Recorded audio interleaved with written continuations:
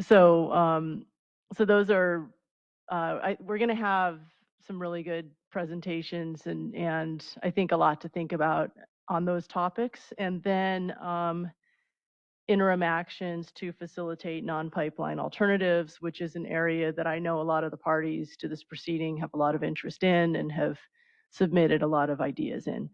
I want to express a tremendous amount of appreciation to the CPUC Energy Division staff and, as well as California Energy Commission and other panelists who will be here and who will be presenting some important perspectives for all of us. And so the workshop, the workshop covers a lot of the foundational work that we will be doing going forward in the proceeding. Both ourselves at the CPUC through this proceeding and in coordination with our partners at the Energy Commission and the Air Resources Board.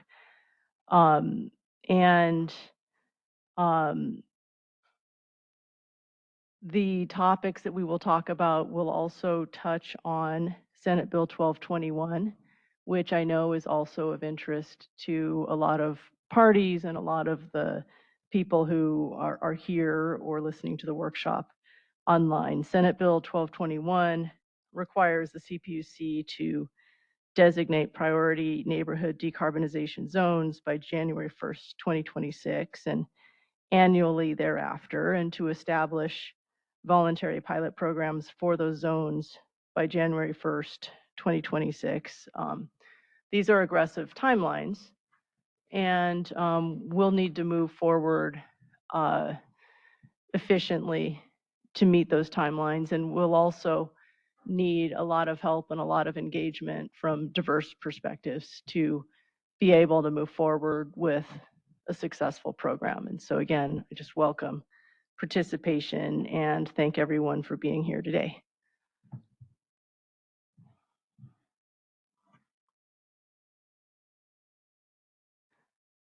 I think I'm turning this back to Jordan, right? All right, I'm going to move over too so you can talk there.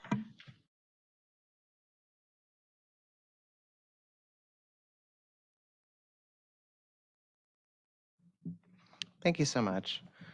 Before we get started, I just want to briefly go over some workshop logistics for the day. If you can go to the next slide.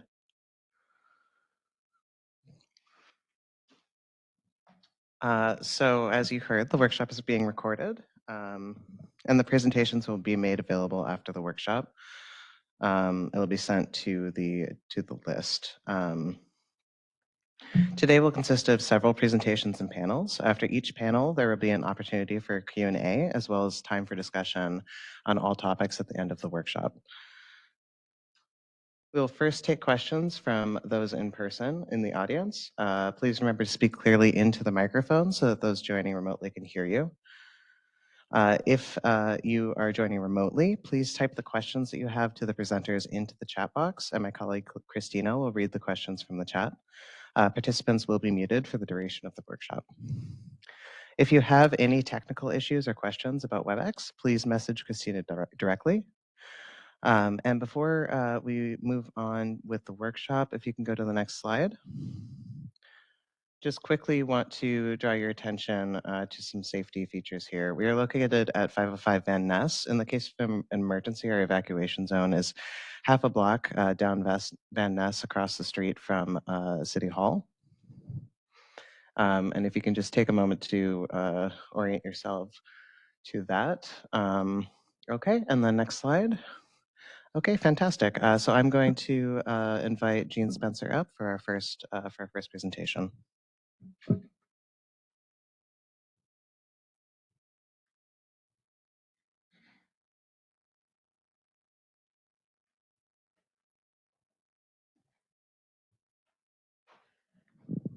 So good morning. Ooh, I shouldn't touch anything. Look at that. Okay. Can everyone hear me okay? Great. I'm just going to provide a quick overview of natural gas rates and bills just to kind of set a foundation for the morning. Next slide, please. So I'm just going to go over some basic principles, some rate components, and then a little bit about bill structure. Next slide, please. So under the basic principles category, I'm going to be talking about the difference between a general rate case and a cost allocation proceeding, and the difference between core and non-core customers, which are kind of foundational things that you need to know to understand the presentations today. Next slide, please. So on the electric side of the world, people often talk about a general rate case 1 and a general rate case 2, which isn't really common on the gas side. Typically, when we talk about a general rate case, we're talking about the proceeding where you determine the revenue requirement the utility can collect to recover costs, to operate, maintain, and construct its pipeline and storage systems, and to run the company, such as the administrative and service costs, along with a rate of return for capital assets. And it also allocates costs across time through depreciation. Rather than calling the second proceeding rate case 2, it's typically called a cost allocation proceeding or a cost allocation and rate design proceeding. And that's the proceeding where that revenue requirement that was determined in the general rate case is allocated across utility functions, such as storage, pipe, backbone transportation, local transmission, et cetera, and also across customer classes. Generally, those allocations are based on cost allocation principles. So if certain ratepayers are more responsible for certain or use different parts of the system more, they would be paying more for that part of the system. And also in the cost allocation proceedings, the rates are divided into fixed and variable rates with different tiers, and all the subtleties of rate design happen there. Next slide, please. So another kind of foundational thing about gas world is the difference between core and non-core customers. Core customers are residential and small business customers. And then there's a kind of a subcategory of customers called bundled core customers. And those are customers that choose to receive their gas commodity procurement from the utility. Core customers can also receive gas commodity procurement from a core transport agent. But we're not really going to focus on that today. The focus of this is going to be on bundled core customers where the utility procures their gas. In general, core customers pay a bit of a premium to have really reliable service, and they also are the primary users of the distribution pipelines. In contrast, non-core customers are large, typically commercial and industrial customers, including electric generators, hospitals, refineries, factories, very large customers. They tend to, they procure their own gas, or they get it procured for them through a marketer or shipper. So the utility does not procure their gas, but they do pay for transportation services from the utility. So they pay the utility to transport the gas that they procured through the utility pipeline system. And they are exposed to a bit more reliability risk. They have a lower priority on the pipeline system than the core customers in general. Next slide, please. So I'm going to talk about 4 key components of rates. The core procurement rate, the transportation rate, the public purpose program surcharge, or the PPP surcharge, and the climate credit. Next slide, please. So, and as I go through these, I'm going to talk about go into a little bit of detail and then go on to the next category. So the 3 main components are the core procurement rate, the transportation rate, and the public purpose program surcharge. So the core procurement rate, again, it only applies to bundled core customers because the utility doesn't procure gas for CTA customers or non-core customers. It recovers the cost of the gas commodity and the pipeline capacity to transport it to the local transmission system. And just, the gas commodity part of that cost is a pass-through cost, so it's not something the utilities earn a rate of return on. The transportation rate recovers the revenue requirement that we talked about in terms of the general rate case, including the transmission and distribution system, storage, customer services, and a rate of return on capital costs. The public purpose program surcharge recovers the cost of mandated public purpose programs. This is right in my face. Okay, next slide, please. And this is just a figure that shows how the revenue requirement is broken down between these 3 different types of costs. You can see that the transportation rates are the largest components of rates, but also the core procurement costs can really vary year to year, and that's partly because of the impact of gas price spikes. So you can see, you know, winter 22, 23, we had the very high gas prices, and you can really see it picks up the percentage of the overall revenue requirement because there was high commodity costs that year. Similarly, you see a little bump in 2019 for the same reason on a smaller scale. Next slide.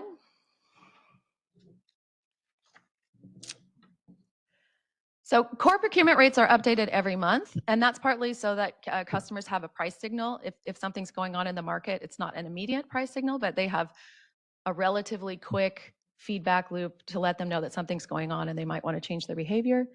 The changes are mostly due to fluctuations in the gas commodity prices. And the CPUC reviews the reasonableness of gas purchases through gas cost incentive mechanisms. Next slide, please.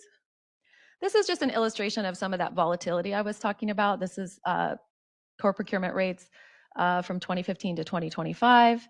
You can see there, you know, various peaks and troughs along the way, with that 2022, early 2023 era being an extreme peak, and that really does impact the core procurement rates for customers. Next slide. So moving to transportation rates. So everybody pays transportation rates. And they're usually updated annually, but they can be updated more often. They allow for recovery of the revenue requirement based on a forecast of throughput. And we're going to be talking a lot about forecasts and scenarios today, so I wanted to spend a minute on this.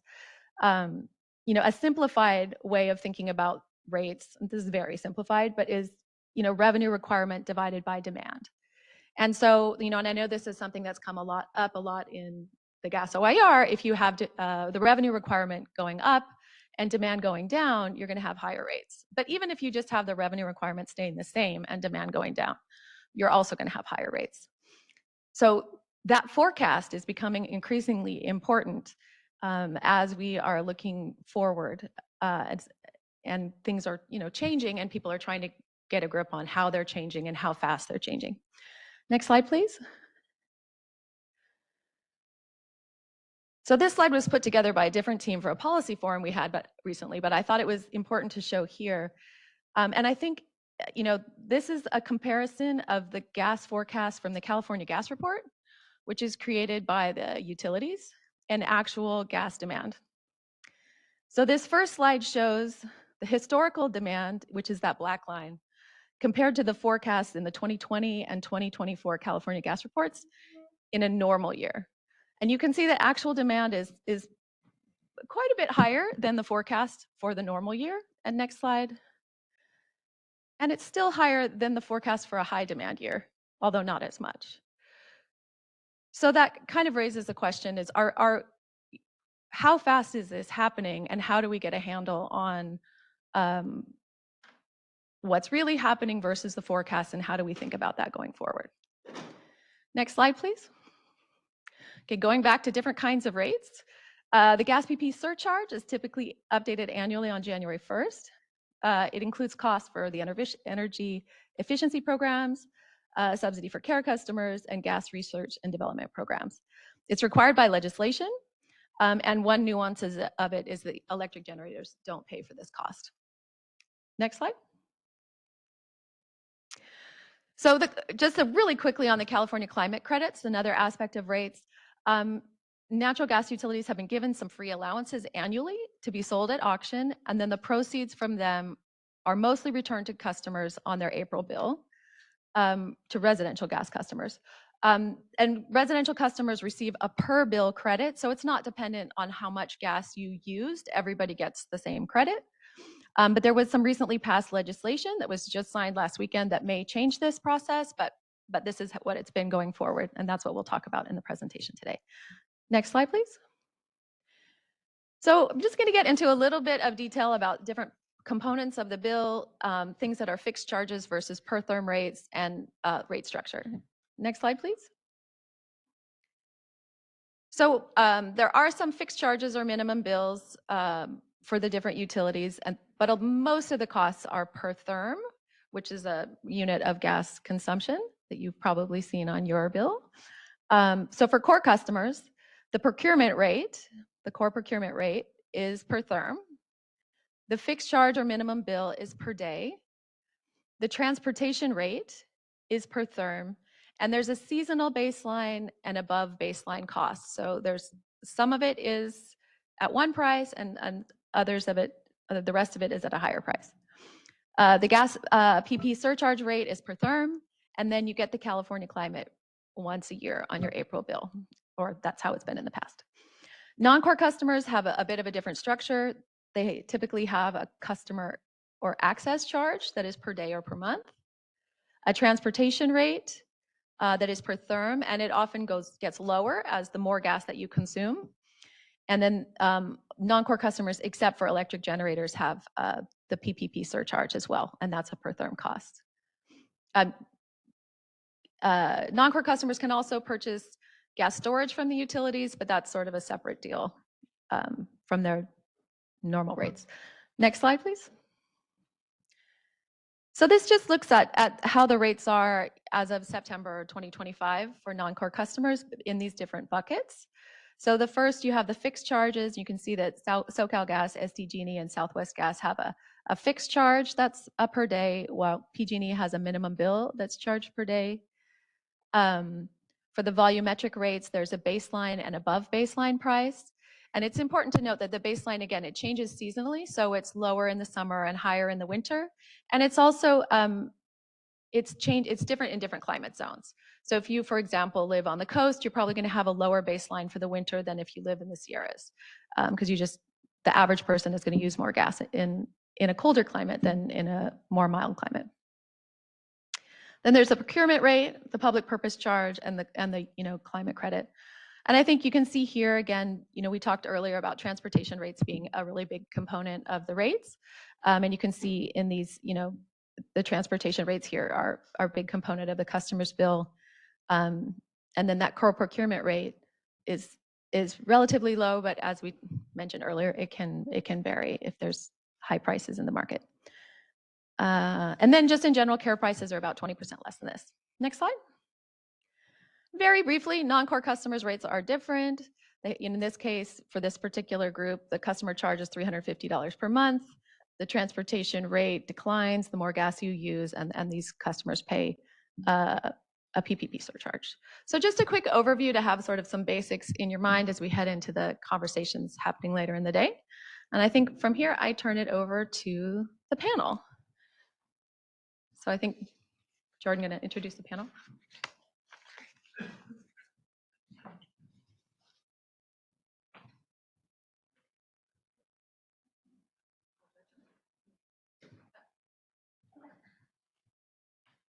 We're actually going to turn it over for a quick Q&A if anybody has questions for Jean. Oh, thank you. I feel like there's some sophisticated parties in this audience today, so this is probably pretty basic, but is there anything on the phone?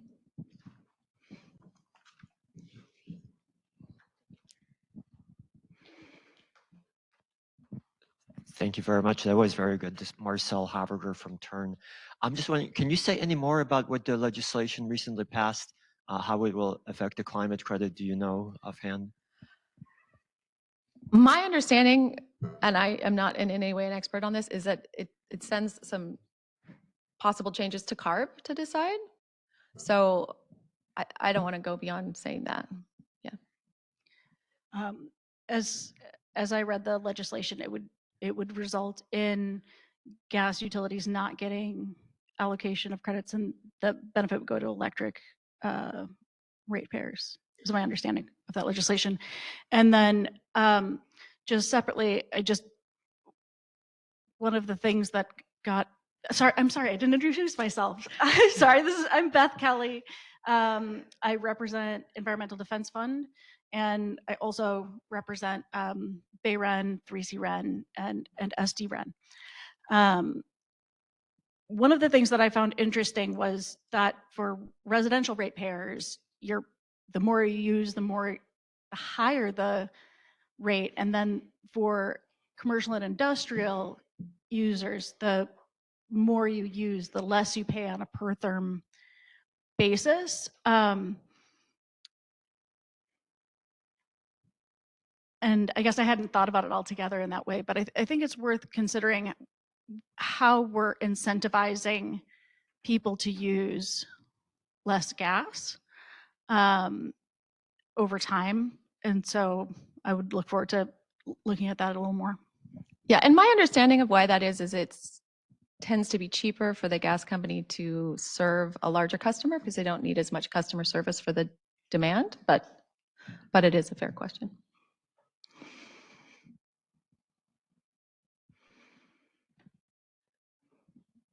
If there's time, Marcel Haverger again.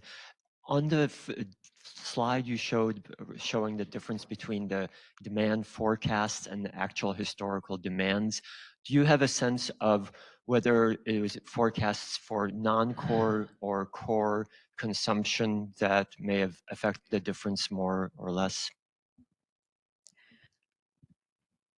I have looked at these numbers and I have thought about these numbers and I don't have this answer off the top of my head. Yeah, I have what I think is the right answer, but I have not looked at them recently. I would say I think this summer has been interesting and it'll be interesting. I think those numbers only went up to 23 or 24, and this has been an interesting summer where I think we've seen electric generators run less than in the past. So it'll be interesting to see how that trend line continues as we go forward. But yeah, I wish I had that at my fingertips, but I don't, or not well enough to say it in public on the being recorded.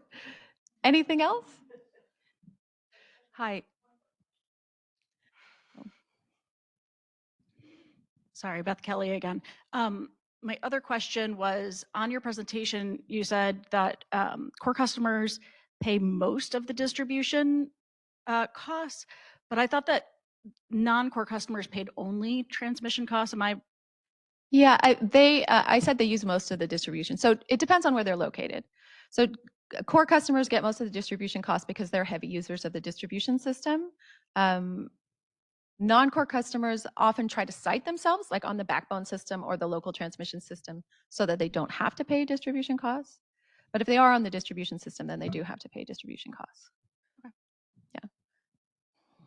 Hi, ACLJ Wong with the CPUC. Just wanted to note that there is a new climate credit rulemaking that was recently opened where folks can, respond to the new OIR and it will be considering questions that are related to what was raised about the legislation. I can't get into the specifics because I don't remember them off the top of my head, but I just want you all to realize that there is a separate rulemaking recently opened. Thank you. Okay, wonderful. It looks like we have one more question in the auditorium, and then we're going to move over to the WebEx chat. Morning, David Phelan, PG&E. Sort of piggybacking on Marcel's question, do you or the ED have a position on the discrepancy between the forecast in the CalGas report versus some of the forecasting, the actuals and historicals? We've had a lot of discussion internally about why that is, but any thoughts on the discrepancy there? I think that's part of the topic of this workshop is to really grapple with that. How do we think about these different forecasts going forward? Because not only do forecasts impact rates, they also impact, if you're designing for, say, a 1 in 10 peak day demand, it impacts how much infrastructure you think you need. So I think that's something that part of the reason we wanted to have this workshop and invite you all here to grapple with these questions with us, because I think they are really challenging as we move forward into a future that is difficult to look to the past to predict exactly how it's going to go down. So please bring your thoughts today. We're interested in hearing from you. Okay, thank you. Christina, if you could unmute yourself and read off any questions that are in the chat. Thanks, Jordan. I do not see any questions in the chat box, and I also don't see any hands raised. But just as a reminder to folks joining virtually, if you have a question and you'd like to ask your question aloud, you can use the raise hand feature and you'll be unmuted. Okay, thanks. Thank you. Okay, thank you, Jane.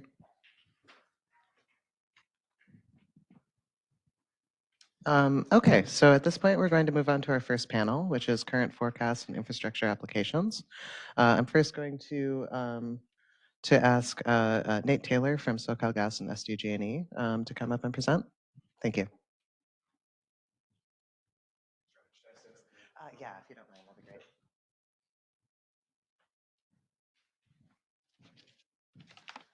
All right. Can you guys hear me? Is the mic positioned all right? All right. I'm Nate Taylor. I'm the Director of Integrated Infrastructure Planning at SoCalGas. So my team and I are largely responsible for a lot of the activity in response to the gas planning OIR. Here to present today on this first panel on 3 issues that were teed up. Is there a clicker to advance the slides? So those 3 issues are first going over the development of demand forecasts, including comparing the IPR and the California Gas Report, how the forecasts are used to develop energy infrastructure needs, and then lastly, how these forecasts impact rates. And hopefully this will build a little bit on the great foundational review that Jean provided. So next slide. So just at a very high conceptual level, we wanted to provide a little bit of background on what is provided in the IPR, the Integrated Energy Policy Report that the CEC produces every 2 years, versus what gets amended or added to, augmented from the IPR to get to the California Gas Report. It's kind of important to think about the differences and how they might impact both gas rates and infrastructure needs and how we plan our system. So on the left of this slide, it's an overview of the IPR. The California Energy Demand Forecast, which is a component of the IPR, is developed every 2 years in odd years by the CEC. It's a collaborative public process with data sharing and stakeholder input. I believe the CEC has a docket open to facilitate that when they develop the IPR. What is included in the IPR are annual forecasts for residential, commercial, industrial, and natural gas vehicle gas demand. Again, that's annualized. The IPR itself is forecasted based on a number of factors, including economic and demographic trends, energy efficiency, and fuel substitution. What's not included in the IPR, but is relevant and important when we're thinking about gas system planning, is natural gas-fired electric generation forecasting, peak forecasts or load shape. So again, this is just providing an annualized gas demand. It doesn't go into location of demand or customer-specific demand. It doesn't provide a forecast of our wholesale customer demand, and it doesn't provide any insight into how customer counts are going to change over time. So turning to the right of the slide and thinking about the California Gas Report, and this gets us a little bit closer to what's required for gas system planning. The gas report is also developed every 2 years in full and even years, and it's a joint effort by the statewide utilities. There are reports produced in interim years, in odd years, but they just really update the actuals from the last year. They don't provide a forecast. Again, this is also a collaborative process, and it does consider IPR data. So a few of the things that get added to the California Gas Report on top of what the IPR offers is we do develop natural gas-fired electric generation forecasts. We also develop peak day forecasts, which help to inform our system design standards. We also select scenarios. So thinking about things like energy efficiency and fuel substitution and how those are going to impact demand forecasts over time. We also develop a forecast for wholesale customer demand, and we also develop a forecast for customer count. Next slide. So how do we start thinking about how demand informs system design for the gas system? So first of all, as I alluded to on the last slide, SoCalGas and SDG&E design their natural gas systems to meet demand under 2 different design conditions. The first one is a 1 in 10 year cold day, and that's for all of our customers, core and non-core. We also have a standard for a 1 in 35 year extreme peak day where only core customers are connected. So the assumption there is that we're able to curtail non-core customers to meet that 1 in 35 condition. Gas system reliability is managed by our planning teams, our engineering teams, and they employ fluid dynamics network software, which there's an illustrative image on the right of what that sort of looks like, to model the performance of the system under those design conditions as sort of expected. The expected design day demand used in the models is derived from actual customer usage. So it's not looking at the gas report or the IPR for future demand. It's looking at things like our billing data and what customers are actually using that are connected to our system. And then those demand profiles are scaled as needed to basically model those 1 in 10 or 1 in 35 year cold conditions. So we try to derive what component of the demand is actually weather dependent and then scale that. Our engineers regularly update these models and they run them to verify that our system under those design conditions is going to continue to provide safe and reliable service that stays between our minimum and maximum operating pressures. Finally, these models, these software models are also validated using field data. So we have electronic pressure monitors on our system, and we look at how our system actually performs and what the pressure is on our system under different design conditions. And then we'll go in our model and we'll look at how the model would have forecasted the pressure to look like under those design conditions and use that to actually validate our models so that we know that they're predicting the right sort of performance. So again, following on how demand forecasts can actually impact system design. So first of all, we do review demand forecasts to understand if changes in demand are actually going to impact reliability. And that's important from not only an annual standpoint. So as Gene reviewed, the California gas report is showing a declining demand annually. I think the historical trend has also shown a decline, maybe a little bit less ambitious than the forecast has actually shown. But what isn't shown on that graph is actual peak demand and sort of the pattern of demand. So one of the things that I think we're seeing and we're trying to be aware of is annual demand can go down, but peak demand might stay fairly high or consistent. And our system design has to be satisfactory to meet that peak reliably. So it's important for us to look at the forecast and see if we think that there are dynamics there that are changing that we need to factor into our system design. The other thing that comes into play, and this is a little bit more detailed than either the IPR or the California gas report provide, is actual customer requests for service. So as we have new customers connecting to our system or existing customers attaching new load to our system, we have to understand if the specific location on our system can serve that load. And we have to design extensions or pressure betterments as needed to serve those new demands. We wait to make those investments until we have a high degree of confidence that the customer is actually going to be connecting to our system. We don't do those things preemptively or based on speculation about new demand. If gas demand does decline in a certain area, we are able to look at opportunities to change our system design and revisit where maybe capacity can be shed from our system. But typically this occurs when we're facing an investment decision. So what happens then is we consider alternatives to pipeline replacement, let's say. So what we can do is we'll look at resizing our pipelines or potentially rerouting them. We can also consider reductions in maximum allowable operating pressure or derating. We can also consider abandonment. And often we do abandon pipelines if they're shown to not be needed anymore instead of replacing them.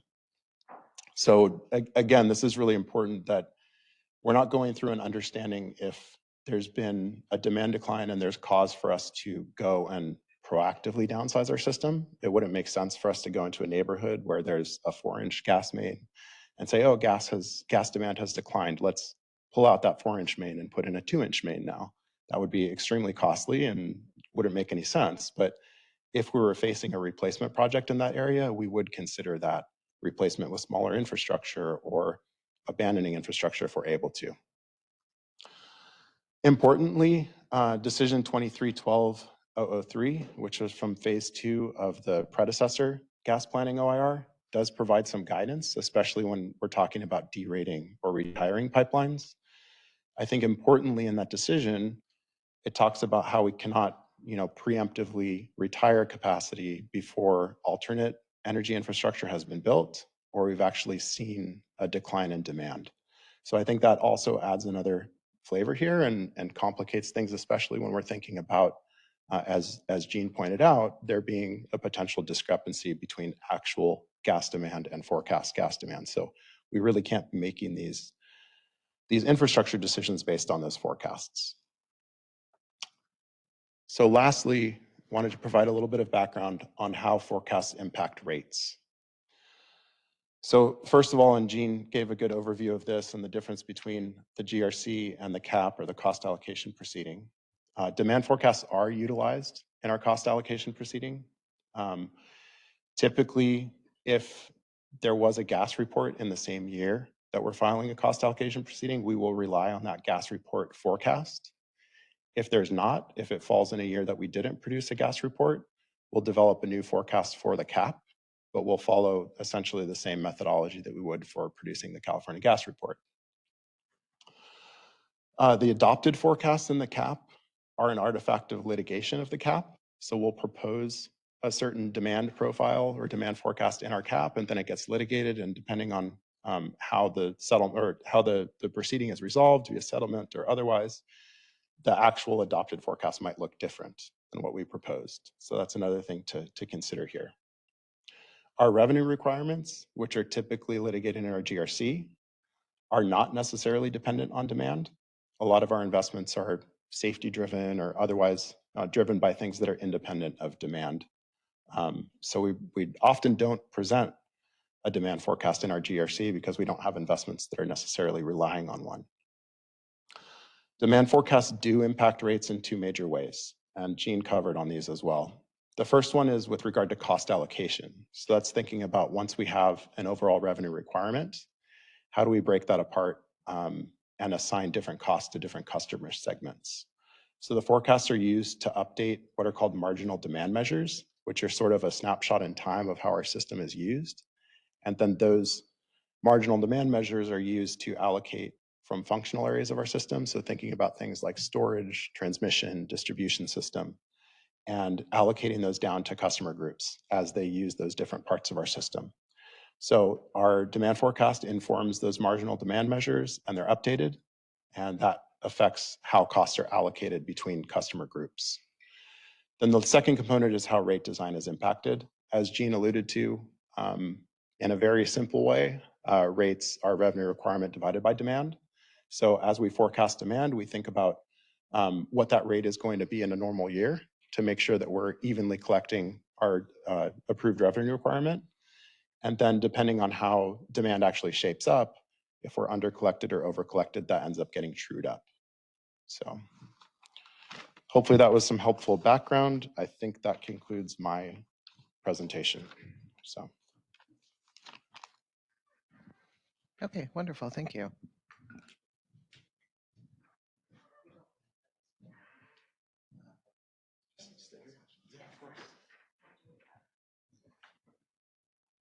Thank you. I would now want to ask Curtis Kolonowski and David Phelan to come up.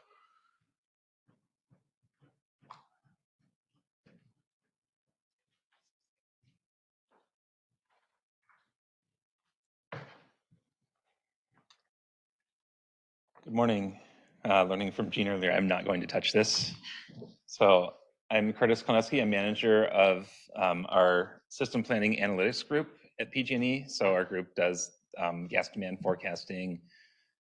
We also run a Western United States wide production cost model for developing electric generation forecasts used both in electric and demand planning. So my slides are pretty busy. I'm just going to cover some key concepts from each of them. Jean did a really good job just starting us off with the way that rates are calculated and designed. So I won't go into that, but as far as forecasts go, there's a couple different types that we develop at the system level.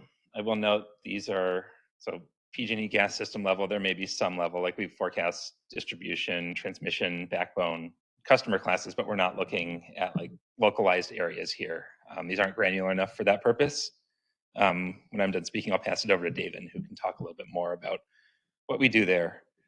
So long-term gas demand forecasts typically range from 4 years out to up to 20 years out, depending on the use case. We have a couple different tools that we use. This is not an exhausted list of tools.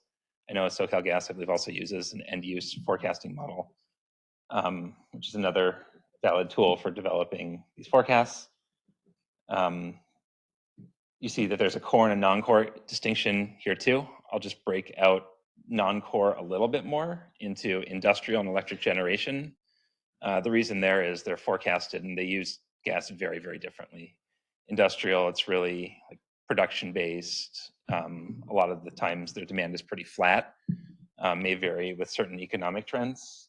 Electric generation, you have a big handful of drivers. You're really dependent on what the electric system needs, what other resources are generating, how good your imports are, how good the hydro year was, a lot of different things. So when we talk about forecasting and uncertainty, it's helpful to have that distinction in mind. I think Gene brought that up as potentially one of the reasons why you may see the forecast be different in any given year from actuals. EG is a big driver of that. And the last thing I'll note is we develop many different forecasts at different granularities.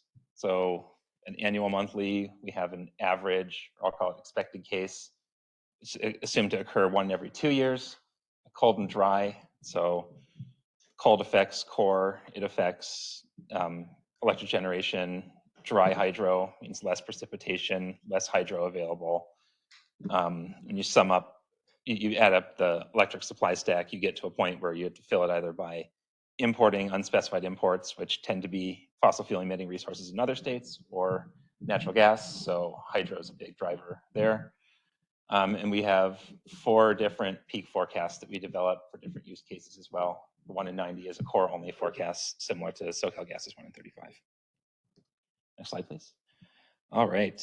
So selecting the right type of forecast for a specific purpose helps make that forecast useful. So when we develop a forecast, we're doing our best to try and get it right, but forecasts are driven by the assumptions used. So if we make an assumption that the state is, say we're in 2020, we make an assumption that the state's going to build a lot of solar and storage and other renewables to meet or some electric supply targets, but then you run into supply chain issues over the next couple of years, all of a sudden those resources don't come online.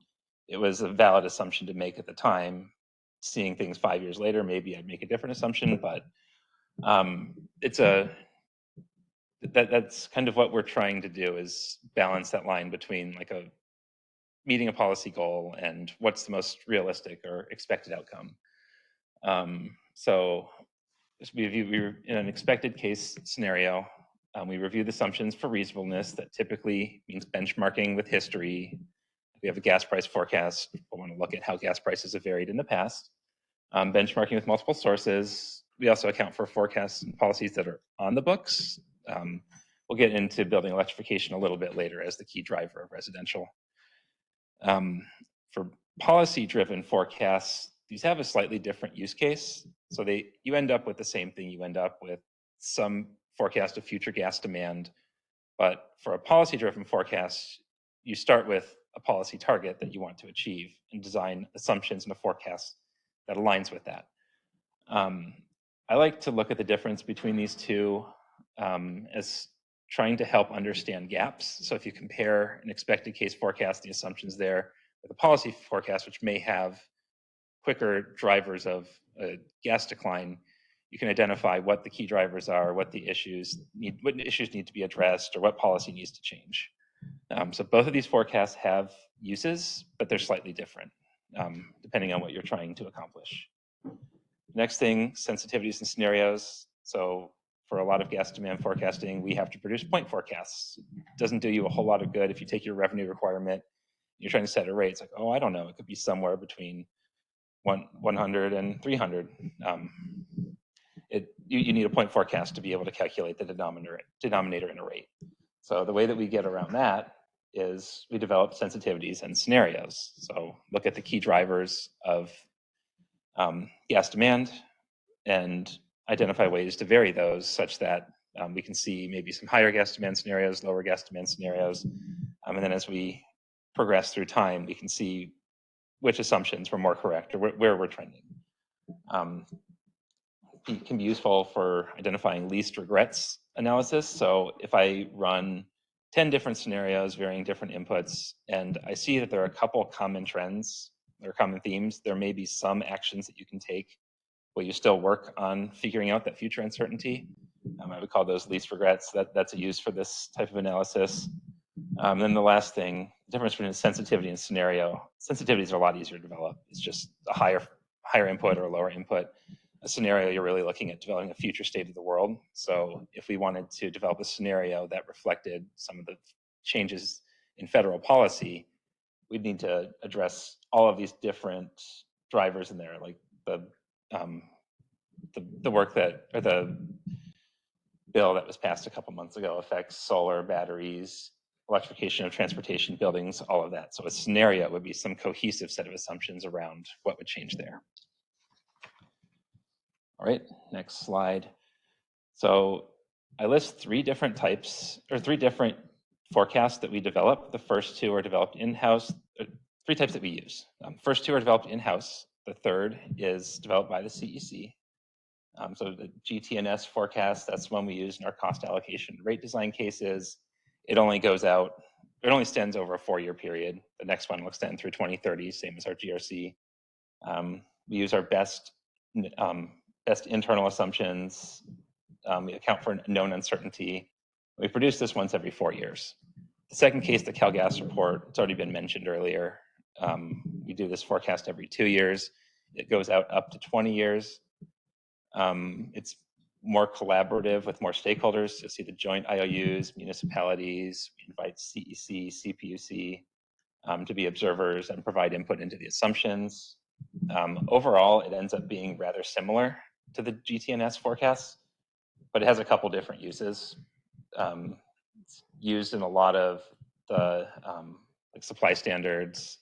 So the core gas uses it to set some of the pipeline supplies, backbone capacity adequacy. We're now using it for some of the peak day supply standards for the like the backbone storage system, not distribution. And then the third, we have the IPER. So the CEC develops this. It's driven by an open process. PG&E and other stakeholders engage in it. It takes the CEC about a year to develop a forecast. And it's in some ways, it's very similar to what we do. They use econometric regression models. They account for these load modifiers and things like building electrification, energy efficiency, and all of that.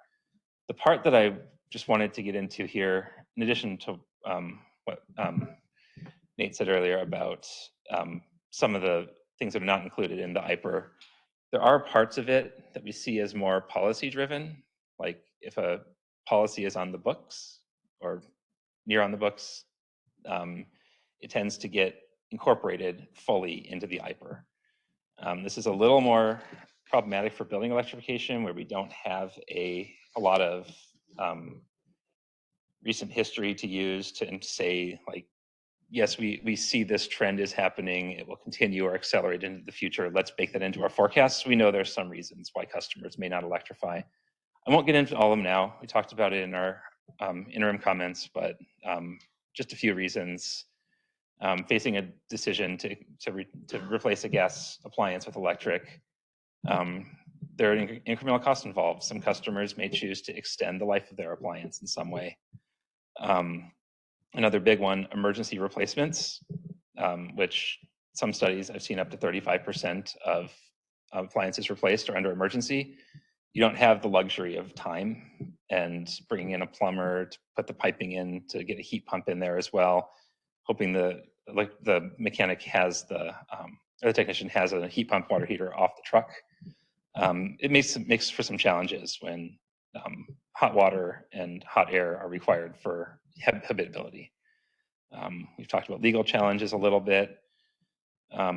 Customers who just can't afford to electrify, if the programs aren't in place to do so, might just not be able to and might just have to find a way to bypass it. And then the last thing I'll note is not super relevant to California, but before I worked here, I did a lot of work up in the Northwest with NEA, the Northwest Energy Efficiency Alliance. I know they've worked very successfully with California in the past on a couple market transformations, but they've been working on heat pumps since 2012, and they have actually alleviated a lot of barriers, but it takes time. So like when we develop a forecast on something like building electrification, we may assume that eventually the state will get there. They'll work out these kinks, the affordability issues, the technical issues, feasibility will all get addressed, but it may take longer.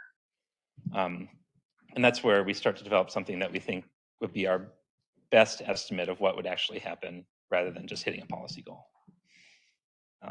One more slide. I'll be quick on this one so I can hand it off. I just want to talk about uncertainty. It gets back to, there's so much variation in gas demand. Like our core gas demand, just looking at historicals, like just the standard deviation of history, like the last couple of years, you're at like plus or minus 5%. Electric generation, sometimes it can get up to 50% year over year. So I wanted to just highlight two forms of uncertainty here. The first, uncertainty that would not affect that expected case or point forecast. And this is why, for like some of those design standards, we would look at a cold year or a dry year or something. If I'm looking at an average year, just by definition, I won't account for a dry hydro scenario or a cold winter. So it's not; those aren't affected by that type of variation. And you can see on the bottom left graph below, this is just California hydro generation. A dry year, 2015 or 2021, looks very different than a wet year, say 2011, 2017. The last one I already harped on building electrification, so I won't spend too much time here, but uncertainty that affects all cases. So this would even affect the average or expected year, shifts all the forecasts up and down. Building electrification is a great example of this. I know our friends at the CEC will be presenting later today on some more recent analysis, but I plotted what we had available for the 24 CalGas report. You'll notice the CEC's AAFS2, Additional Achievable Fuel Substitution 2, is a number very close to zero, that little dotted line at the top of the chart. And then AAFS3, which assumes full policy compliance and is used in electric system planning, the range is very, very high. So just to highlight, this is an assumption with a lot of uncertainty. As time goes on, we'll get more intel. We'll be able to make more informed assumptions, but we really want to be able to understand that as we're developing forecasts and making decisions based off those forecasts. All right, next slide. All right, so that's it for my topic. System level forecasts are not granular enough for localized analysis. I'll turn it over to David, who will cover that. Thanks, Curtis. So morning, David Phelan, Senior Director of Gas Distribution Engineering with PG&E. So as Curtis mentioned, system level forecasts are not granular enough for the localized analysis. At PG&E, we take a very similar approach to what Nate said at SoCal and SDG&E. Our local gas planning teams really do the localized forecast on distribution systems. They also look at the customer requests to make sure that all of the systems have enough capacity for our peak demand days. So next slide. So the forecast of my discussion today will really be how do we turn those forecasts into projecting our infrastructure needs at PG&E. So really, and I think Nate hit this very well in his presentation, that we really utilize those system level forecasts for sort of the large scale infrastructure that we use. It's primarily used on storage and a little bit more in backbone transmission. But generally on gas distribution, those system-wide forecasts are really not used, really only just a very small portion when we look at the new business growth on the system. So again, it's really the localized forecast that we're using for those gas distribution capital needs. So for gas distribution capital, and this really feeds into the revenue requirements that Gene mentioned, our capital and expense forecasts are really driven by all of the operations and maintenance on the system. So what it takes to operate, maintain the system, asset management in terms of life cycle replacement of those assets, All of those feed into our capital and expense forecasts. And primarily that's to serve our obligation under the Public Utility Code, and really that making sure that those projects and activities are necessary to maintain a safe, reliable service for our customers. So that's really the main driver of our capital forecasts, is really, again, the operations, maintenance, and asset management activities that we have. And we'll hear more about this later today, but as we talk about sort of the highest priority interim actions that we see for this team, it's really figuring out the streamlined criteria for that cost-effective decarbonization projects, things like non-pipeline alternative analysis, where we can have win-win situations both for customers, ratepayers, and the utilities, making sure that we can implement those quickly, efficiently, create a level playing field for all, and be able to again decarbonize the system. Also look at the risk management activities that we have on the system, be able to retire pipelines where we see declining demand, but also where we see maybe older assets that we'd like to retire and that could be cost efficient for our customers. So with that, I will turn it back over and open up for questions. Okay. Thank you so much. We're going to move along for the Q&A. So if there are any questions.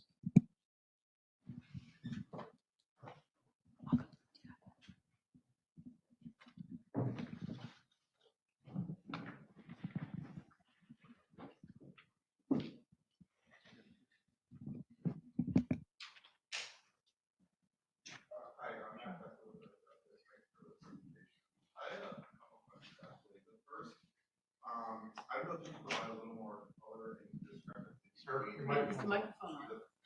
Oh. Okay, I guess it wasn't getting on the, how's that?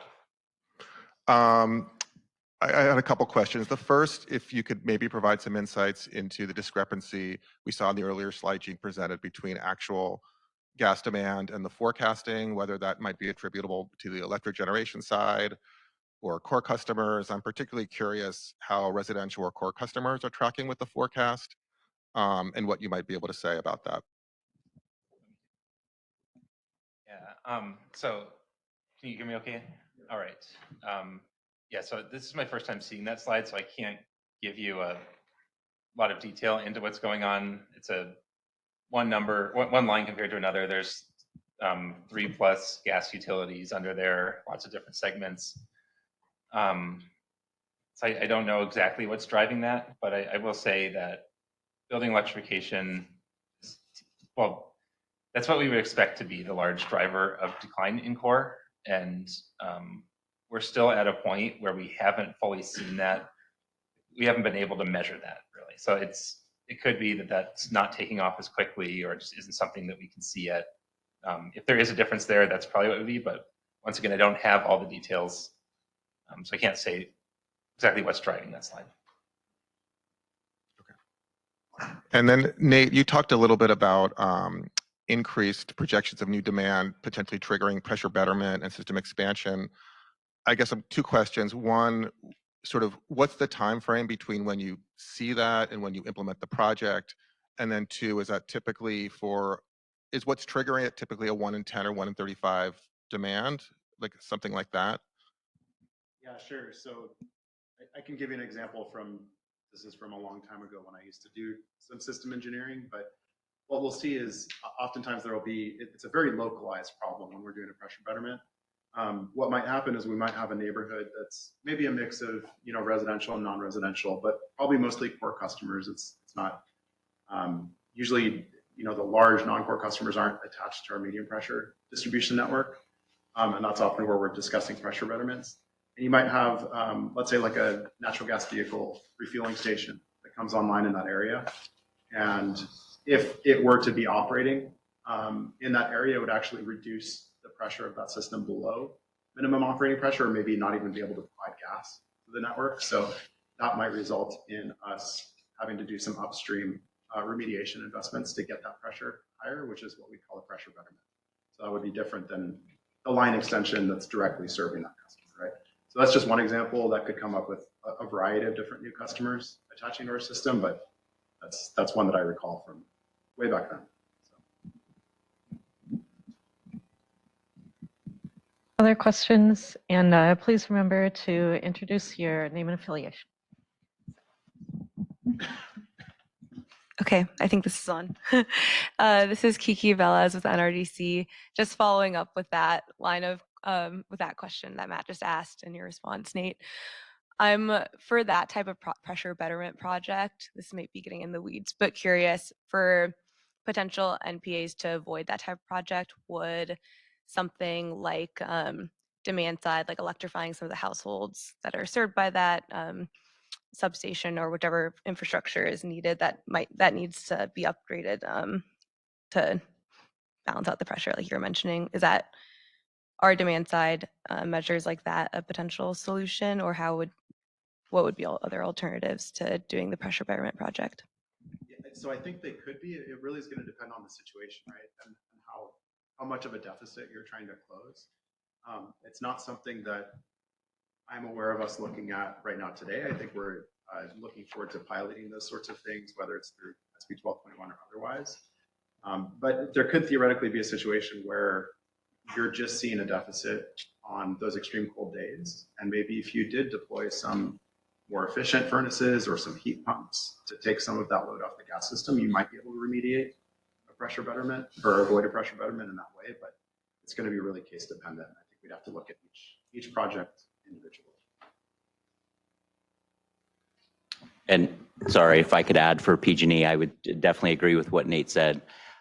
We have employed the use of targeted CNG and LNG for some of those peak days in some areas. Again, it's very case dependent. I do think, some of those non-pipeline alternative actions or electrification would reduce that amount that we have. In PG&E, that's a very small amount of our infrastructure, though, additions. So it's typically on the order of maybe $10 to $20 million a year. So in the grand scheme of things, in terms of capital, it's relatively small, but important nonetheless.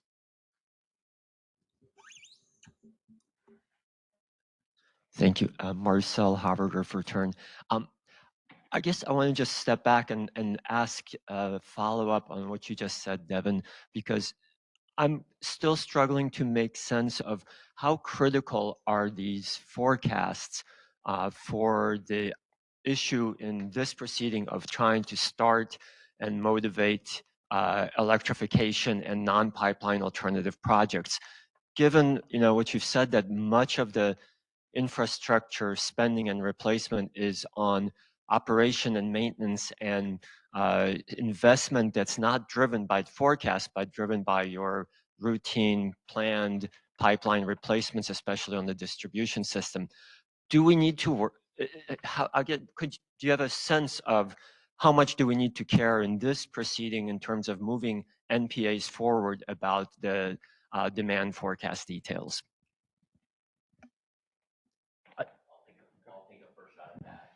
So again, I think for us, it's very important when we're talking about the sort of the asset maintenance infrastructure aspect to look at non-pipeline alternatives so that we have those opportunities. But the overall system level forecasts play a very little role in how we're projecting. Very, very little. The system level forecasts provide very little information to at least the distribution capital expenditures that we have. But I think to the point about where that demand is headed and what that will do to rates, I think is very important. I think, as Gene mentioned, that portion of the revenue requirement divided by rates, setting your rate demand or your rate is probably the most critical piece relevant here, at least in my perspective. I would just echo exactly the same thing and just mention, I think the NPA opportunity is going to be highly localized, and the system-wide forecasts don't really provide a lot of steer for that. It's going to be very case dependent and local. Yeah, I just have one more point to add. So there are multiple ways that building electrification can happen. An MPA would electrify an entire zone and decommission the asset or something along those lines. But there's also these policies and standards that are coming online that will have sort of a piecemeal or a scattered approach just around the system. So MPAs I see as one of the ways to help address the affordability issue if you target a little bit more and decommission assets if at the same time that it's happening, rather than leaving the disconnect between the fixed costs or the non costs not driven by forecasts and declining load.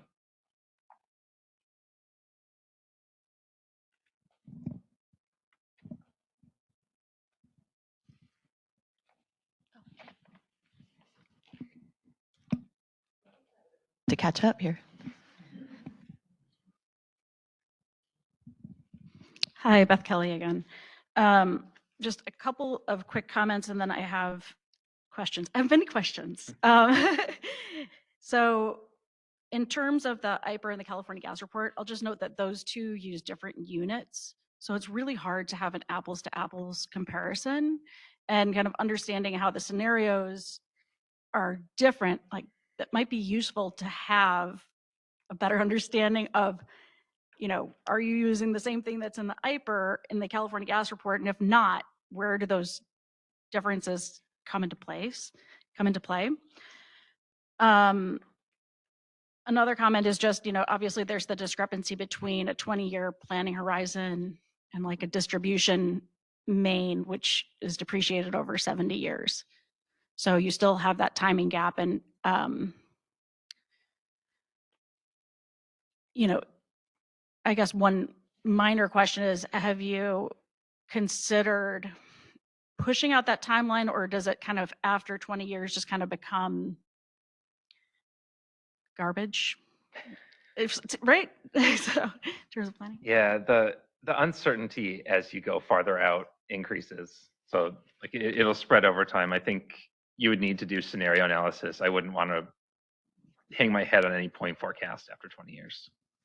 Yeah.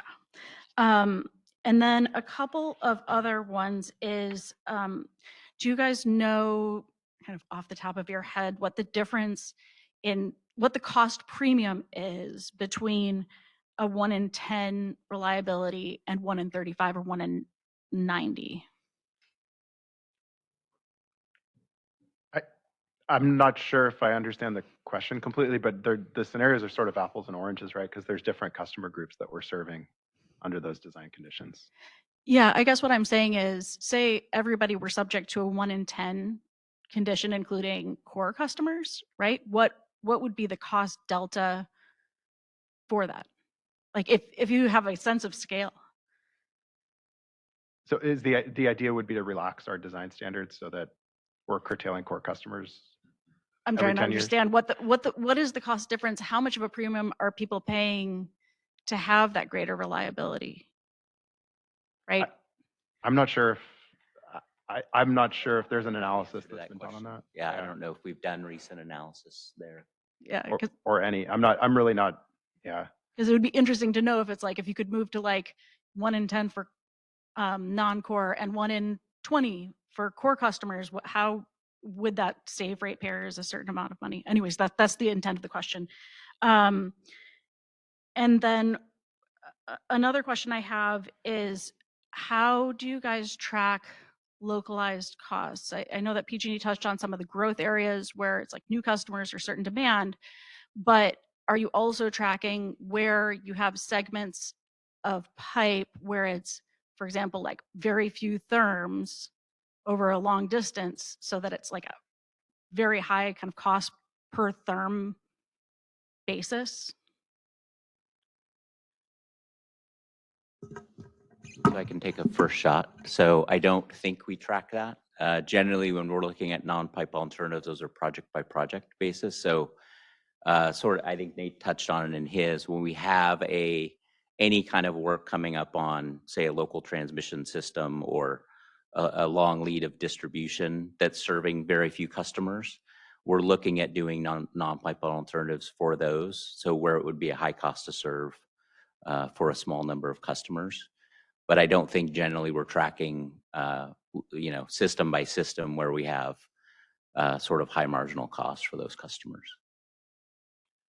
Yeah, I would say, I mean, I don't think we're tracking those things specifically either, but just to sort of clarify, my understanding is a lot of the opportunities for non-pipeline alternatives are going to arise from like a specific investment that needs to be made, not like normal course operation and maintenance. So I don't know if the theory is to go and identify very long, low use pipelines that aren't facing, a replacement investment, because I just don't know if the funding is going to be there to make for a cost-effective NPA.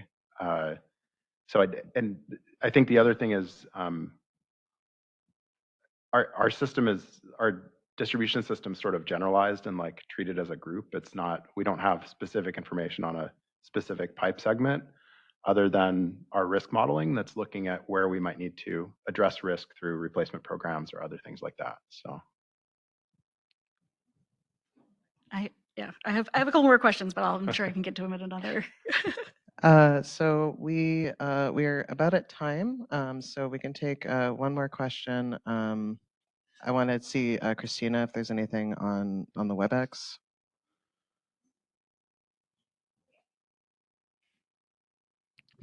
Thank you, Jordan. I don't see any questions in the chat, but I do see Jason Orta with the CC has his hand raised. So Jason, I went ahead and unmuted you so you can ask your question. Thank you. Good morning. It's Jason Orta, California Energy Commission Gas System Modeler. This question is for both of the utilities. There's talk about differentiation between the overall utility forecast and then compared to localized forecasts. So the question is just one question I have. So when it comes to planning, how do the interactions between the two work?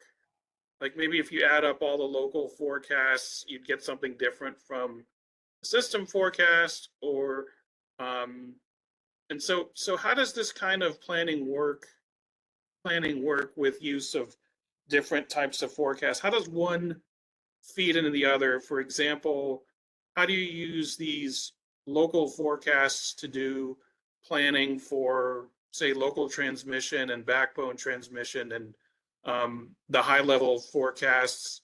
How does that influence the neighborhood level forecasts? Can the utilities speak to that, please? Thank you. I go first or second? I'll go second.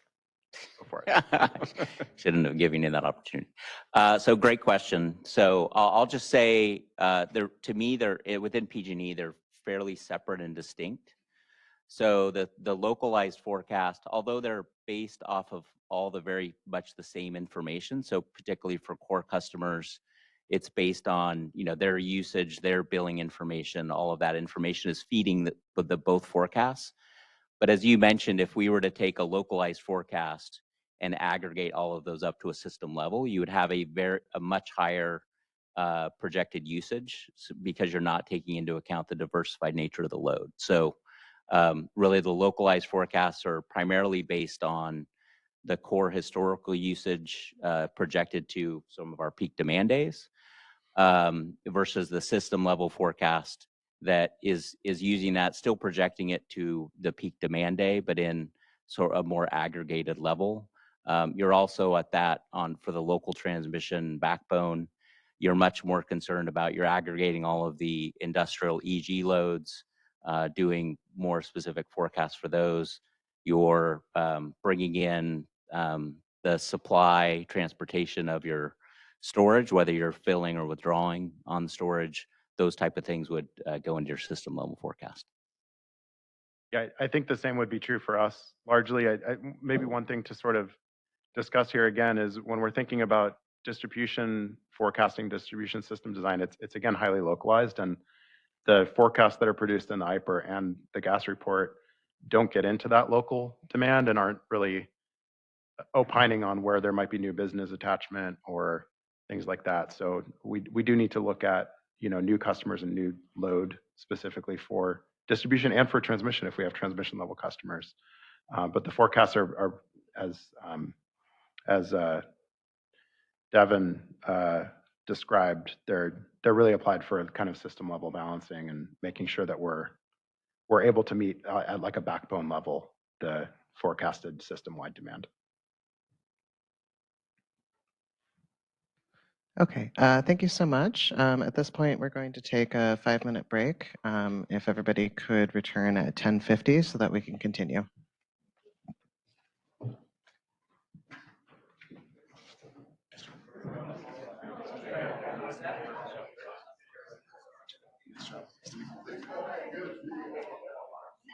You had great questions, I believe. Oh, Kelly. Okay. That's my first name. Kelly's my last name. So, anyways, okay. So the other things that I had questions on is like to what extent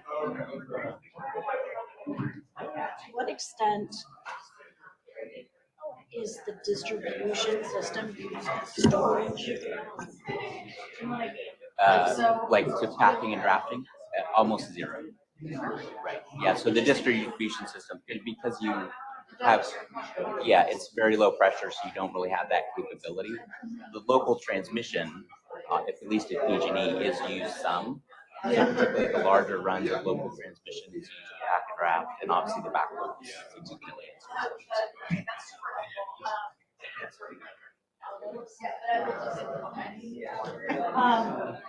And then another one is, you know, as I understand it, in terms of degrading, once you degrade a pipeline, it's basically going from transmission distribution.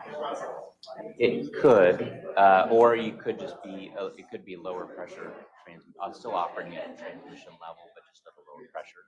So you generally reduce the risk, you're reducing the impact radius, all those kind of things with the lower pressure. It's like,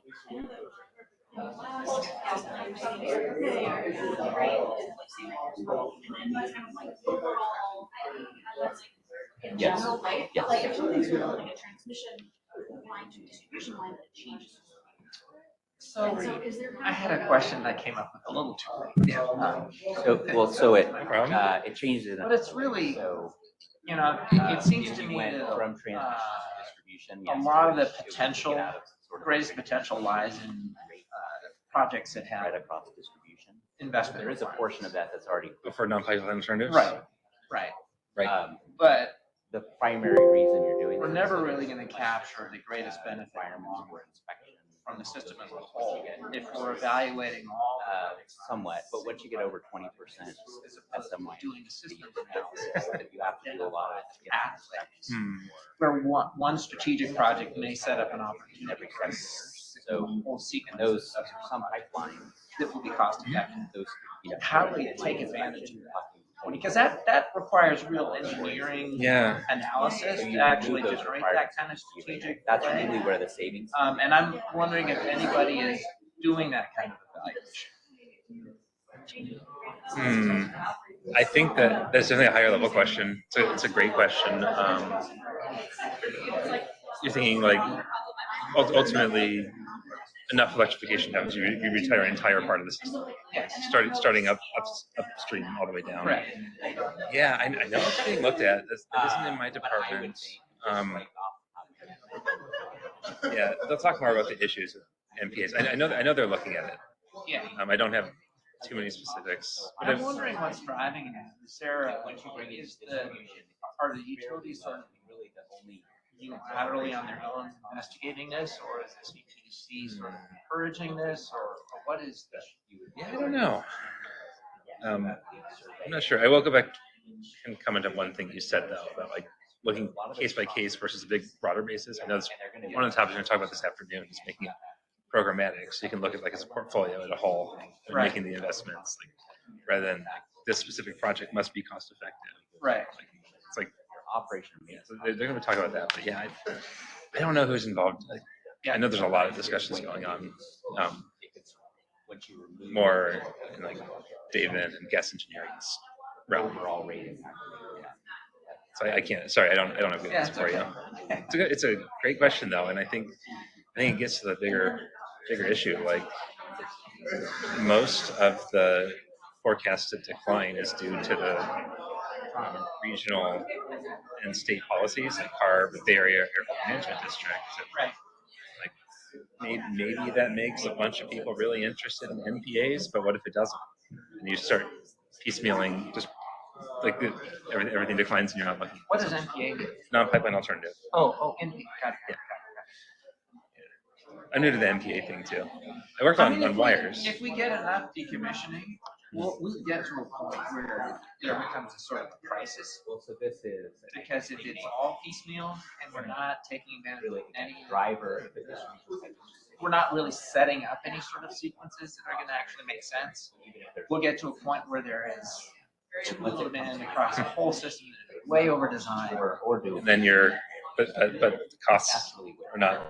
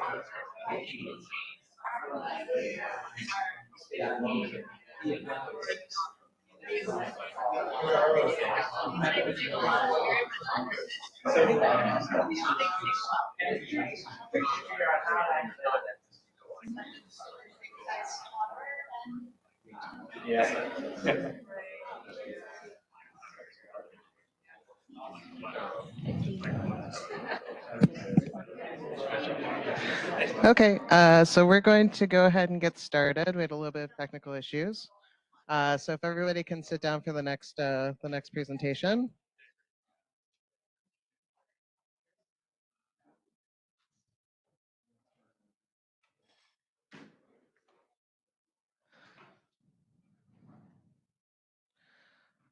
Great. So I'm going to welcome the CEC to present the next presentation, the Forecasting Tool Development and Applications.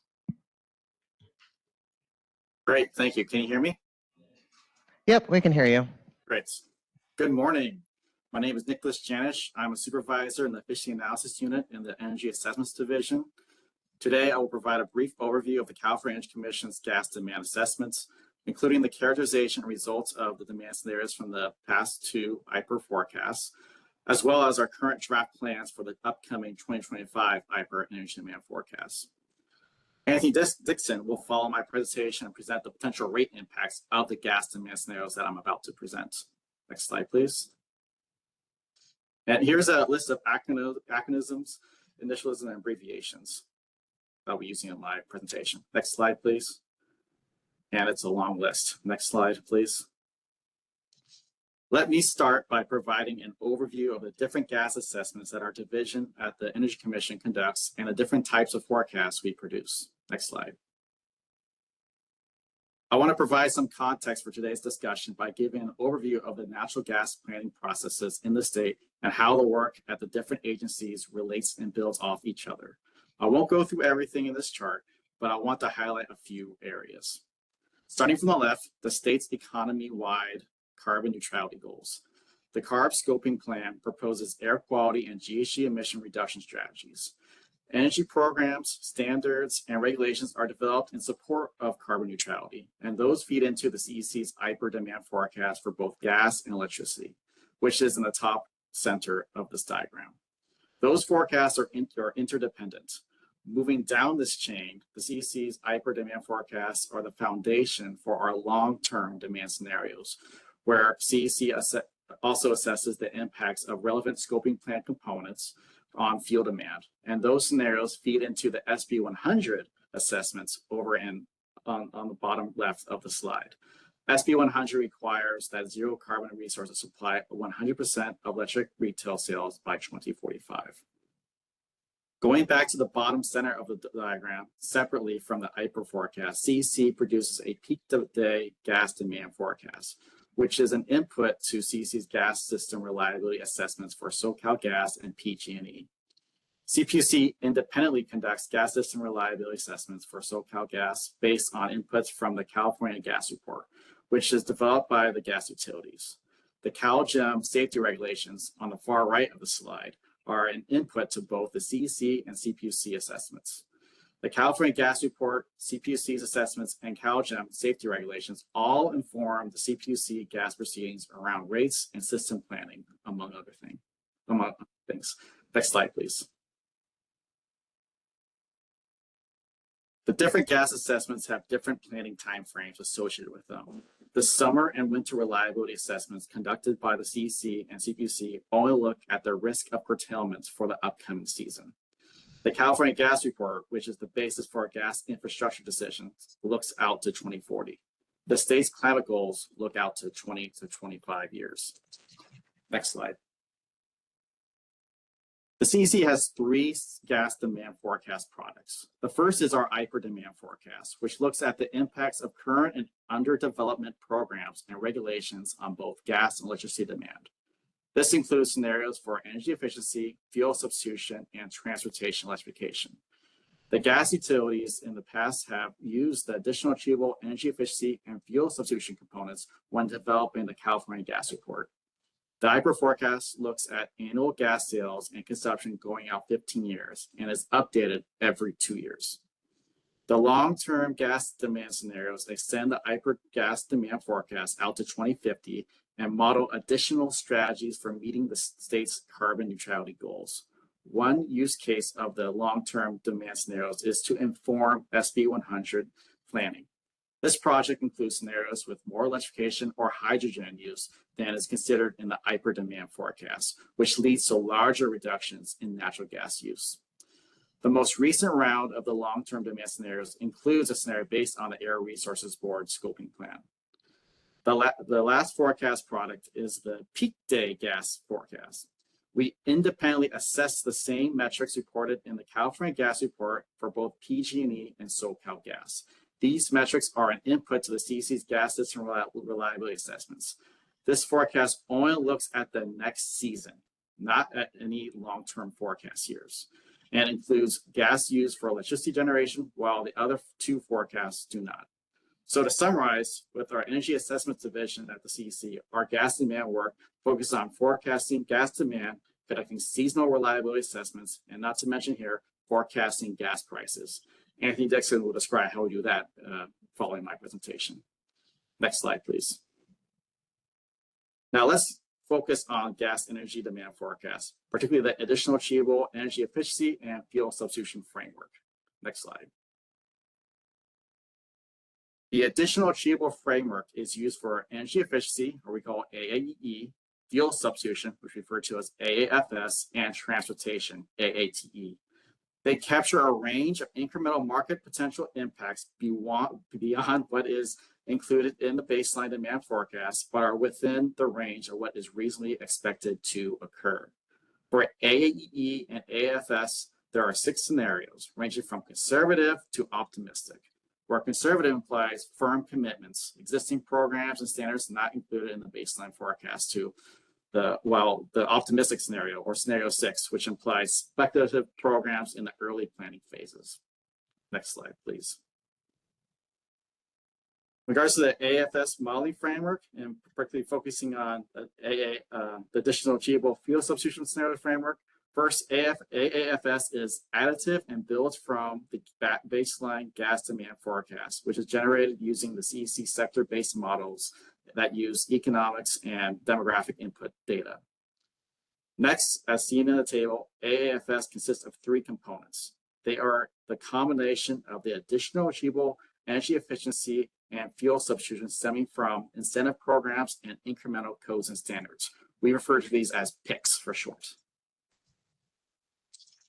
In the bottom row is the final component, which aggregates the impacts from these PICs and the additional zero emission appliance adoption modeled above and beyond what are modeled in these PICs.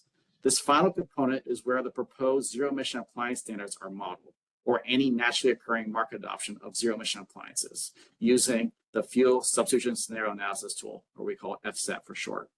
As shown in the bottom equation, these components are additive to the baseline forecast, where the FSAT aggregates the sum of the PICs AAFX and PICs AAEE and what is occurring in FSAT. As seen with the equation, the amount of realized impacts is additive and is a function of the specific scenarios chosen. And these realized impacts can only be modeled using FSAT. And to clarify, when we say AAFS scenarios, we are referring to the bottom row, FSAT AFS or IPR AFS, since they include the aggregation of all the components within the AFS modeling framework. So the PICs AAE, the PICs AFS, and finally that FSAT component. Next slide, please.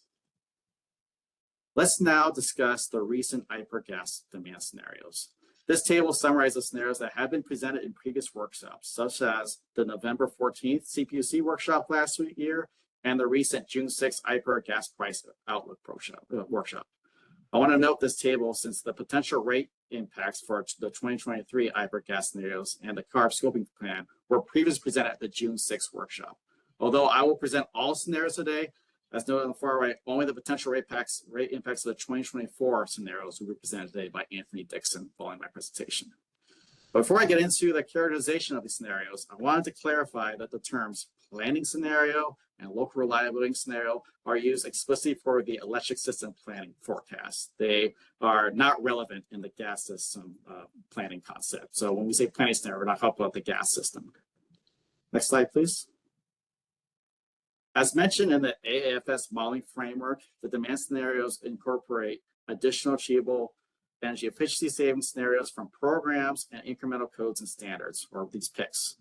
The savings from these AAE scenarios are generated using workbooks modeling each program. I won't go through each program, but you can see that there are many programs and the inclusion and magnitude of each program vary by scenario. Next slide. Like AAE, the PICS AAFS scenarios incorporate many programs and the impacts for each vary by scenario. As can be seen here, the tech program is included in scenarios 3 through 6, and the equitable building decarbonization program is included in scenarios 4 through 6. Next slide, please. Now, given the PICS AAE and AFS scenarios, let's put them all together and characterize the IPER AFS scenarios. This table presents the set of FSAT, AFS, or IPER AFS scenarios for 2023 and 2024. Focusing on the three scenarios in 2023, AFS3 and AFS4 modeled CARB's statewide concept of a zero emission space and water heating standards that are supposed to be implemented in 2030, where AFS3 has a slightly lower ramp rate reaching that 2030 compliance year.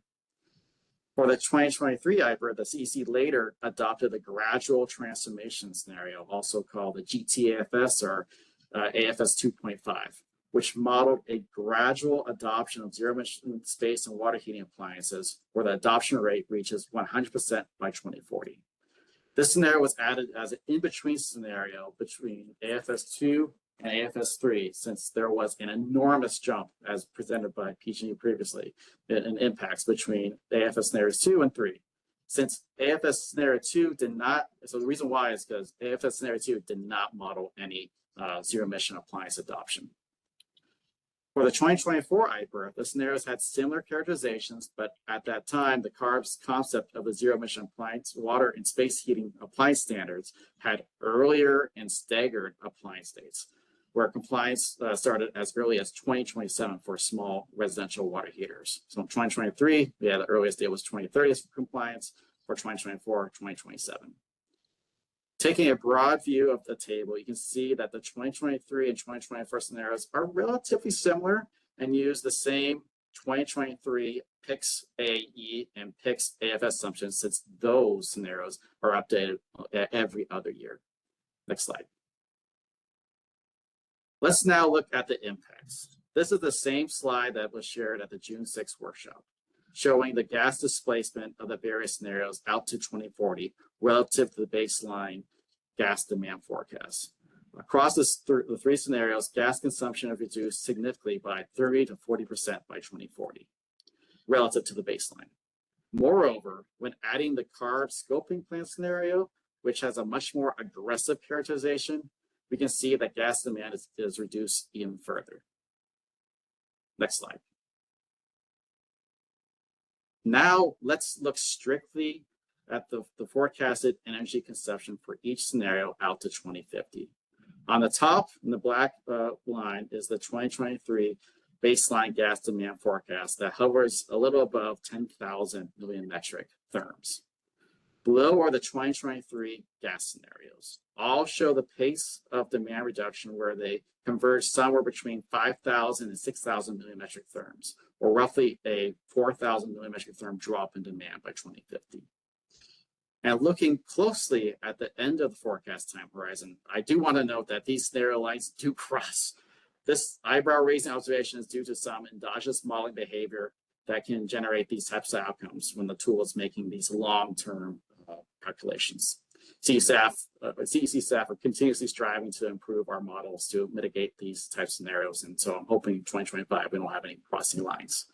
So let's see how these 2023 scenarios compare with the 2024 scenarios. So, but hang on a bit. The next slide is going to be just a little bit busy. Next slide, please. Here are the 2023 and 2024 scenarios matched together. I know there's a lot going on here, but let me call out a few specific observations. First, notice that the solid orange AFS3 and green AFS4 2024 scenarios show lower and more rapid demand reductions in earlier years compared to 2023. This stems from the earlier and more staggered compliance dates used when modeling CARB's concept of the zero emission space and water heating standards. Second, the AFS2 and 2023 GT-AFS scenarios are very similar. There was a subtle difference when modeling this scenario, particularly the 2024 AFS2 assumes a lower PIC scenario impacts. The last thing to note is that with both sets of scenarios, 2024, the demand converges in 2050 between 5,000 and 6,000 million metric therms of gas demand, or a 4,000 million metric therm reduction. Next slide. Let's now single out the 2024 scenarios and suggest some milestones to look for in 2030 when assessing the pace of electrification and the potential impacts on the gas system. Understanding where the gas system is and where it will be and the pace of change is important for gas system planning purposes. A good barometer is to track where demand is heading in 2030. That can be done using the quarterly fuel energy reports, or QFER data, which is collected by the CEC, which gathers energy consumption data from utilities. Focusing just on the blue AFS2, which has the 100% replaced on burnout adoption by 2040 scenario. By 2030, when adoption rate is roughly 33% for this gas scenario for heat pump or electrification adoption, results in gas consumption being about 9,300 million metric therms, or about 900 million metric therms less than the baseline. We expect that wherever demand is in 2030, it will be lower than the baseline amount, but by how much? The lower it is, and by 2030, if zero emission appliance adoption truly picks up, a lower gas consumption number implies a rapid pace of electrification. A lower adoption rate, however, where the QFER data shows consumption above 9,300 million metric therms, will suggest that the pace of decarbonization is considerably gradual than initially forecasted. But it's not just gas consumption for tracking milestones on the pace of electrification. Pairing that data with heat pump sales will also illuminate where the state truly stands with decarbonization. To give the 9,300 million metric therm mark more context, for the 2024 forecast, we estimated that this scenario does not reach the governor's 6 million heat pump goal by 2030. We'll be about 1.5 to 2 million heat pumps short of that 6 million heat pump goal.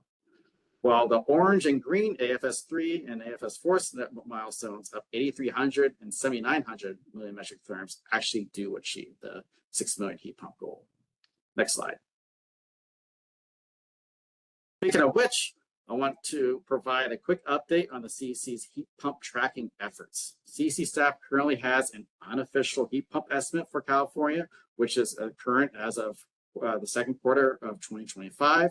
The estimate is currently between 1.7 and 1.9 million heat pumps, but again, it's still being finalized. Overall, there has been an increase in agency-wide efforts to track space and water heating equipment, particularly heat pumps. For existing data sources, CEC staff have used the CPUC's California Energy Data and Reporting System, or CEDARS database, for analyzing programmatic-based heat pump adoption.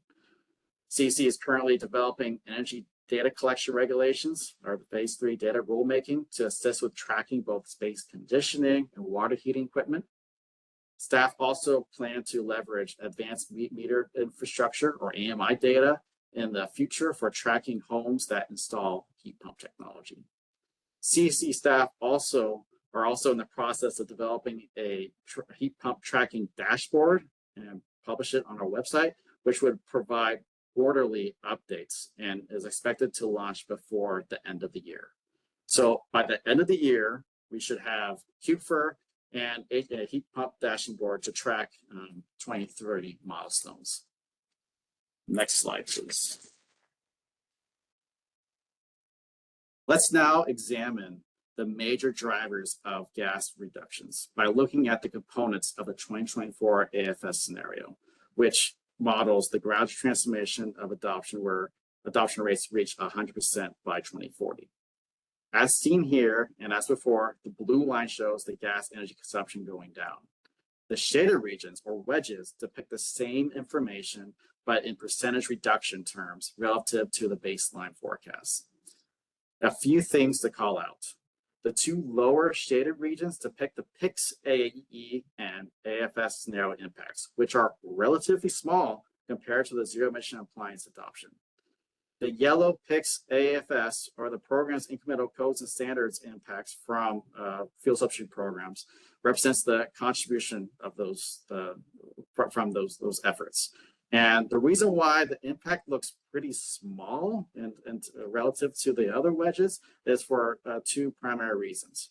One is, regardless of the assumed PICS scenarios we choose, the amount of program expenditures assumed in this scenario is quite small compared to the scale of fuel substitution program efforts needed to observe a significant transformation relative to the technical potential of building the decarbonization efforts. The second reason is the PICS AFS scenarios assumes that CARB's concept of the zero emission space and water heating standards will be in place by 2030. Therefore, there can't be any programs after 2030. So those standards basically crowd out program efforts. Thus, as suggested, the major impacts are from the zero emission appliance adoption in new construction and in existing buildings. Existing buildings make up the majority of the gas reductions, where they reduce gas consumption by 4% in 2030 and 34% in 2050. So the takeaway message I want to emphasize here is that what happens with existing buildings has the most significant impacts and also has the most uncertainty. These impacts are the most sensitive to what assumptions are used. And since this figure shows the AFS2 impacts, the impacts from an AFS3 or AFS4, which would be much greater if CARB implements its concept of a zero emission appliance water heating and space heating standards by 2030. Next slide, please. Now, given these scenarios, the results, let me take this moment to discuss where staff stands in developing the 2025 ITER scenarios. Next slide, please.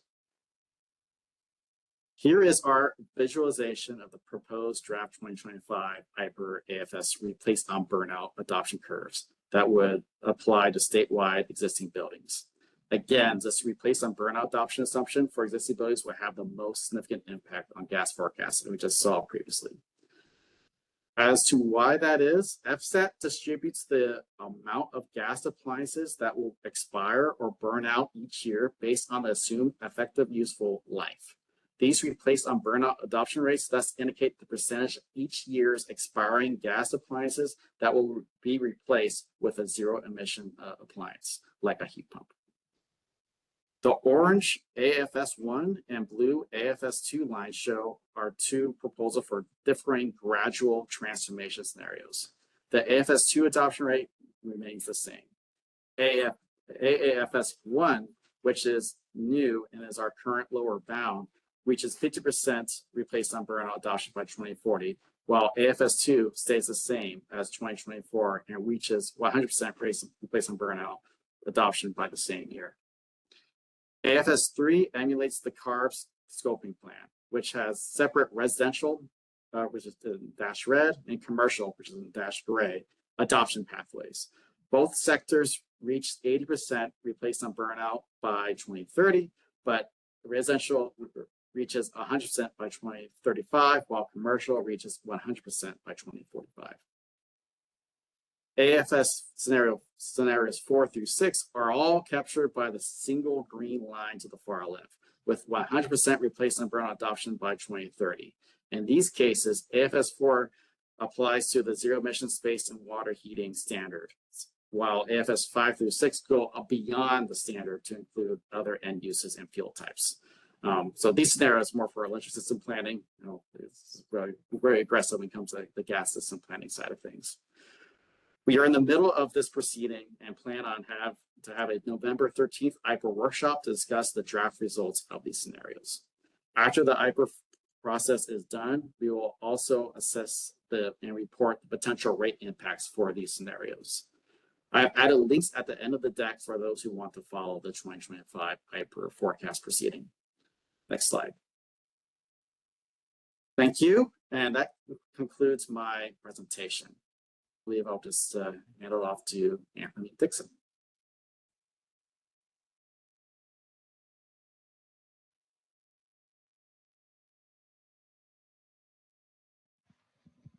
Unless there's any questions.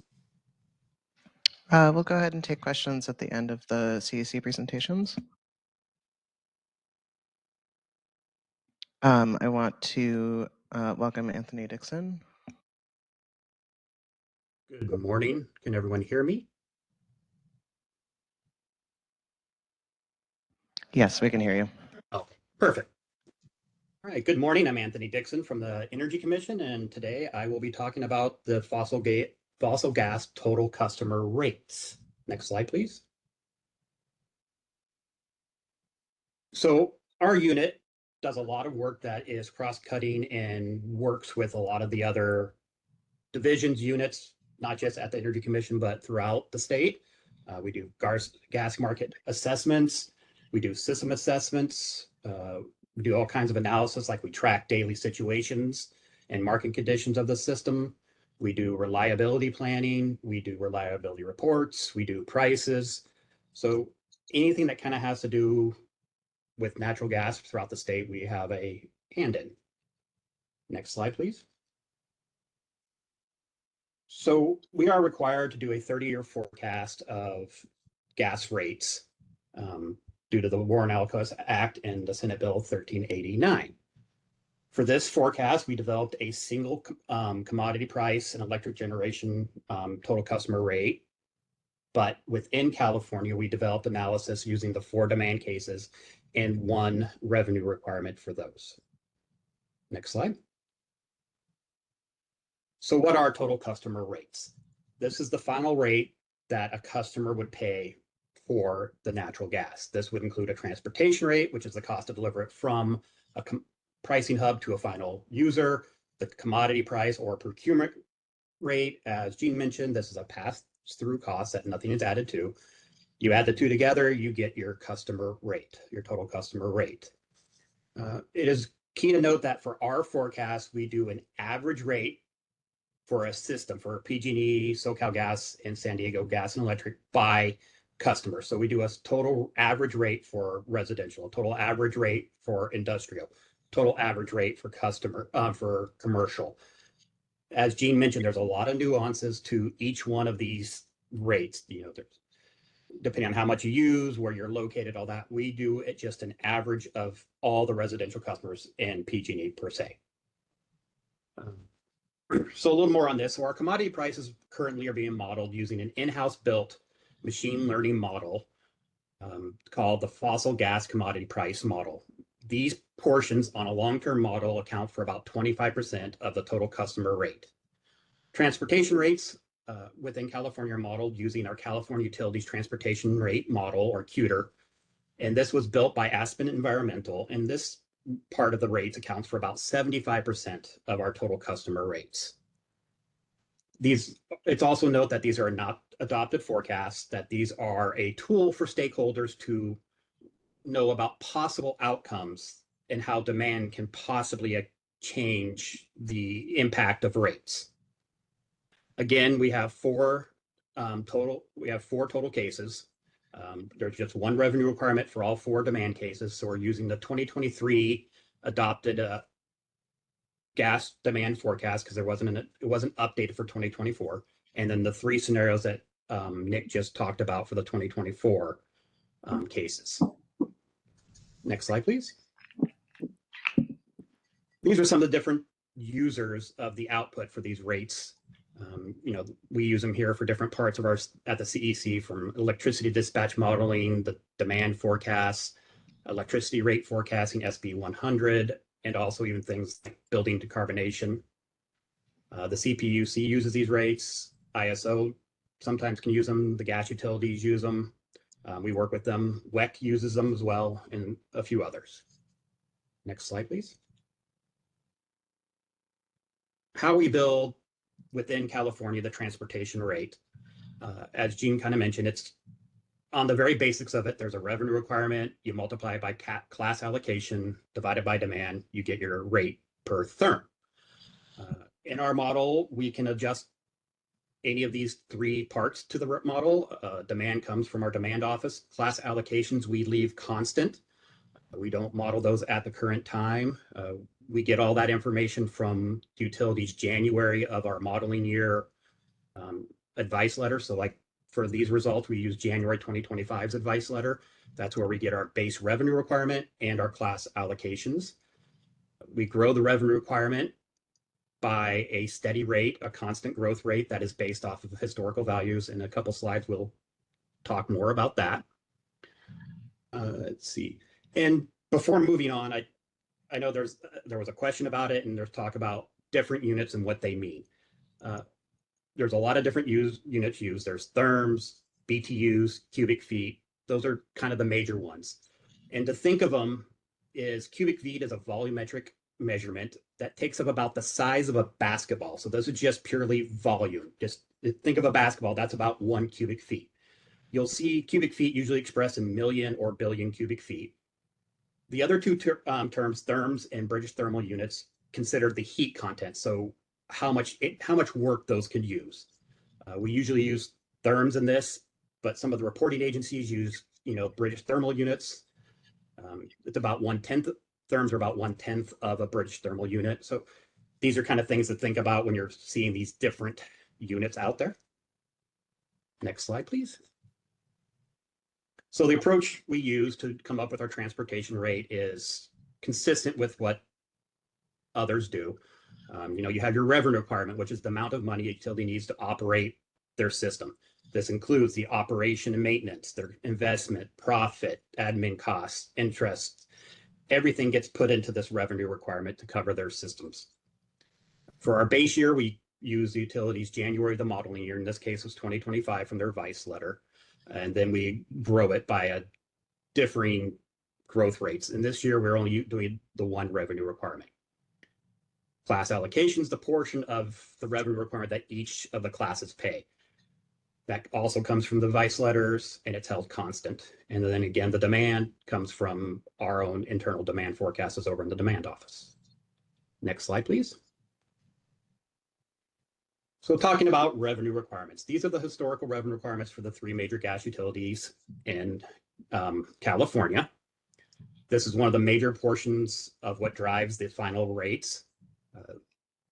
You have revenue requirement divided by demand.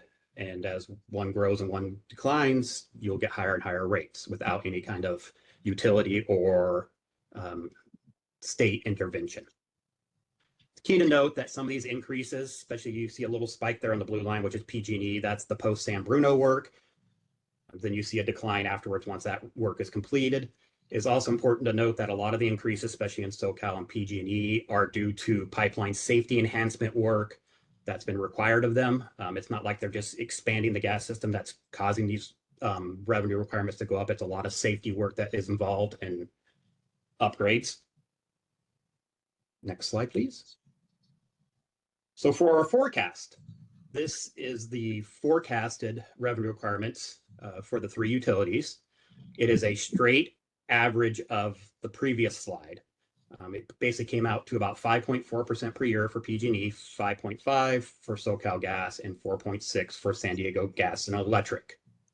So kind of under this assumption, you would see SoCal Gas's revenue requirements are about $4.9 billion in 2025 and would increase to about $18 billion in 2050.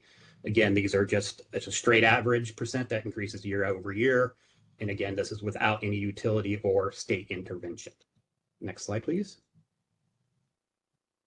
So putting all these into our model, so you'll have a revenue requirement that changes over time, a steady class allocations, and then your demand that decreases over time. These are the rates that are forecasted. This is straight, math for these different cases. So the blue line, which is steady, is your base demand from the 2023 demand, and then the 3 different demand cases with the AAFS, I guess, would be 2, which is a general, transition also coming out the highest since it has in the end the lowest amount of demand.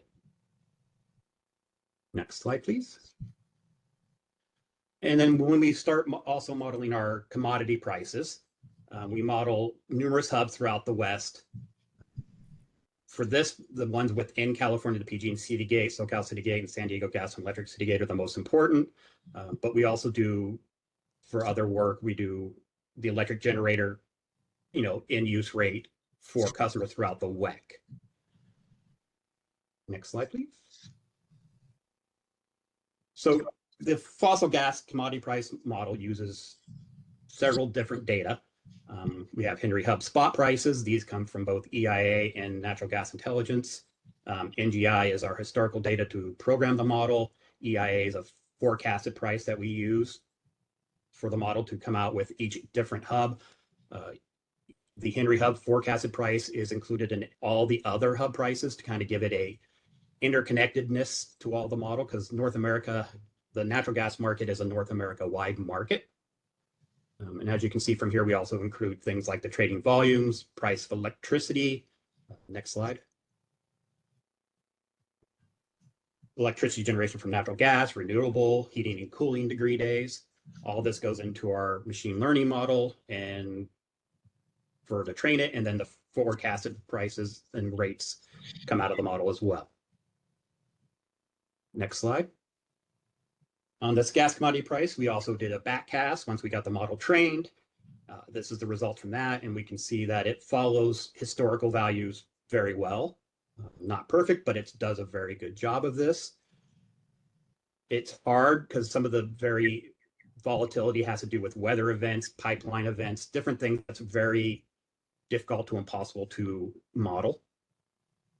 Next slide.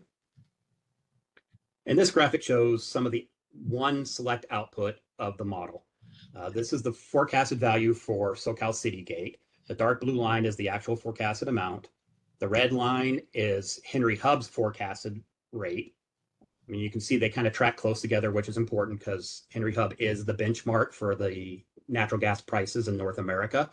And then the light blue shaded regions are error that goes along with this one of these hubs. And as you can see, it's close to the actual, what we actually forecasted, which is a good sign. Next slide. So this takes the previous kind of mentioned stuff. It takes the commodity price, the transportation rate, you add them together, and this is what a total cost in 2025 dollars per therm would be for a residential customer in SoCal Gas. This kind of shows that rates start under $2 a therm, which is kind of the current price, and they will range in the base case to about $5 a therm to up to $45 a therm in 2050 in our AAFS2 or the general transition case. Again, these are without any state intervention, without any utility intervention to change, how the revenue requirements would be collected. These are just, again, not adopted, and there are kind of giving us bookends to look at, just kind of scenarios to look at and give stakeholders a tool to understand how these different demands can really impact rates. And that, next slide. And that is all I have. Thank you. Okay, thank you so much. At this point, we're going to take questions.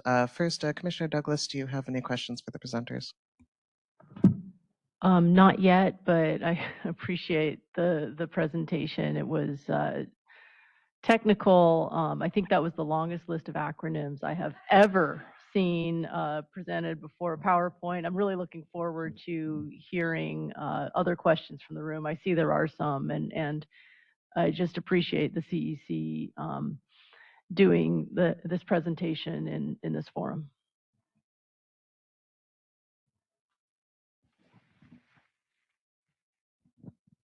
Hello. Hi, my name is Jalal Aman from Turn. First, very thankful for an insightful presentation. My question is on the energy demand scenarios 2024 to 2040 regarding the incorporation of climate-related warming in reduced core demand. If whether you modeled it and if so, what were the models used?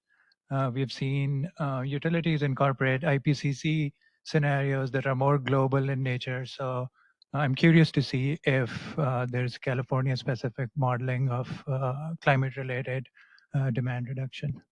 Thank you. Thank you for the question.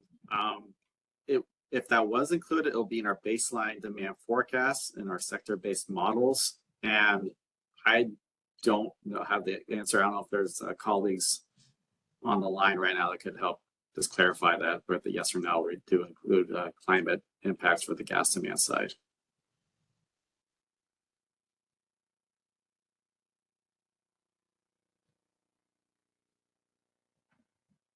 We do have somebody, one moment.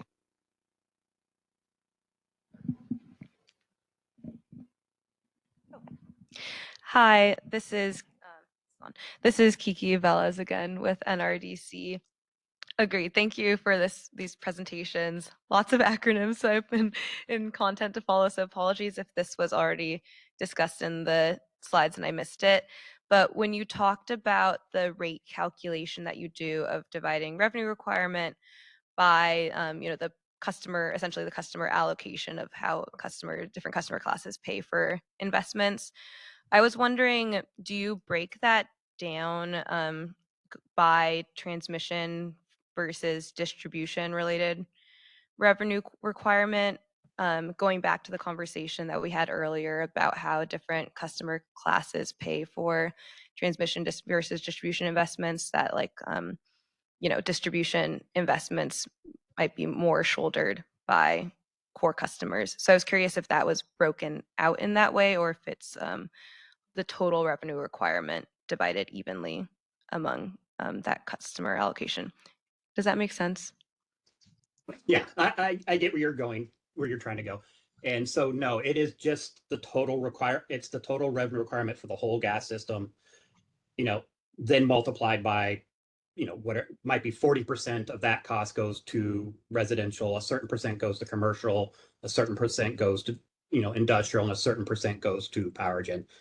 So we do a complete and total average for each one. So we don't break it out between transmission or distribution at this time. Thank you. That helps. Thank you. And this is Matt Vespa with Earth Justice. Thanks for the presentations. Nick, I saw your presentation noted that the CEC does adopt certain fuel substitution scenarios for purposes of electric system planning for local reliability and for the system. And I was wondering, in this round of IPER, was the CEC planning to do the same for gas system planning? I think that's an open question. We don't have any set plans for that, but I think that's an open question if we're going to go that route. But as for the 2023 IPER, we published the set of scenarios and including that additional scenario, but CEC didn't make a recommendation of what to use for gas system planning. And I don't know if that's going to be the same thing this year or not, but yeah, I think it's an open question. Yeah, this is Tim Frank with the Construction Trades Workforce Initiative. I'm just curious if when you're looking at the question of fuel substitution, are you looking at thermal energy networks as a potential, or are you looking for the opportunities for coordinated investment between or planning between thermal energy networks in your gas system? Oh, just trying to think, what do you mean by thermal energy networks? So that's things like transferring hot liquids or steam as a means of providing energy. Gotcha. No, the way our demand forecast models do is this takes whatever the baseline gas demand and then with that distribute out what are the expected technologies that are out there based on the residential appliance survey and other data sources. And with that, we have a count of how many appliances are out there in their effective useful life, and for each year, how much are basically eligible to be replaced with electric technologies. And there is nothing above and beyond that in terms of other ways of reducing gas demand. It just kind of takes, I think, everything as a given. Hi, Beth Kelly. A couple of questions. So another proceeding up at the CEC is looking at code compliance gaps. And so I'm wondering where in your models you adjust for code non-compliance. So, CEC staff has estimated that for existing buildings, code compliance is only 10 to 30% in the residential sector for existing buildings. And so I'd like to know where that adjustment takes place for both code and zero energy appliances. Right. So that's in the area of where we call the PICs, the programs and incremental codes and standard savings or impacts. And there is not necessarily a lever of compliance, but just there's a set of scenarios where scenario one, I think, has firm commitments in terms of what's happening with codes and standards. And then as you go up with the scenario numbers, there'll be more possible improvements. But I would say, I think in terms of just trying to model things in terms of code compliance, I think it'll be more on the bias on the scenarios 1 and 2 side of things. But I don't think we specifically model compliance in particular. I can follow up with you if you like.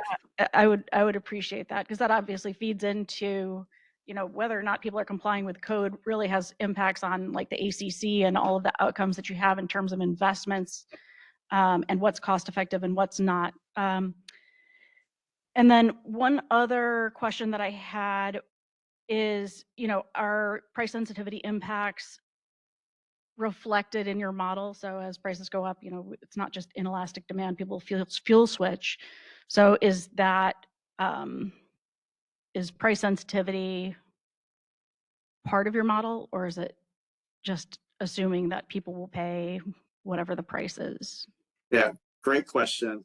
Currently, the model does not have any price sensitivities in there. It's just kind of this top down where, as I mentioned in my presentation, it has a saturation of appliances. And once it comes up, we just say what percentage of adoption is going to occur, at least with replace on burnout. We also have a lever we don't use for early retirement of appliances and also new construction. But there's nothing in the model that does some sort of calculation on a per household basis or per building basis on the willingness to adopt based on pricing and other demographic information. Okay. But it would be nice to do so. Sorry. So I want to ask Christina if we have any questions in the chat. Yes, thank you, Jordan. We do have a couple of questions in the chat. I see that Tyson Siegel has asked a question, but has also raised his hand. So let me go ahead and unmute you in case you wanted to elaborate on your question. Go ahead, Tyson. Hi, Tyson Siegel. Today I am representing the Utility Consumers Action Network.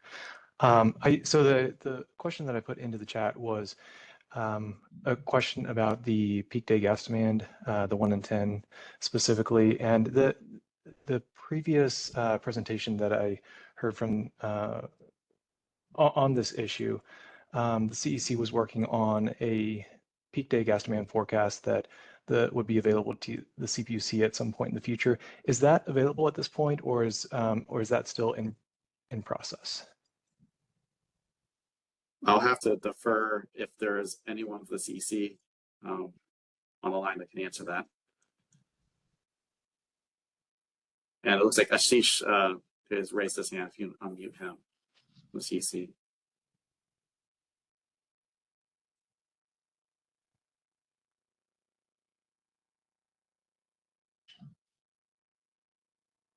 Hello, can you hear me? Yes. Okay, this is Steve Scott, one of the staff members of the Energy Commission's Demand Analysis Branch. Let's see, so for this year, we're planning to get started on the winter gas demand work in about late in the fall towards November. So that work will get started. And that's going to also feed into a couple of reports here in the Energy Commission in our California Energy and Resource and Reliability Outlook, which is published in late spring, and I believe there's a workshop in May. So hopefully, does that answer some of your questions, Tyson? This is Jean Spencer from the CPUC. My understanding, and you can correct me if I'm wrong, is that the CEC has started doing 1 in 10 forecast for the coming year, but not 15 years out as it is in the California Gas Report. That is correct. We are exploring going further out in the years, but that's something we still have to kind of work some things out. And I believe there's a question earlier about using climate informed temperatures for the gas peak day gas forecast. So we do use climate informed temperatures on the electricity side, and we are also thinking about using that for the gas as well for this year. Got it. And in terms of the peak day gas demand forecast, it sounded like perhaps the time at which the CEC will be able to produce that. Will it need? I guess, does the CPUC need the 15-year outlook in order to provide to use the CEC's peak day demand forecast? I think it does help as a benchmark to reference and compare results. I think in terms of preparing the forecast, we should have most of the gas demand data to enable that, but it's always good to have another point of reference to compare. Okay, and do you have any rough estimates of when that might be available to the CPUC? Again, we do plan to get started on the work later this fall. Usually we wrap it up around early January, I believe. So that's when it should be getting available for finalized. Okay, so just to make sure I understand, the 15-year window time horizon would be available in January? Yeah, so the peak day gas demand will be available sometime in January. But as far as the time frame, like Nicholas mentioned earlier, it's only a 1-year outlook, but we are thinking of doing a longer term. So because it'll be our first time doing something longer than 1 year, we'll have to kind of see how some of the preliminary analysis looks before we try to finalize that. Okay. But we are definitely planning to do something more than 1 year out. Okay. Okay, thank you so much. We will need to move on. If you can go to the next slide, please. We're going to take a 45-minute break. Oh, I'm so sorry, 55-minute break. If you can all meet back here at 12:45, and we will return after lunch. Thank you.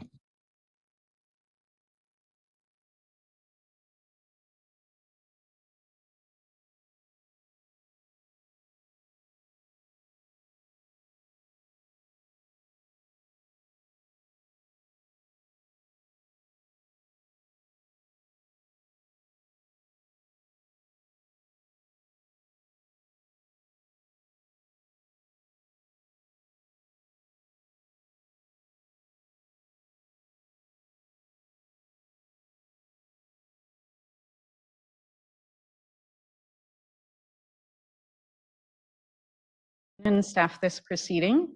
And I'll be talking about gas distribution replacement, especially as it has to do with identifying cost-effective decarbonization opportunities.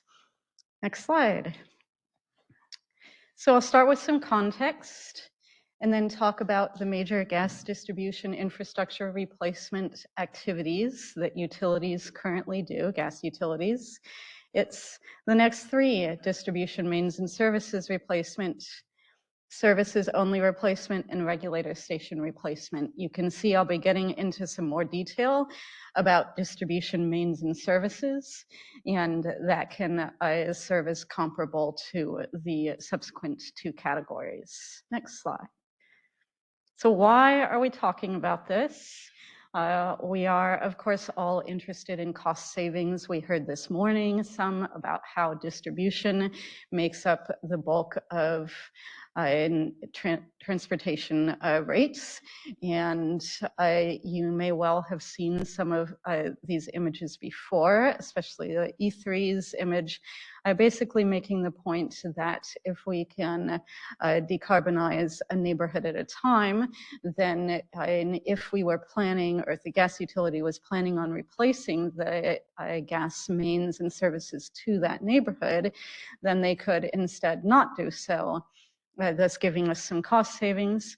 On the other side of the image, you see a chart of showing a range from PG&E that their costs to replace distribution mains per mile are about $2 million to $6 million, depending on which zone in their service territory that's in. So that's 2021 data. Next slide. So again, these are our three categories, and this is also for your reference if you want to see where are those costs showing up in general rate cases.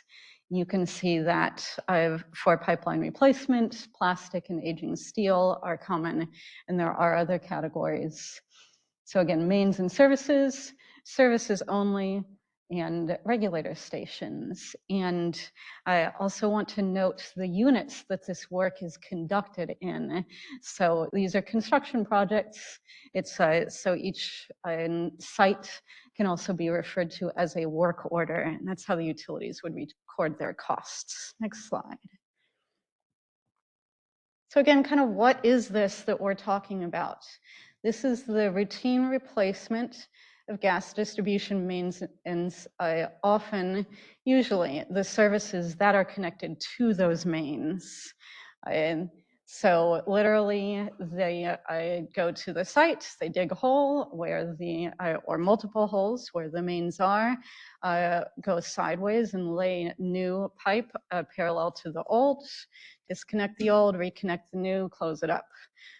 So some of the starting and ending are called site access and restoration. If you go to these sites, that's construction. There's a lot of noise, especially from the gas from when it's being filled into the new pipe. The old gas is released, so there is exposure to that, and there are some interesting measures taken to moderate the risk of explosions. Next slide. So when? Well, each utility iteratively reviews their infrastructure, their distribution pipelines, and assesses risk. And therefore selects which sites to focus on. That process is annual, so that's the start of the process. And when those sites actually get completed, ends up being staggered, often several years later. And a single work order is what you may be thinking of when you think of neighborhood decarbonization. What's a neighborhood? What's a stretch? When it's the gas projects, those could be anywhere from a small one that's a few hundred feet to thousands of feet if they're doing a large neighborhood. I would think of it as typically it's around 1/10 of a mile. Next slide. So this is some of the key steps. There is a chart similar to this, kind of as an appendix to the slides. Didn't want to make the font so small you couldn't read it, but it's there for your reference, and some also associated with the subsequent slides.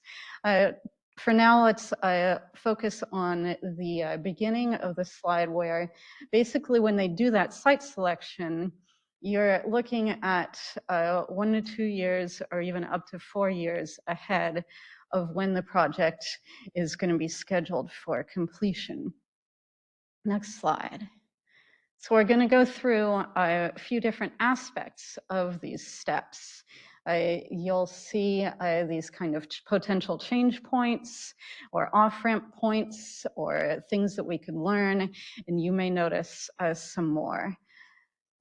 So sites, again, typically selected a few years in advance. They can also end up being delayed based on landowner consent, the feasibility of the project. So timelines vary. As many of you probably know, a similar approach was used by the utilities to map their projects for SB 1221 up in maps. And so those maps go out, roughly speaking, 10 years. So it's the same software, but going out further. When the utilities are planning a gas distribution main replacement project, they do have a second step in terms of defining the boundaries of that project where they may adjust them. So there may be just logistical reasons, maybe cost reasons where they could combine with a neighboring project. And so there is this opportunity for adjustment, implying that that could occur in the decarbonization context as well. Next slide. In terms of customer and jurisdictional consent, there are consent processes, but typically, if the landowner is the customer, then because of the obligation to serve, the utility is obligated to maintain that infrastructure, so the customer's consent is not required.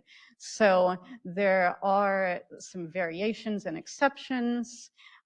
This especially occurs where the line may go through the property of someone who's not the customer, such as in a mobile park. It's actually common where the line goes through the neighboring slot.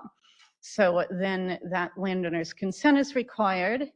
There's also the consent or jurisdictional aspect of getting permits. So a step in the process is utilities pulling permits, often from cities and counties, occasionally for CEQA from other, or similar from other jurisdictions. Maybe a project crosses a creek or some such. So often, there is not really a long-term advance notice to customers. If it's looking like it's going to be a complex process, the utility might start working with the jurisdictions or the landowners anywhere up from 6 months, maybe up to a year or 18 months in advance. But if it's not, then it could be a bit shorter. And the customer notification can, when it's just, hey, we're going to come be out in your neighborhood and replace this, it can be things like door hangers or customer forums and such that might be only a few weeks in advance.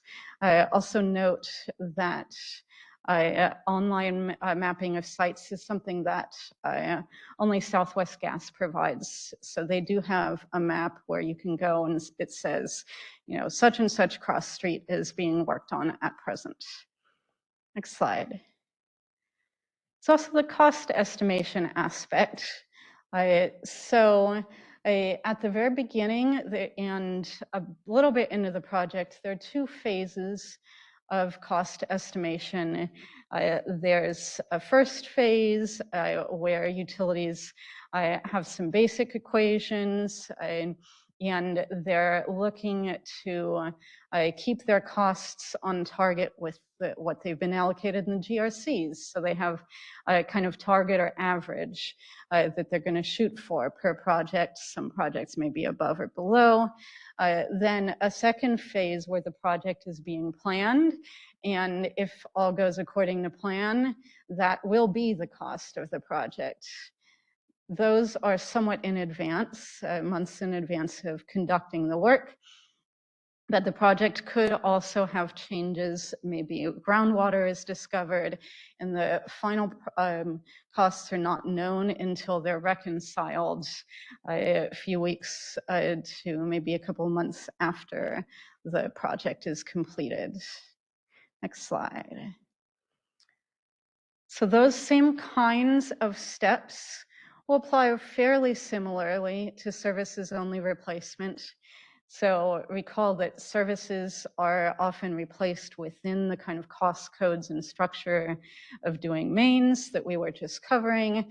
This is, the utilities also have line items for replacing services alone. So that may just be one customer at a time with perhaps shorter timelines. And it's also worth noting that for PG&E, their general rate case, the most recent closed case, actually explicitly redirected some funds that the commission disallowed for service replacement and specified they should be used for the alternative energy program. That's a program that fully funds in electrification in fairly selected cases that tend to be up to 5 customers. You may note it's takes 4 to 6 months or so for those to be completed, and that's both fully funded and voluntary. It's not does not get 100% acceptance rate. Next slide. And the third category I'm covering today is a gas distribution regulator station replacement. So what's a regulator station do? It's kind of the last stop for the gas where its pressure is controlled before it reaches the customers. So it steps down the pressure from the higher pressure lines to the final mains and services that go out to the customer's meter. There are other types of regulator stations. So this is the type I'm referring to today, the distribution stations. And to replace them is to replace the equipment there and potentially move it to a nearby location, usually quite nearby. So this is just to highlight that a regulator station replacement in the distribution side is another major expense and therefore a cost savings opportunity. Next slide. Similarly, for mains and services is an annual process, more or less annual, where the utilities go through their list of stations, they inspect them, they figure out if they're going to be replacing them. PG&E and SoCalGas together replaced about 25 stations over the last 4 years. So you can see that's a lot fewer than there are pipeline projects, but they are high dollar when they do occur. And it takes, on average, more than 2 years from saying, okay, we're doing this station to actually going out and breaking ground to replace it. And again, the project itself would take much less time than that to complete. And that's hopefully some background on what are the types of activities that might be replaced with non-pipeline alternatives. Okay, thank you so much, Eileen. We don't have time for questions now, but we will have time at the end of the workshop for any remaining questions. At this point, we want to move on to the next panel, policy options to facilitate non-pipeline alternatives. I want to invite the panelists to come up behind the table up here for their presentations, and we're going to start with Sarah Steinberg, who is on WebEx.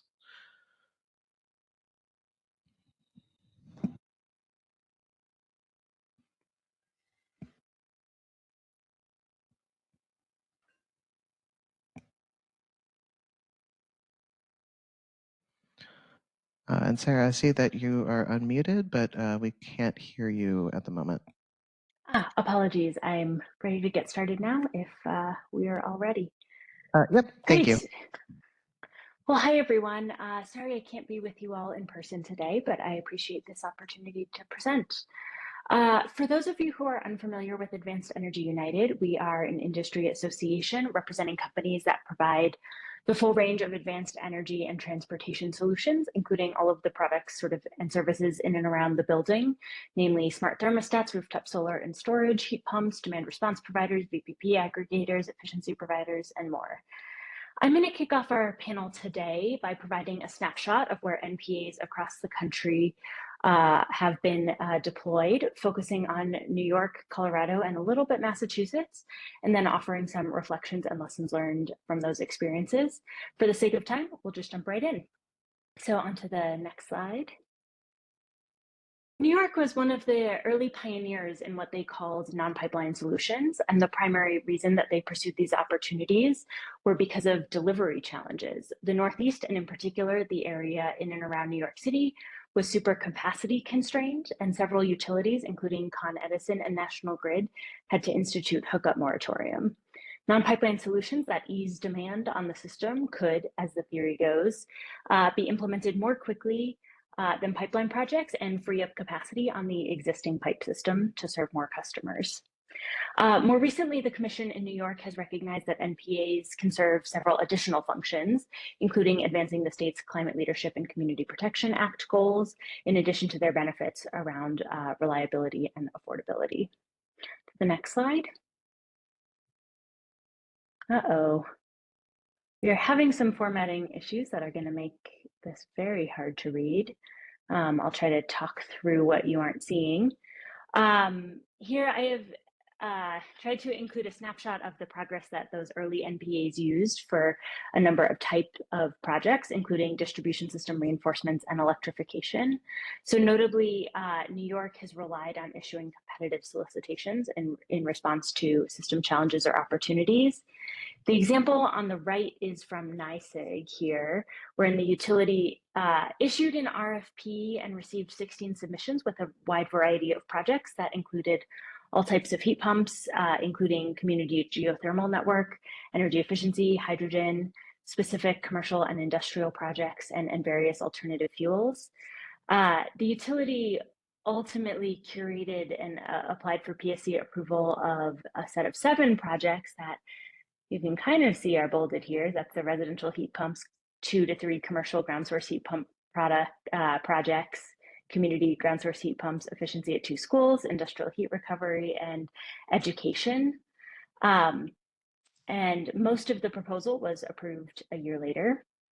Wanted to take a moment here to just recap something I heard from Con Edison at a talk several years ago about their early experiences with these NPA RFPs. They sort of acknowledge that the solicitations take a decent amount of pre-work to make outreach to potential vendors and then post-work to customize the submitted proposals to fit their very, very specific circumstances. And I offer that as both sort of encouragement that competitive solicitations can offer a lot of value here in putting together unique portfolios, but do take a fair amount of work on behalf of the utility to get right. On to the next slide. More recently, Con Edison has created programs to specifically wean itself off of very old or leak-prone pipe by specifically targeting customers and offering them electrification services. As of last year, these programs were getting started, but had already had some small successes, including enabling the abandonment of 3 mains, with 7 more in progress.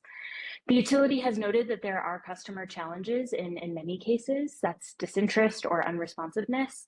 And New York does maintain their obligation to serve customers, but about 30% of identified projects within this Electric Advantage program were in the works. We can move on to the next slide. Very good. For New York and Colorado, I've included information on their cost-benefit frameworks in the slides for everyone's reference, though I'm actually not going to spend time narrating this much. The one thing I wanted to make note of on this slide is that in New York, non-pipeline alternatives are eligible for a 30% net benefit shared savings performance incentive mechanism, just as non-wires alternative projects are available in the state. Okay, we can move on to Colorado. And jump ahead one more slide. Thanks. Oh, okay, here we have NPAs developed as part of larger gas infrastructure planning frameworks, which were initially created to address sort of a growing gap between throughput and capacity on the gas system, given the state's clean heat standard and other decarbonization objectives. Initial GIP rules, the timeline here is going to be hard to read, apologies again, require that NPA analyses are performed for all projects or sets of interrelated projects over a $3 million threshold for all projects categorized as new business or capacity expansion. After the first public service gas infrastructure plan, this is Xcel Energy, the commission order sort of strongly encouraged the company to also do NPA analyses for system safety and integrity projects, finding that there are still potential cost savings there. Also, after the first gas infrastructure plan, which was filed in 2023, the commission opened an informal docket to seek sort of greater alignment between stakeholders and Xcel on a couple of items that included mapping, forecasting, and cost-benefit analysis framework for all future gas infrastructure plans. Through that process, Xcel published a CBA handbook, and the commission noted that they appreciated the transparency and clarity after what was initially quite a confusing CBA in their first GIP. And noted that there were factors beyond the CBA that the commission may still consider, including stranded asset risk, commodity cost volatility, unquantified health benefits or impacts, and more.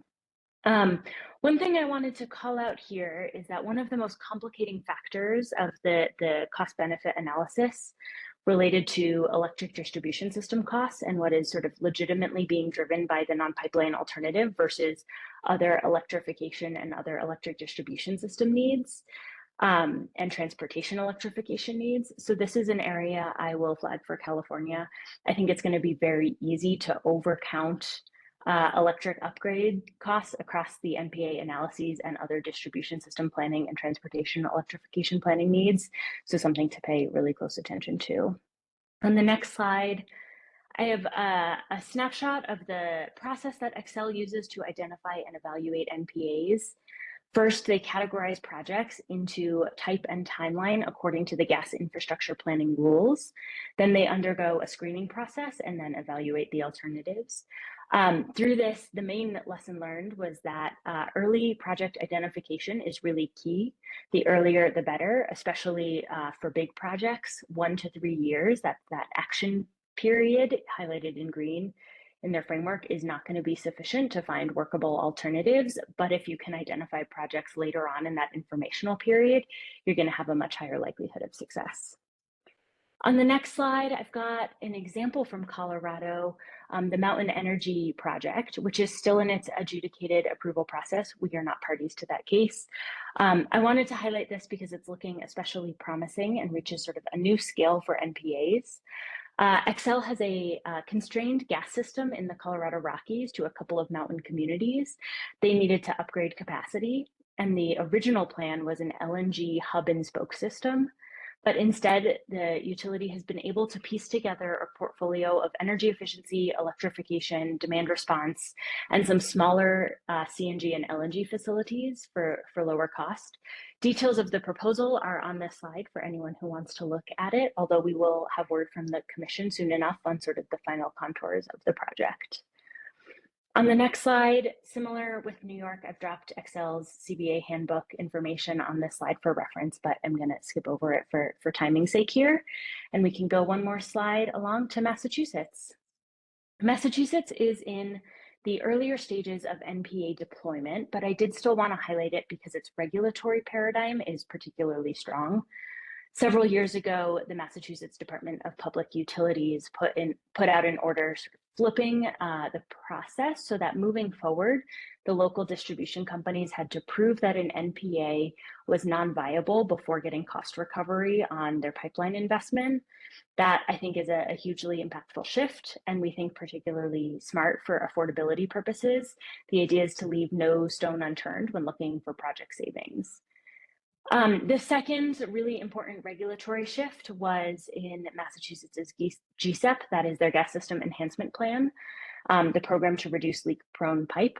They lowered the revenue cap for that plan from 3 to 2.5%, but allowed utilities to make up the difference back up to 3% for NPA projects. All right, so next slide and one more. Here's the interesting part, some reflections. I think we can see that NPAs can work and can be a valuable tool in the toolkit to help a state achieve its goals around affordability, reliability, cost containment.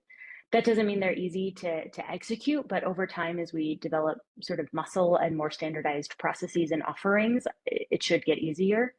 That said, NPAs are never going to be totally standardizable. They can serve major projects like that Mountain Energy NPA, or really small projects for 1 to 5 customers, like those Con Edison programs. And we should remain open to each and sort of differentiate the approach where that can enable more cost savings. I have notes on this slide about the use of competitive solicitations and the need to think about creative sort of portfolios of solutions to make things work, and a note about how useful it can be to get stakeholders in the utility on the same page early and often outside of litigated dockets before specific projects are up for approval. Like that Colorado forecasting and CBA informal docket. That one was mediated by the commission, which was also useful. I already mentioned the need to really carefully consider electric system costs in NPA CBAs. But finally, I think the major takeaway is to get started. This is a learning process for everyone. So we want to be building in reflection points and iteration into the journey, but starting now will jumpstart those learnings. And so to the extent that the CPUC can address threshold issues now, even if with the intent to revise those later on down the line, I recommend that they do, and that the utilities start building initial NPA projects, even if we still anticipate sort of a larger and more systematic approach might be coming later. So my other colleagues on this panel will be making some of those recommendations around what those threshold issues that need to be addressed are. So I am passing it along to Turn next. Thank you very much.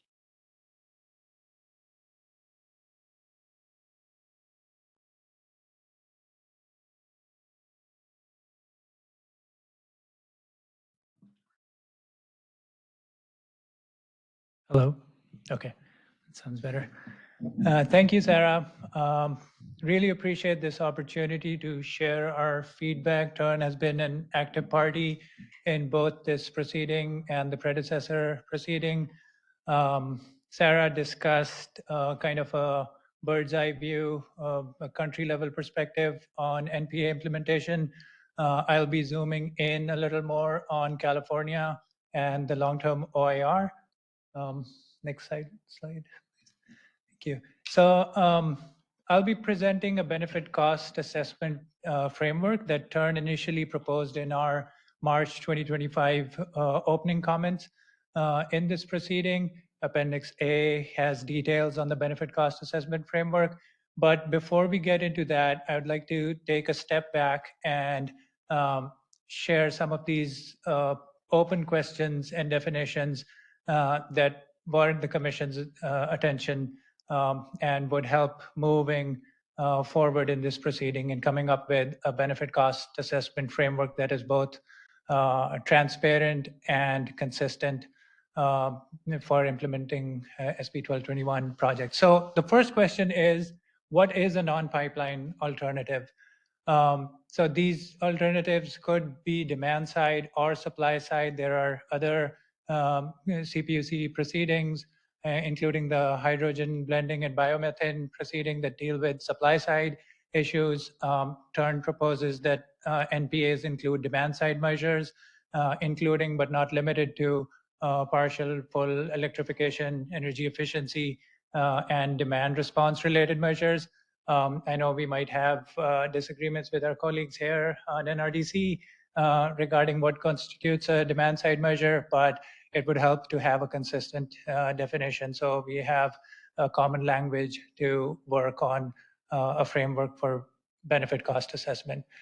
Secondly, how do we define gas projects for evaluation? So currently the data that we have access to both under NDCs and publicly accessible is on a census tract level for various census tracts, for example, around 3,400 for PG&E's territory. And within those census tracts, the pipeline slated for replacement could range from 0.5 to 6 to 8 miles. So having a consistent definition of what exactly a gas project means would be useful. And we have experience in SB 884 implementation for targeted undergrounding on an analogous framework for defining what an electric project or an electric circuit segment is. There's no reason to delay defining what a similar gas project would entail. And there might be multiple projects within a census tract. And kind of relatedly, the third question is which risk matrix are we using for the 10-year foreseeable replacement? So this is part of the Track 2 implementation of SB 1221 maps and really defining what the 10-year foreseeable replacements would look like. Eileen touched on some of the risk-related metrics that are used to define short-term 2-year replacements. We could have a similar transparent framework on what risk quantification we can use. Even within DIMP, there's average risk scores, there's top X percentile scores, and then we have other proceedings like the RAMP, which use risk spend efficiency scores, RSEs. So really just defining exactly how those risk metrics are calculated would be useful. And in our most recent comments on September 10, we identified something that we found worthy of highlighting, the fact that not all of the 10-year foreseeable replacements correlated with the risk scores provided by the utilities. So I think having transparency on that would be very useful, not just for interveners and the commission, but also to get buy-in from communities. SB 1221, as you all know, requires 66% buy-in. So that would really expedite that process. Next slide, please. So now I get to the 4-step, essentially 3-step benefit cost analysis framework that TURN proposed back in March 2025 and that I'm presenting today.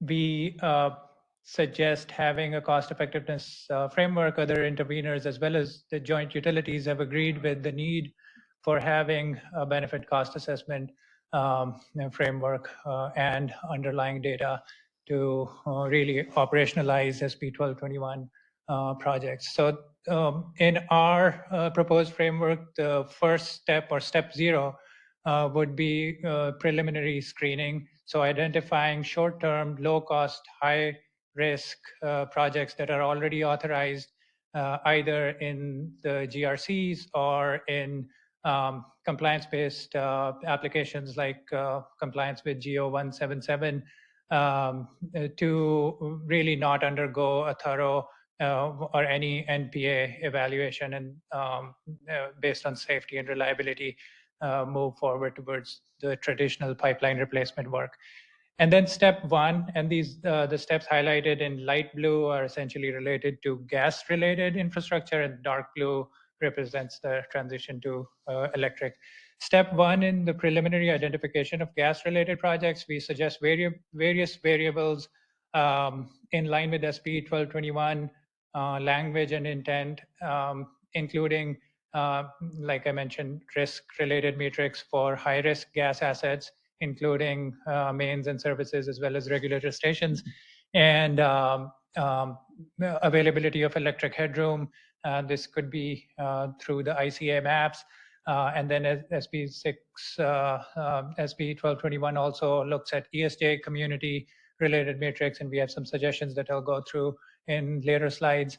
And then the number of customers per mile also appears to be an important metric based on previous work by E3 and GridWorks across 11 potential electrification sites that E3 conducted with AVA Community Energy.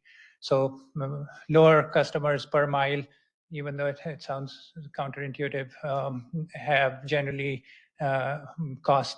shown better cost effectiveness for electrification. Step 2 in this framework is portfolio development. So this would be either IOU provided demand side NPA portfolio or provided through competitive solicitation, like Sarah mentioned.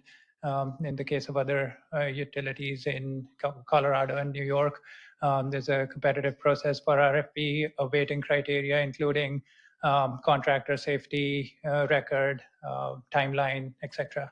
And finally, the final and most important step would be evaluation against the traditional pipeline that was slated for replacement. And we suggest using a present value of revenue requirement as the metric to compare the benefit cost ratio. Next slide, please.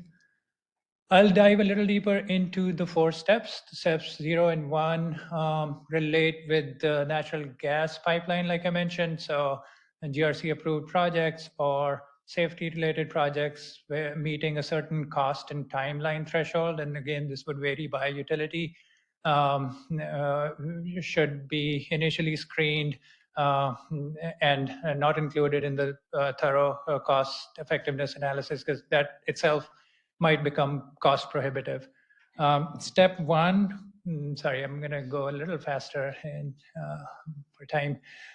Step 1 would be the preliminary identification. Again, as I mentioned, the various variables that we could use, electric headroom from ICA maps, ESJ community scores from Cal EnviroScreen, and risk-related data, which is one of the most important metrics.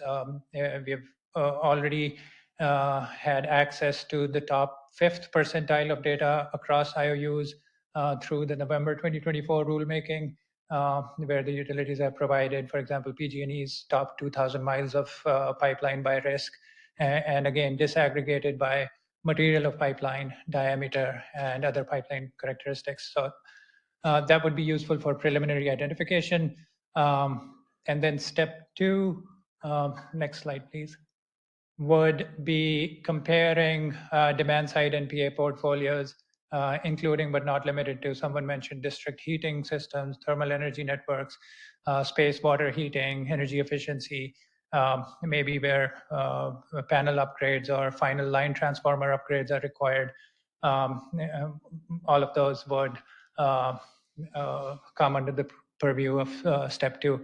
And for simpler projects like we saw in the CSU Monterey Bay application, PG&E itself proposed electrification costs since it was a relatively simple process, even though we did have some learnings, including the fact that for older buildings, asbestos mitigation might itself become cost prohibitive just by virtue of the costs that are required for mitigation of asbestos.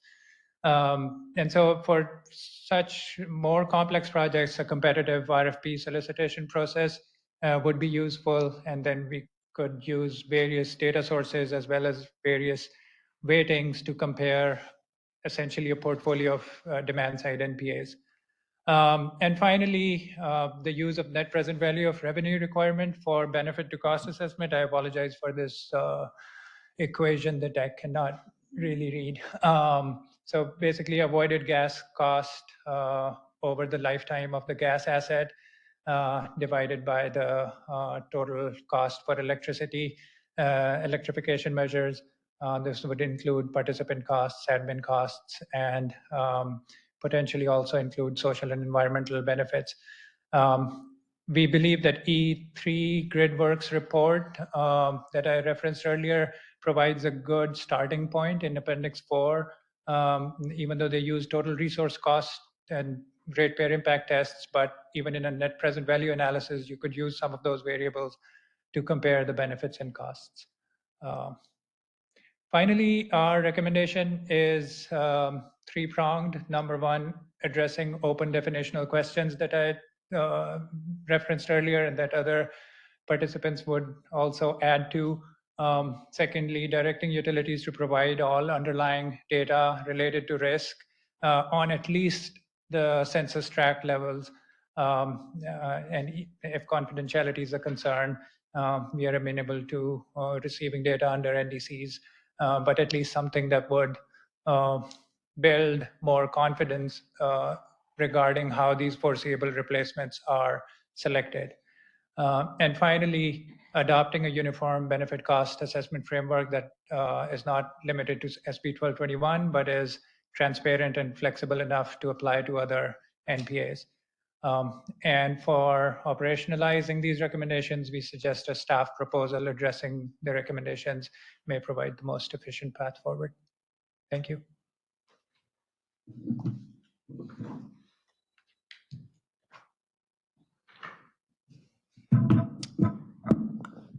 Great. Thank you, Jalal. That was really great. And Sarah, too. And really appreciate the opportunity to present today in person, especially. I hope folks don't get too much of a post-lunch slump. We'll try to keep it high energy. I'm Kiki Velez. I'm the Equitable Gas Transition Lead at NRDC, or the Natural Resources Defense Council. We've also been participating in this proceeding and its the previous long-term gas planning rulemaking in California, and have also been engaged in gas planning rulemakings elsewhere throughout the country. Next slide, please. So today I'm going to start with a quick intro, just brief background on the stakes here, and then I'll dive into some of our recommended specific next steps for interim actions to facilitate NPAs. So just as some quick background, and these slides will be available, so no need to memorize any of these graphics right away, right now, but this is a screen grab from a report we put out with E3 analyzing the potential cost savings from MPAs in California.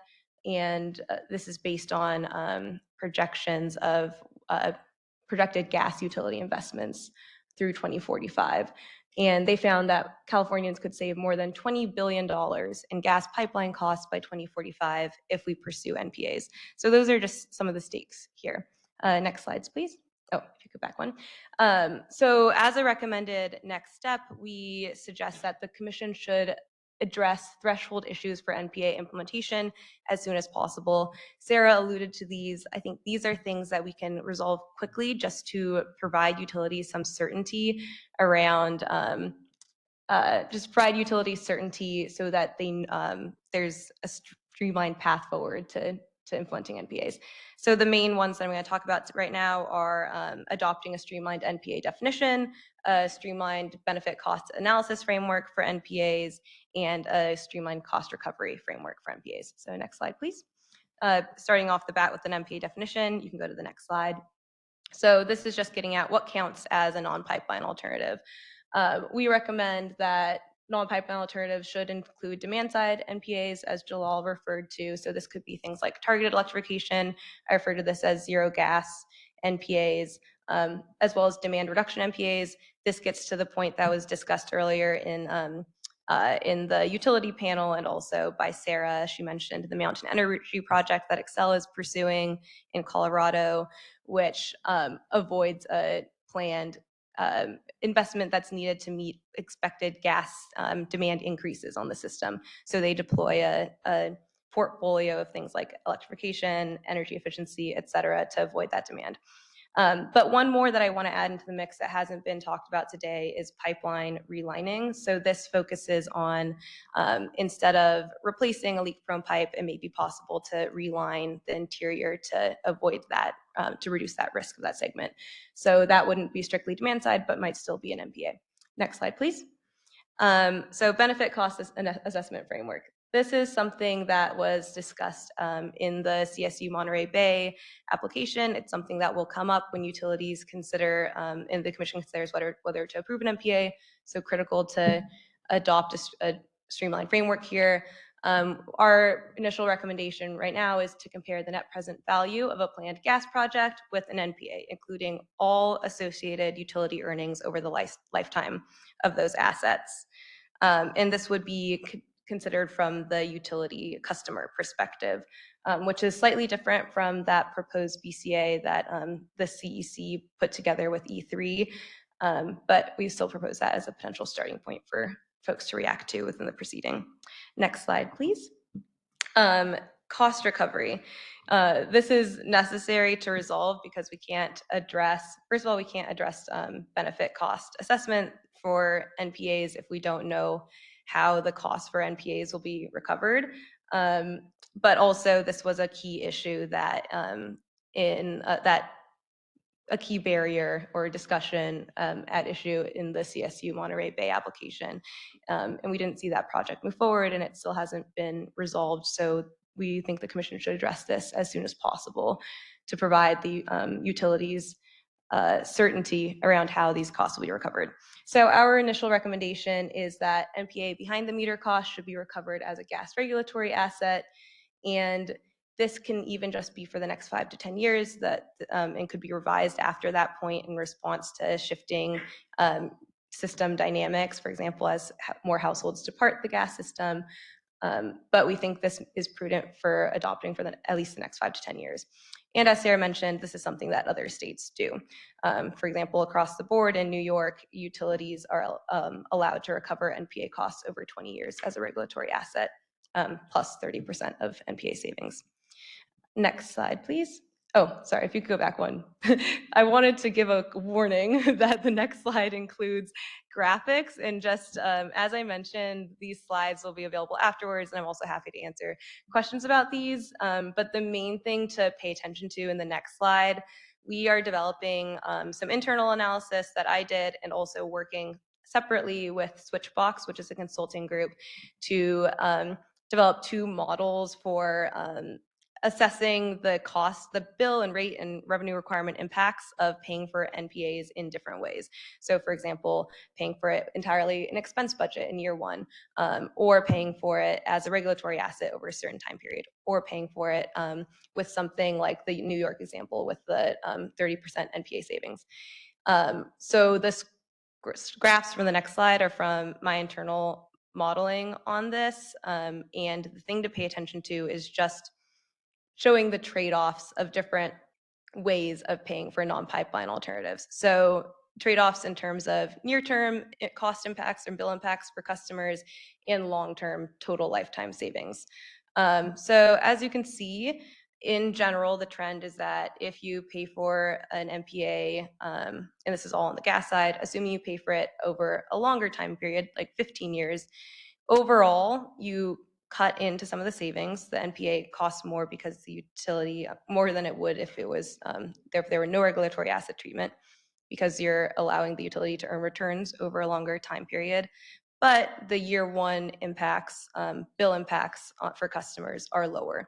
So just illustrating some of the trade-offs and making folks aware that we have this tool available and a forthcoming tool with Switchbox that will enable folks to model this being paid for even on the electric side, if that's something that folks want to see what the impacts would be, and also understand that that tool will also allow you to see the electric, potential electric system grid impacts of these types of projects.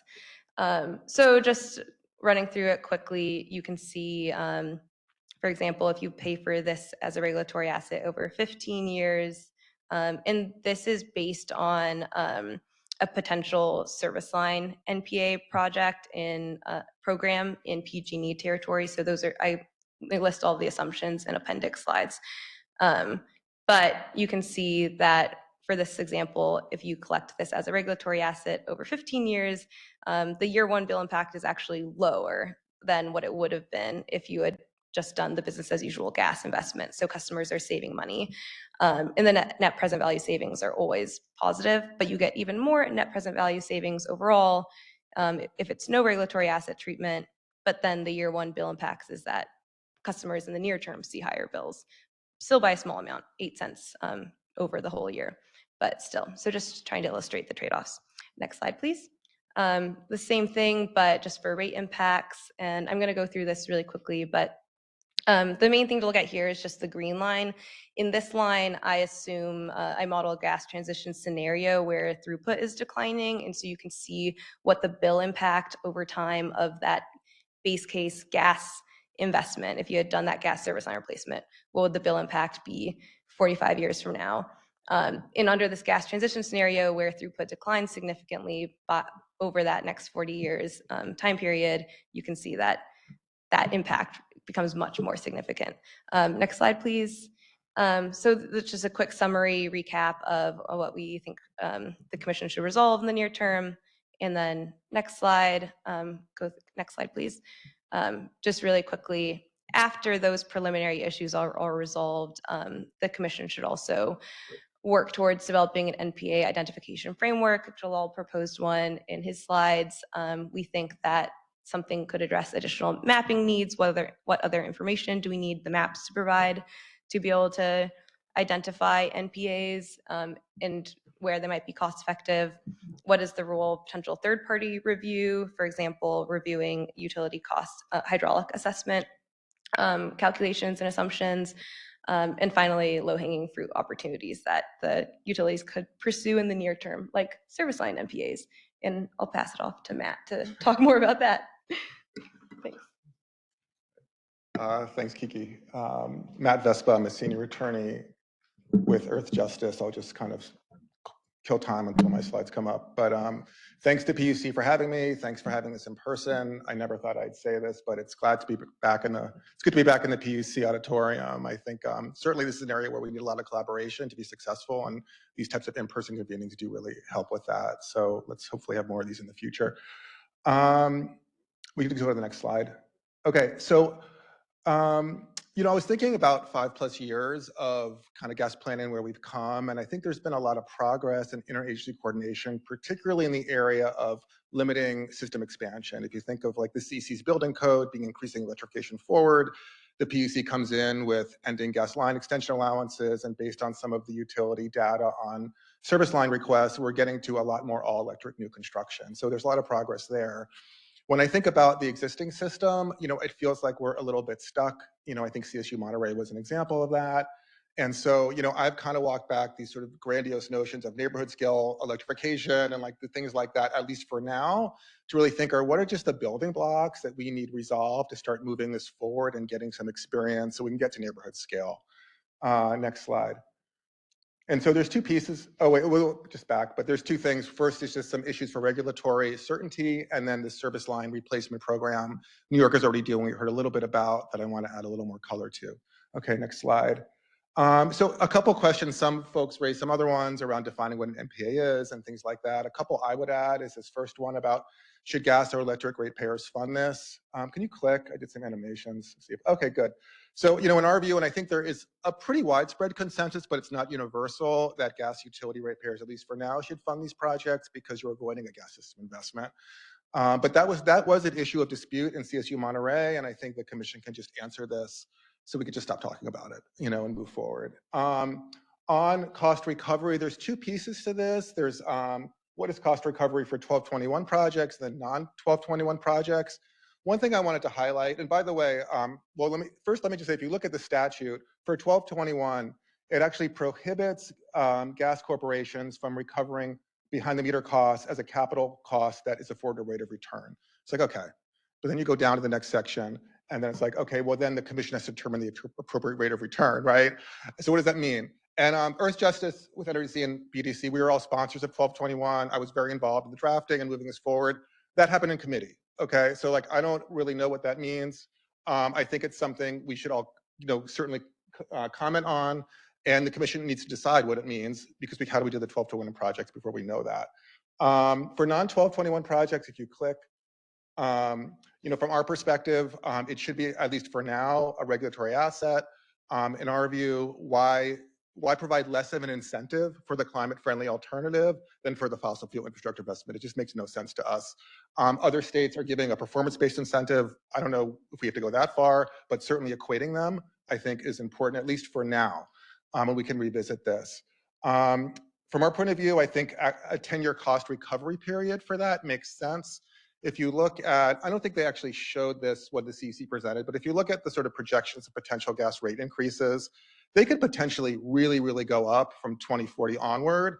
And so the advantage of a 10-year payback is it's off the books, right? And so those gas customers that are still on the system are not impacted by these projects because they'll be off the books by then. And so that again is something, and people have different views on this, but I think again, it's something, let's just brief it and let's decide. And so the projects can move forward with that kind of certainty because it was a continued area of disagreement in CSU Monterey. We've talked about cost effectiveness. If you just click, I know a staff proposal was referenced. I think for agency resources, we could also do a assigned commissioner ruling and just have people just brief these questions. They're pretty discreet, and then just get a decision. I mean, whatever works, but I think these are just some threshold things we'd like to see answered, the sort of crawl space, and then we just kind of move on from there. Okay, I'm gonna go next slide and get to service lines. Can you just click? That's my great animation showing you what a service line is. If you didn't know, it connects the main to the house. So the vast majority of these actually do connect to a single customer meter. You don't therefore have to negotiate among multiple parties to execute the project, just one. It's a yes or no. Hydraulic feasibility isn't an issue because it's just ending right there. You can have standardized offerings. You start to prune the system. It could be totally voluntary. There's a lot of benefits just starting, like, again, the crawl, walk, run, like this basic. Next slide. And Sarah mentioned the New York program, just to give you a little more sense of what it is. It's a standard offering. You get incentives up to $10,000 for a single family. You can go up if it's in a DAC.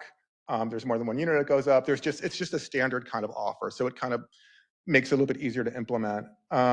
Next slide. If you look at their implementation plan, it's sort of kind of along the lines of what you would expect. They're targeting pre-1972 lines. They have pre-approved contractors you have to use. The contractor for the customers, they pick the appliances, they send it in. There's a review around electric system needs. If there is some kind of service line upgrade, that kind of gets checked. The installation happens, the customer closes out the meter and the system, the pipeline's decommissioned, all that stuff. And then there's some feedback. So you can imagine a similar process getting adopted here. Next slide. And this is just to give you a sense of maybe what we're looking at in California, or at least with PG&E. And this is just information I got through some data requests in their current rate case. And so PG&E has two programs that are service line only. The first one is the Reliability Service Replacement Program. What I think is notable here is that more than 87% of these projects are a single meter. So it shows that you can actually kind of implement these to single customers. The cost is over $32,000. Just gives you a sense of kind of price points. Now, obviously, if you were doing this as an NPA, you'd have to factor in decommissioning costs and things like that. But it kind of gives you a sense of where you could potentially land as far as an incentive. The other one is less costly. It's $21,000. This is for leaks. Apparently, these projects are a little less complicated, don't require the engineering. So that's the reason for the lower cost. But again, you've got like a price point to kind of work with. And then, at least for the leak one, I was kind of concerned, oh, this might be something that has to happen right away. But in fact, it's about 9 months to identify and then implement. And I was interested that Eileen in her presentation noted that the AEP program is like 4 to 6 months. So you can actually get ahead of this faster than the replacement if things moved a certain way. So I thought that was somewhat encouraging. Next slide.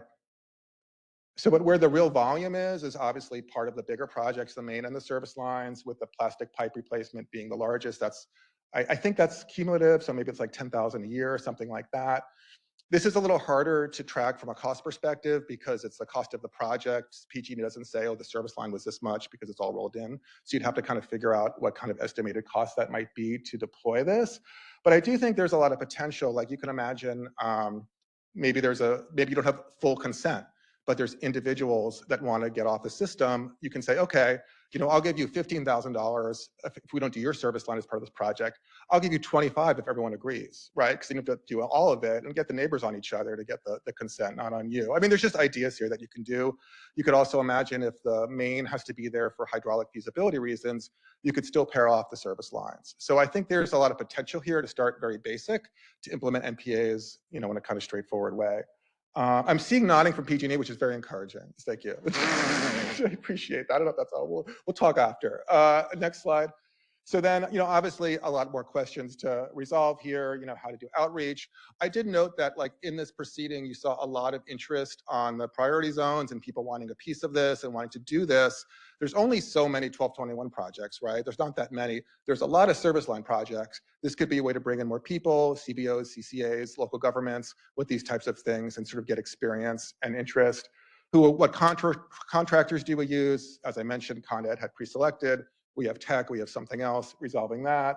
Coordination, am I at time? I see you over there. Is that the bell gonna start? Anyway, and then certain types of equity considerations. Maybe there's outside funding and DACs or other things that can help give more incentives for those projects. Reporting feedback, and then coordination between proceedings. This is something we're probably going to propose in the GRC, the PG&E rate case as an option, but I think it's worth thinking about, what can we resolve here around cost recovery, things like that, what happened in the GRC, and how do we kind of leverage the different proceedings to really get implementation off the ground as fast as possible. Thank you. Okay, great. So we're going to move on to the Q&A. If there's anybody that has questions, go ahead.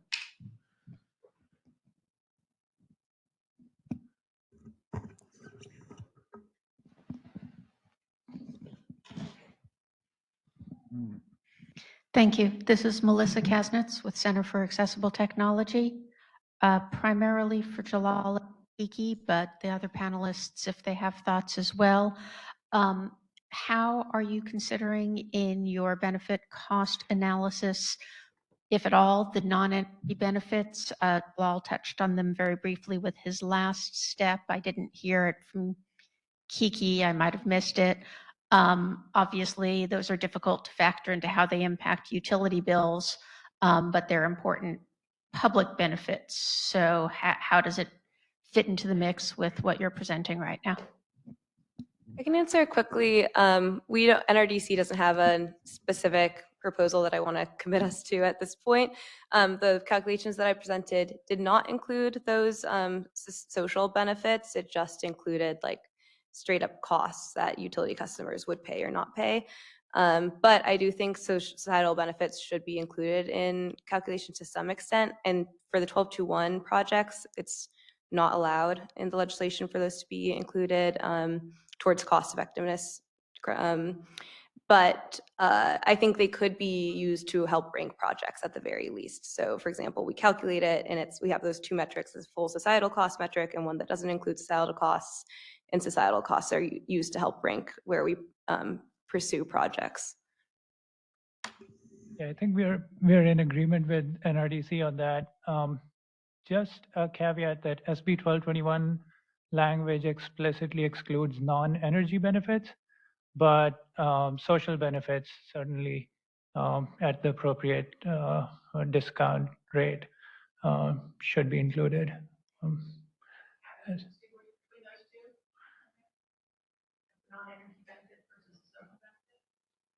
I am unsure about that.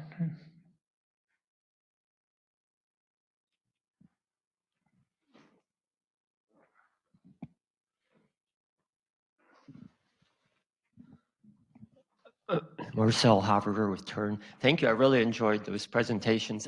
Just curious, what you mentioned, I think a couple of you mentioned the examples from New York where they provide a set subsidy for participants. Do you have any thoughts on whether we should pursue something like that, or how the payment should be for electrification? Yeah, I mean, I think where I was going was doing something similar, trying to base the cost that you would provide based off the avoided cost of the service line, and starting to get some of that data. I think for service lines, because they're just sort of a lot of them, you just do an average cost and make it more routinized. That's how Con Ed does it. Certainly for like the main line and more complicated projects, it would be based on the cost of that particular project. It would be somewhat different. I don't see a way of doing service lines where it's catered to the potential cost of a particular line. I think there's just too many. Did you have any thoughts on that?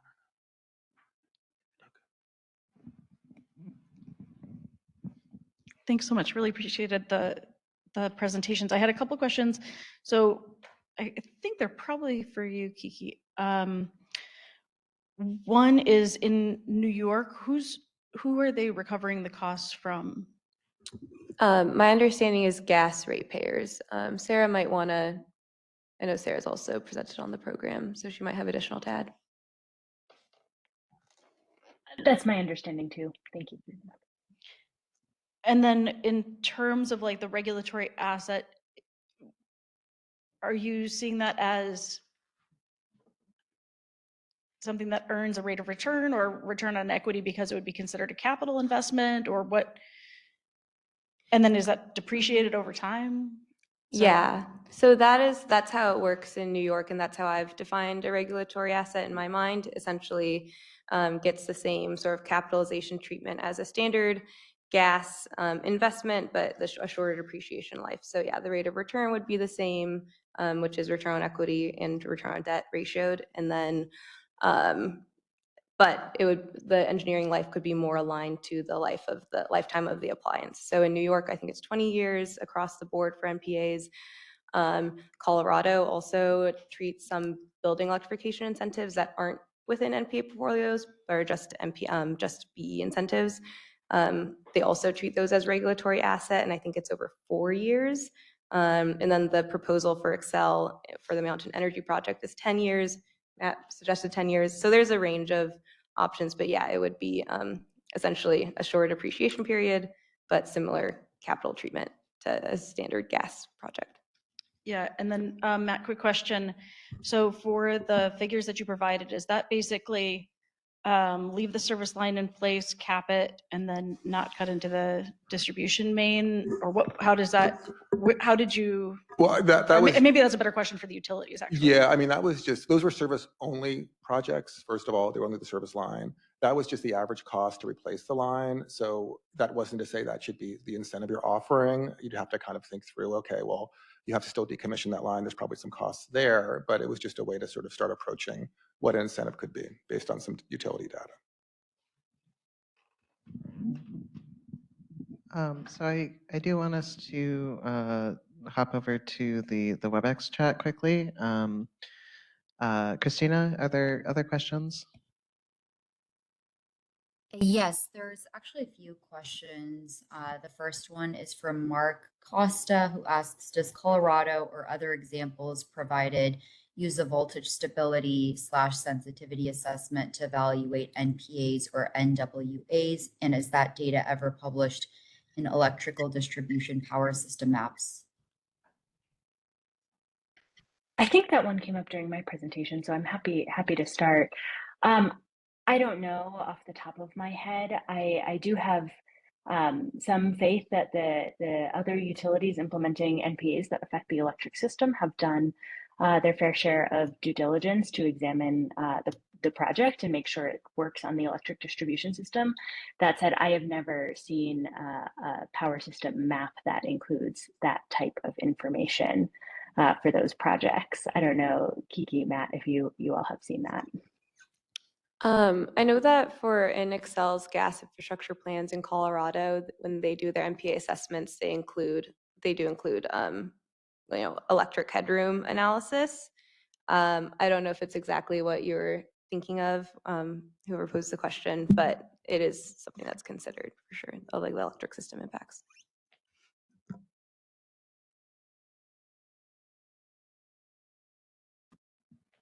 Thank you. Sorry, I'd just like to quickly add, yes, in our framework that we are proposing, the ICA maps provide some of that information, at least on the actual power in megawatts, electric headroom available, and that can make or break the cost benefit equation, right? If you need panel upgrades and line transformer upgrades, electrification could become cost prohibitive pretty quickly. And that was the experience in the 11 pilot sites that E3 evaluated for AVA community energy as well.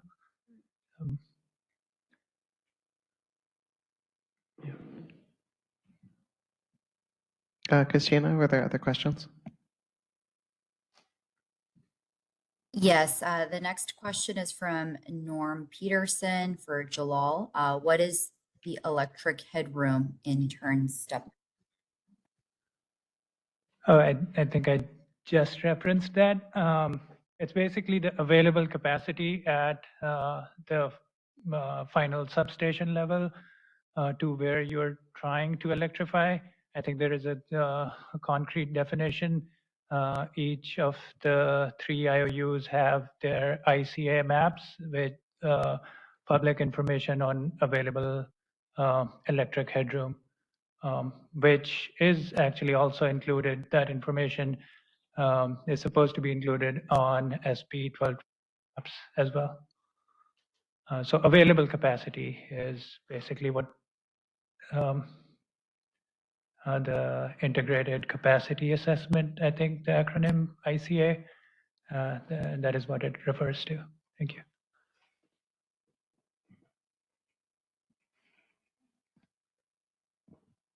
Okay, we have time for one more question.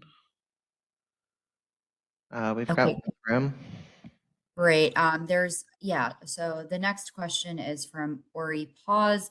What would the steps look like to stand up or plug into an existing service line pruning program within a neighborhood, city, or county? Is there a way to incentivize participation by returning the avoided future costs to participants or using them to subsidize electrification?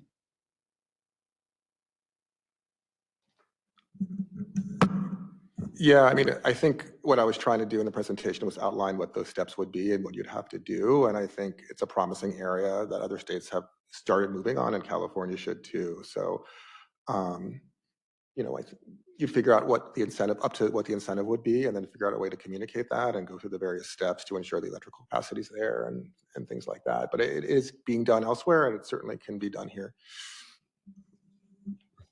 Yeah, and to the latter part of the question, I think what the question was getting at is like, could you return some of the cost savings to customers?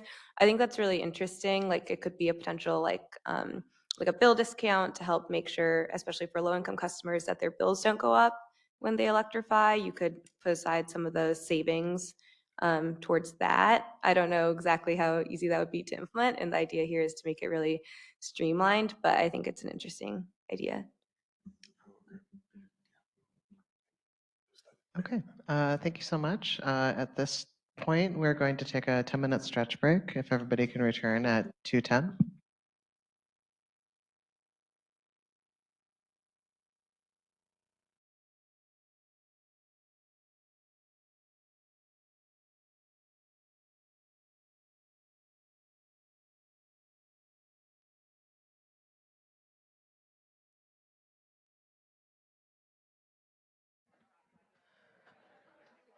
Okay, it's 2:10.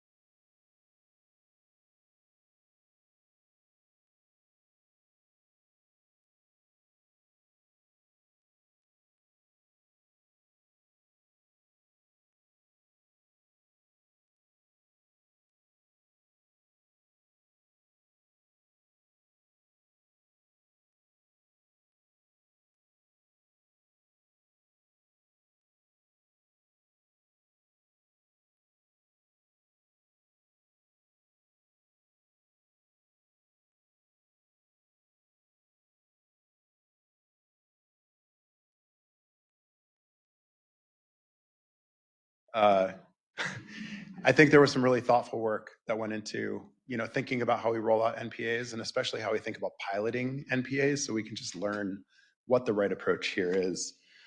So again, I'm very optimistic about where we're headed.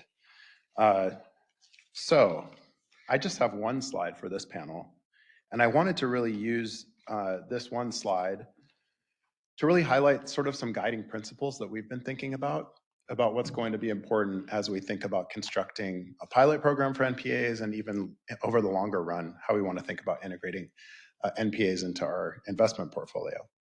So next slide. Sorry, the text is a little small. I guess I fit a lot on here, but there are a few categories here that I just wanted to go over as far as themes that we think are going to be important as we think about NPA integration. So first and foremost, safety. Safety is a leading driver for gas infrastructure investments across our portfolio. And thinking about the July 1st SB 1221 maps, it is the primary driver for those projects. NPA integration must not delay or otherwise negatively impact these safety investments. So again, similar to some of the thoughts on the last panel, streamlining an NPA approach is going to be particularly important to make sure that we don't run the clock and have to divert to or fall back on safety-related traditional investments inadvertently. So I think that streamlining is going to be very important. Similarly, we have to think about the trade-offs between our core safety portfolio that's funded to provide for these pipeline replacements and how we fund NPAs. There could be timing differences between those projects and other nuance. So we just want to make sure that we're not thinking about taking money directly away from safety, emergent and immediate safety investments to help promote NPAs. The next component is thinking about reliability. I think everyone in this room is aware that NPAs can't jeopardize or impact system reliability, and you do need to do some thoughtful review, including what's been referred to as hydraulic feasibility analysis, to make sure that we're not sacrificing reliability for customers that are indirectly served by infrastructure that could be subject to NPAs. I think the other thing that we're trying to be thoughtful of is how customer energy reliability is impacted. The gas system tends to be very reliable and not face very many outages. We know there are parts of our service territory that have less reliability from other energy services. So we just want to be mindful about what that impact is going to be for the customers that are served by gas infrastructure today, and make sure that that's just considered in this process. The next lens is affordability. I think we've all touched on this as well. Appropriate cost effectiveness testing, cost recovery mechanisms, customer education and engagement, and other program controls must be established to make sure that NPAs don't negatively impact affordability for any ratepayer. Thoughtful program design is going to be critical to protecting our ratepayers and informing future policies. We need to think about affordability holistically and think about integrating all different facets of what the impacts financially of NPAs are going to be as we integrate them into the portfolio.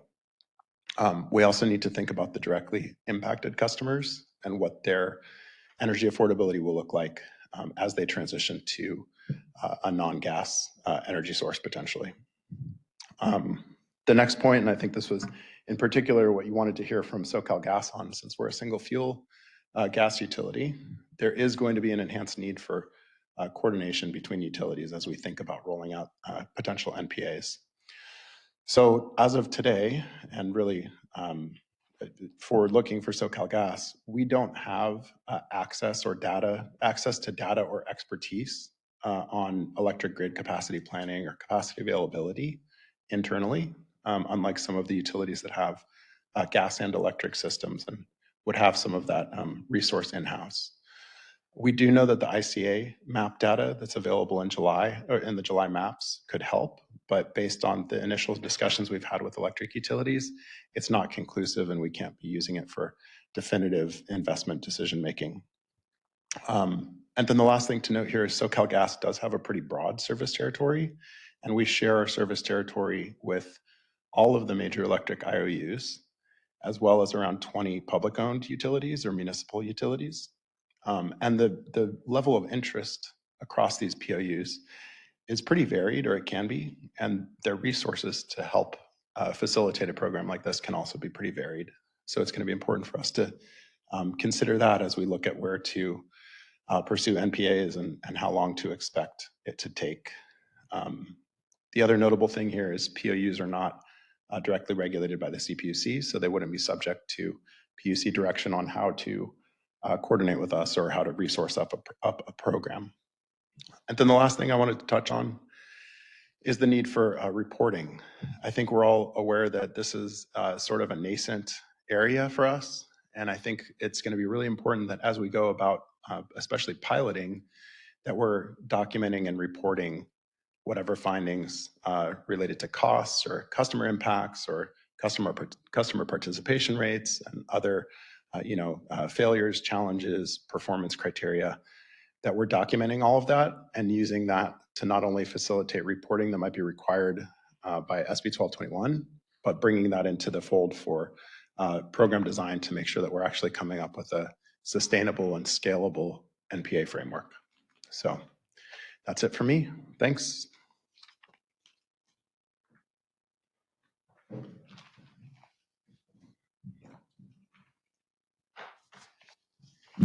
Okay, wake up. It's the end of the day. Thank you, Commissioner Douglas and staff for having us. My name is Christopher Kuntz, and this is Tony Foster. We're here from the great city of Long Beach, and really excited to be part of this discussion to give you some perspective from local government and a governmental operator about what this means. Next slide. So a little bit about Long Beach. We are a large Southern California city.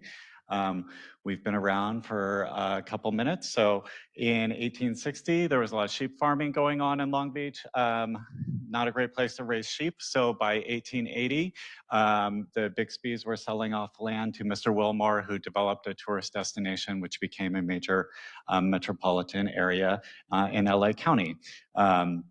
I am a fish out of water, so I handle our private development regulation. I'm going to talk to you a little bit about our climate planning and how we're approaching new development, and then Tony's going to talk to you more about the utility operations side. But what's common to both of those discussions is the city's commitment to climate adaptation and doing our part through a climate action plan. Next. Okay, the city's climate action plan is not just a plan that sits on a shelf. It's what's called a qualified climate action plan, which means all the forecasts and all of the control measures in the plan are rigorously modeled and are binding. And it is a pathway for the city to meet its obligations to reduce greenhouse gases and to do so to meet our state obligations, but also our moral obligations as a city. It was put together with more than 10,000 residents that participated in the process and years of regulatory review and environmental review, and has been in effect since 2022. If you don't know much about Long Beach is an oil town in terms of our past and has a long history of oil extraction, but we recognize that's not our future, and that was a very big part of completing this climate action plan. Next. So just to understand targets, which guides everything we're doing, that aligns with state targets. And our climate action plan, while it does look very far into the future, it's really about concrete measures for 2030 with more aspirational measures for 2045, which lines up roughly with some state targets for 2050. Next. Okay, so when you think about emissions and where are the emissions really coming from? So there are emissions that we can't really control. They're transportation related and we have some indirect influence. But the emissions that we're talking about today really come from building energy emissions. So the CAP provides a flexible approach with individual control mechanisms that can be flexed or loosened based on results and biannual inventories. Electrification was included in the CAP as one such control measure. Our ability to implement that has been affected, however, by litigation, just so you understand the link, some of the policy provisions of the legislature's budget this year prohibits local government from enacting additional control measures as part of the building code. And we obviously don't control the availability of green power, which has an important equivalency consideration as you switch folks from gas to another fuel. So currently, how do we approach electrification? Electrification applies to residential units and buildings with 50 or more units, new construction, because those projects are discretionary and we use our discretion to achieve that climate measure. It also applies to 100% affordable projects, not as a land use control, but we're typically a lender or an investor in those projects, and we use our discretion as the lender to achieve a all-electric building in those cases. And then I think something interesting to point out, on the opposite end of the spectrum, our smallest project, we see a lot of accessory dwelling units on the new construction side in Long Beach. We're actually a state leader on ADUs. We have no mechanism to require electrification on those, but we're seeing very broad adoption of electrification on those because of market forces. It's quite simply cheaper to build an ADU as all electric because you don't have to run the transmission line, you don't have to pay for the meter, and ADU construction is incredibly cost sensitive. So we share climate goals, which is important to the city, but we also have an important goal of increasing housing production. On the right, you can see some recent success that we've had increasing new construction, which is where we get most of our gains in terms of electrification. Next. Okay, this shows you a lot about the problem and a lot about opportunity. So what this graph is showing you is the age of the housing stock in Long Beach. And in fact, 80% of the existing housing stock is more than 50 years old. This poses incredible challenges for our residents, and it poses incredible challenges for us in terms of electrification. Certainly some of these buildings are historic gems, but most of them are in need of significant rehab and are very inefficient. Many homeowners may be asset rich or cash poor, including seniors throughout our city that we assist with programs such as roof replacement programs and weatherization programs, and folks are simply trying to remain in their home on a fixed income and to live with dignity. When we look at electrification on these homes, you cannot simply swap out appliances and turn off the transmission line. You have to upgrade the panel, the connection, in some cases, the entire wiring of the home. You have to make changes to the HVAC system, to the water system. It's very complex, it's very expensive. Doesn't mean it isn't worthwhile. Just wanted to share some of those issues that we're facing. The other issue is there is no compliance trigger. In local government, once we issue someone a building permit and they do work, that work is vested and they are not required to change out those appliances or change out those systems at any time in the future unless they choose to voluntarily. So we're trying to pilot non-pipeline alternatives. Tony's going to talk more about that. But we also have this older housing stock that continues to benefit from upgrades while remaining on the same fuel source, moving from one gas appliance to another at much greater efficiency and safety is important for these homes. Weatherizing is important for these homes, roof replacements, solar placement, and safety improvements. The other thing that's important for these older homes, which may not be self-evident, is water-wise landscaping, which significantly reduces water movement, energy, and cost. So we're focused on electrification where it decreases housing development costs and where it is most effective. We're also focused on our disadvantaged residents and helping them in very practical ways. So next slide. I'm going to turn it over to Tony to talk more about the operations side, utilities. Good afternoon, everyone. So in Long Beach, residential natural gas consumption has declined steadily by about 1% per year over the last 5 years. This isn't just a statistic. It reflects changing consumer behavior, the impact of clean energy legislation, and the influence of long-term strategic planning. While 90% of our accounts are residential, they use only half the gas. So every slight efficiency shift in households has a system-wide effect. This steady decline signals that the transition is already underway and that our policies and incentives can accelerate this trend without compromising affordability or reliability. Next slide, please. Long Beach Utilities is aligned with both state and city climate action plan goals. Our philosophy is simple. Avoid replacing gas infrastructure in place when cleaner, lower cost options exist.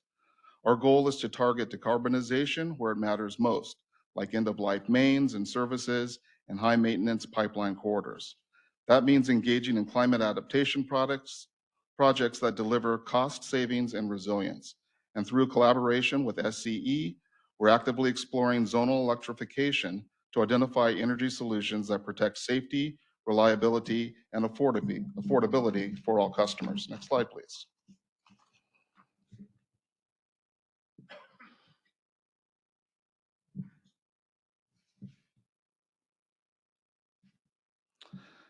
When we talk about non-pipeline alternatives, we're essentially reimagining how we meet demand without automatically defaulting to traditional pipe replacement. We're gathering data now to assess pipe or place-based electrification for key end uses, such as space heating and water heating and cooking. The aim is not just to avoid stranded assets, but to ensure that cleaner options are viable where it makes sense economically and operationally. The guiding principle here is balance, protecting customer affordability while capturing opportunities for decarbonization. Next slide, please. Our study with Southern California Edison will focus on up to 2 pilot microzones. These will be test beds to understand how electrification plays out at the community level. We'll look at everything: available energy resources, emission reduction impacts, the customer journey, incentive programs, infrastructure readiness, upfront electrification costs, and the long-term impact on monthly bills. The results will not just guide Long Beach, but will help inform best practices statewide for place-based electrification. Next slide.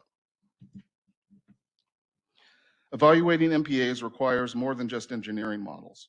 It's about weighing risk and benefit across multiple dimensions. We're asking, are electric systems ready? Are customers ready? What are the actual costs? And how do we manage the risk of stranded assets, both in gas and electricity? At the same time, we must account for the emission reductions these alternatives can deliver, ensuring our choices contribute meaningfully to climate goals. Above all, our overreaching mission remains the same: to provide safe, reliable, and affordable energy to every Long Beach customer, while making disciplined, transparent decisions about where MPAs offer real value. Next slide, please. Clean energy is not a simple pathway. It's a mix of strategies that must be carefully calibrated. For Long Beach, electrification is part of the solution. It must be balanced with grid readiness, renewable availability, and customer acceptance. That means considering timing, incentive design, and equity implications. It also means recognizing the limits of electrification while continuing to drive down emissions. The key is to integrate clean energy considerations into every stage of planning, so we avoid short-term fixes and stranded costs. And the last slide. Our takeaway is straightforward. Long Beach is ready to move from theory to practice, but carefully, transparently, and affordably. We stand ready to partner with the PUC, Southern California Edison, and our communities to pilot innovative solutions. The challenge ahead is significant, but with disciplined planning and collaboration, NPAs can become not just a theoretical framework, but a proven tool to achieve climate, cost, and community goals. Thank you.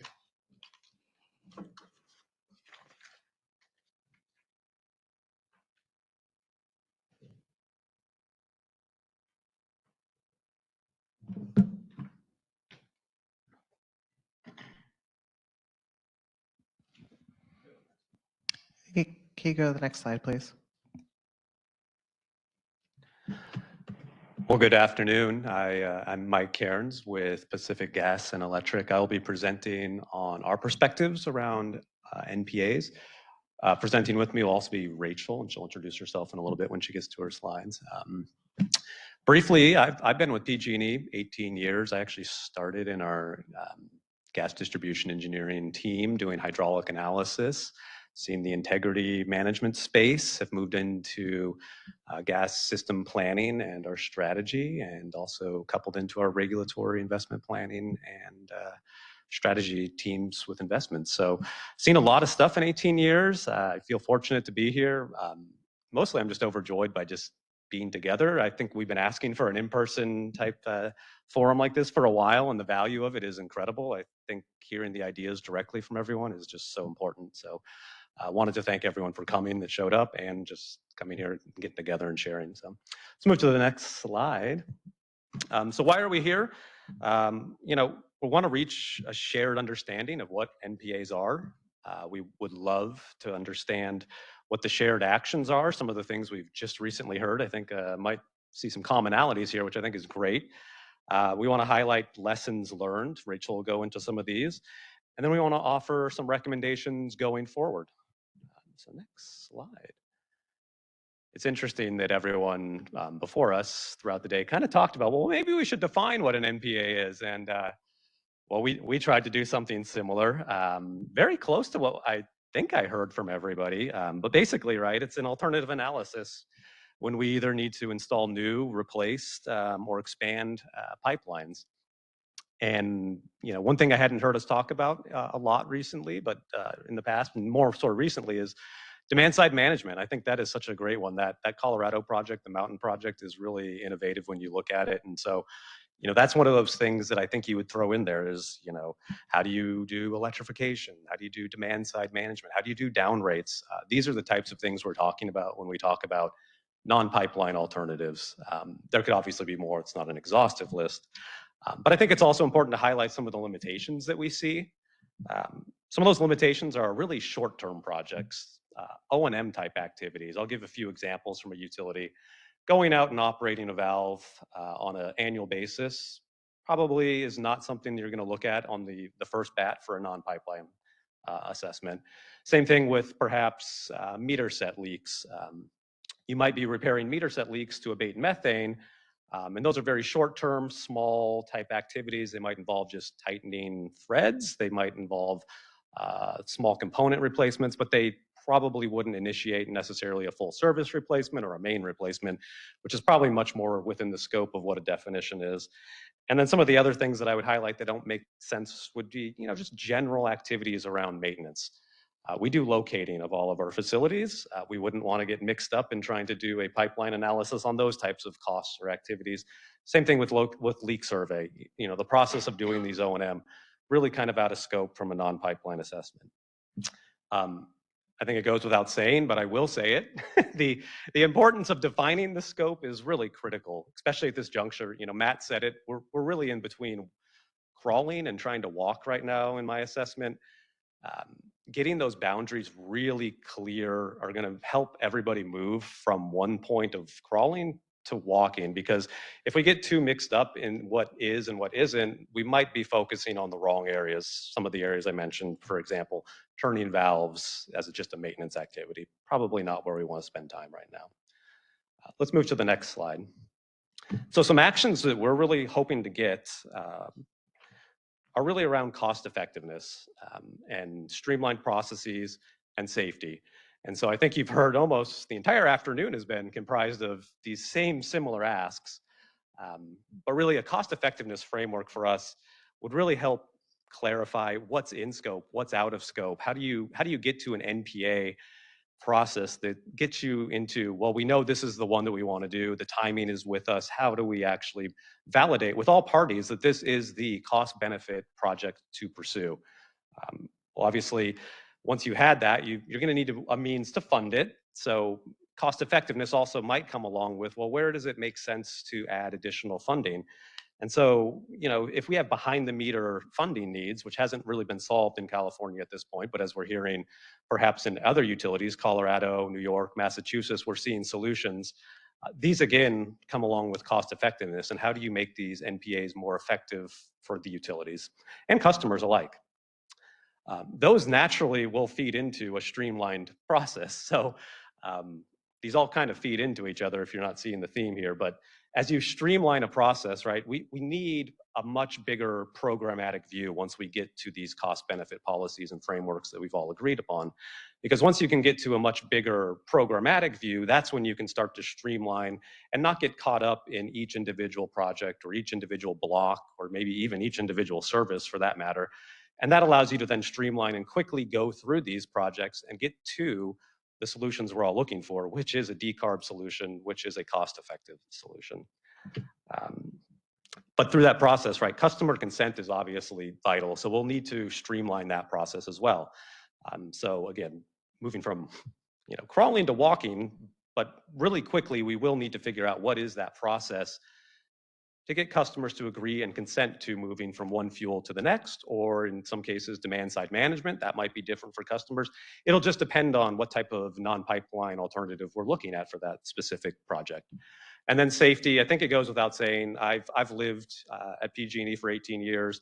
I've seen all gamuts of safety concerns out there, from localized individuals to customers being in the face of an incident.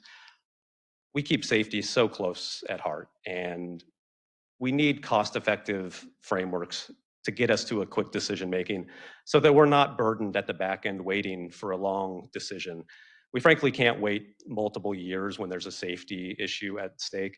We need to take action immediately, but we also want to make good decisions. And if we can make a decision that's quickly with the framework and a streamlined process, we want to make that decision towards non-pipeline. I won't touch on that last piece. And I think, Rachel, I would love to pass it over to you to introduce yourself. And I'd love to hear some of the lessons learned on some of the work we've done in the last few years.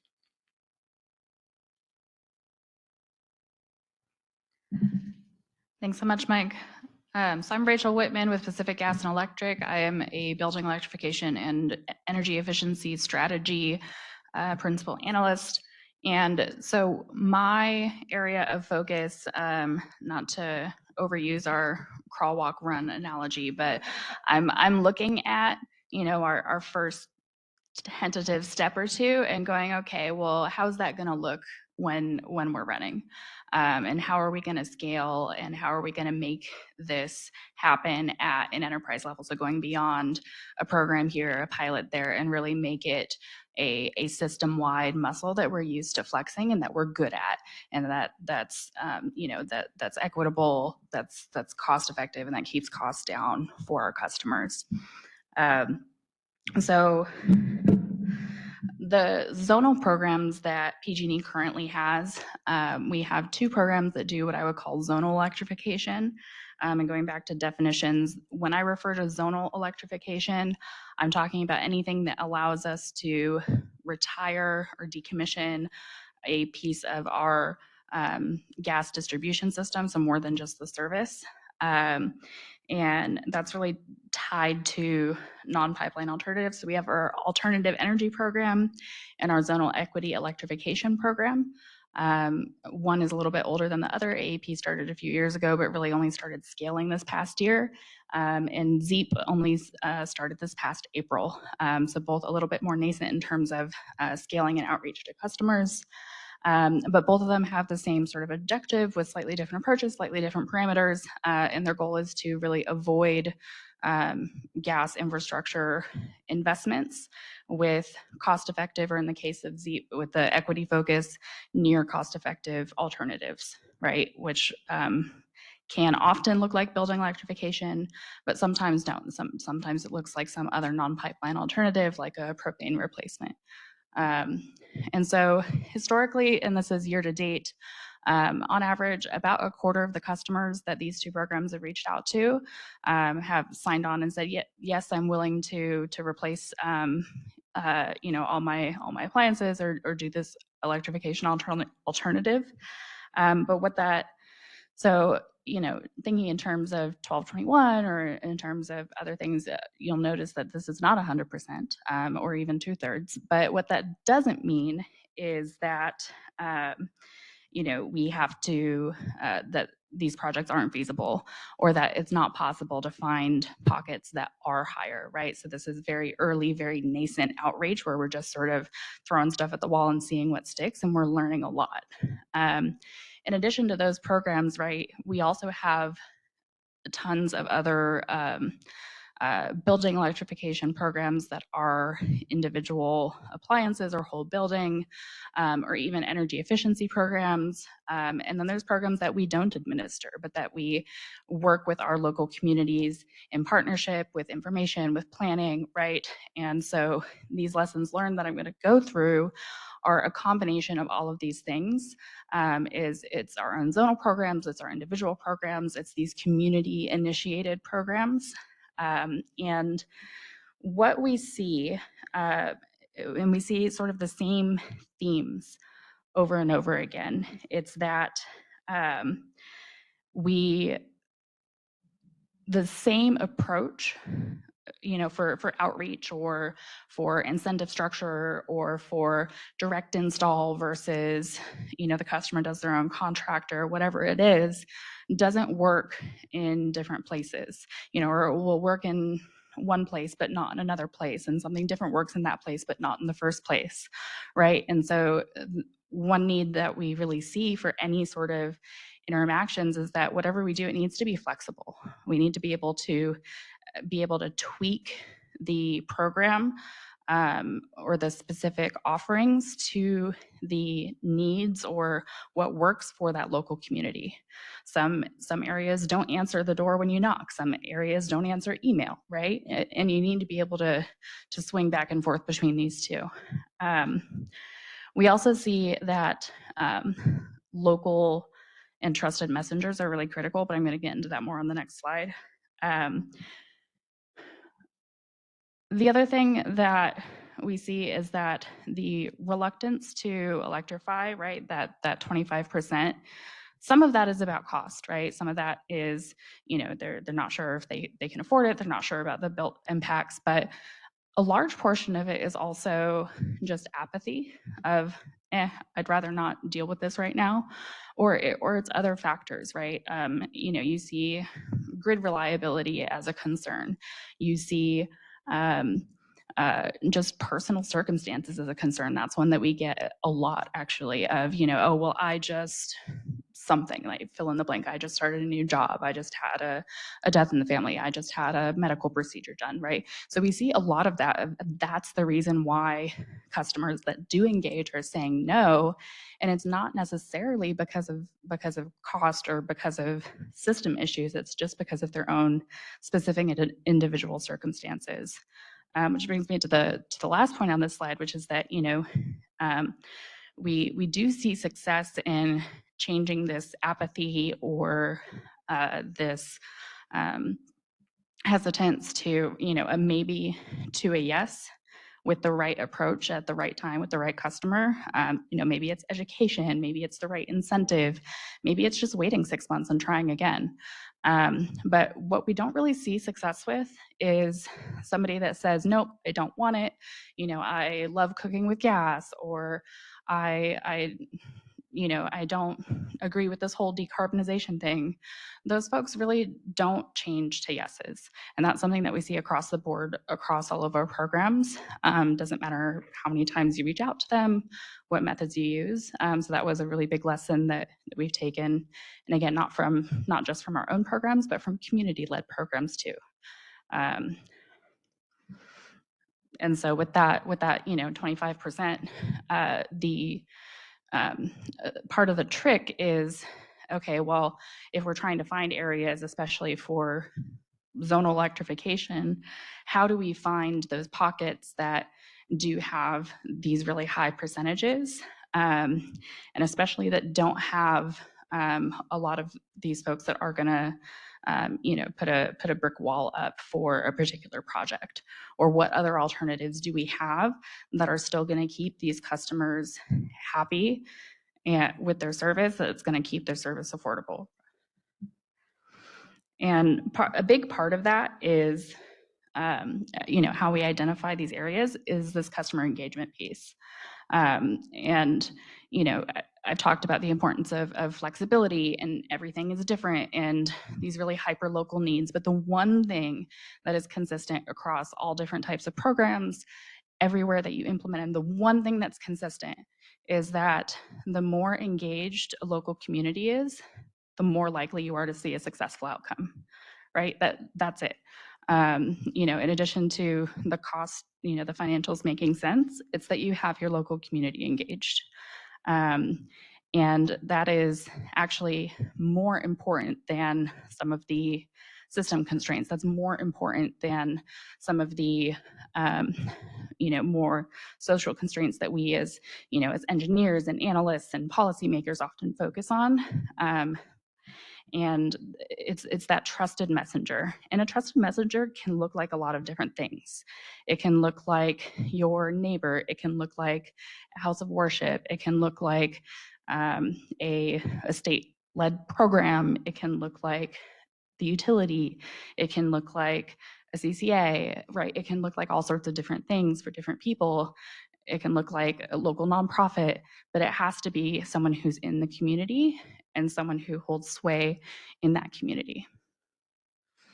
And so with that, the role that the utility really plays in this, and let's not forget that the reason that we're talking about zonal electrification is that, most of the electrification that we think that we're going to see over the next several decades is this individual appliance by appliance. Throughput goes down, system stays the same, rising rate pressure, and that rising rate pressure is going to be borne by our disadvantaged and vulnerable communities. And so 1221 especially, but also a lot of our other, income qualified programs are targeted at trying to ensure that those disadvantaged and vulnerable customers are not left behind as things change. And so we're talking about 1221, and yes, zonal is hard, and yes, we need to ensure all these other things, and that is why it's so important to do that, right? But beyond that, we have all these other communities that have this interest, right? We've got dozens of communities within PG&E's territory that are raising their hand and saying, hey, I'm interested, I want to do something, I want a piece of this. We're going to run out of these 30 pilots for 1221 to begin with, so that's why we have these interim actions to extend beyond these pilots. And so we need to provide them with the information, the guidance to be able to say, okay, well, maybe the utility isn't doing this specific program, but hey, communities, here's where you can focus. Here's where you can do your own work in ways that align with and benefit the system, that aren't going to compound the issue. Instead, they're going to make incremental progress to help the issue. And if we do that, it leads to better results in ownership. But I'm going to turn it back over to Mike to bring us home. Thank you, Rachel. So really kind of wrapping up and reiterating a lot of what we've seen here. We need cost recovery. We need to see that spread over time. I think we saw earlier, that there is clearly a benefit to customers if you can spread over time. That's going to be critical to make sure that this works for everyone's favor.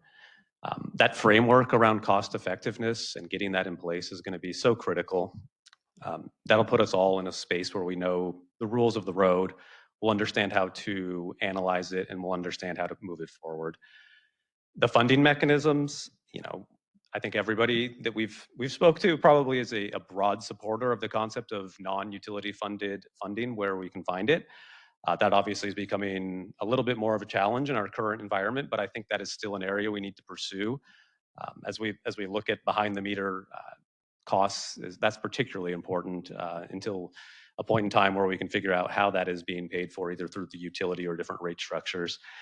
And then again, just doubling down and reiterating it over and over. We do operate a system that has inherent risks. It's a system with gas under pressure.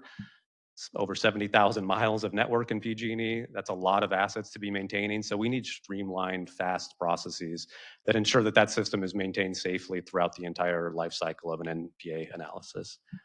I'd like to thank everyone for being here, and I think we're concluding with our presentation for PG&E. I believe we have someone else behind us, though.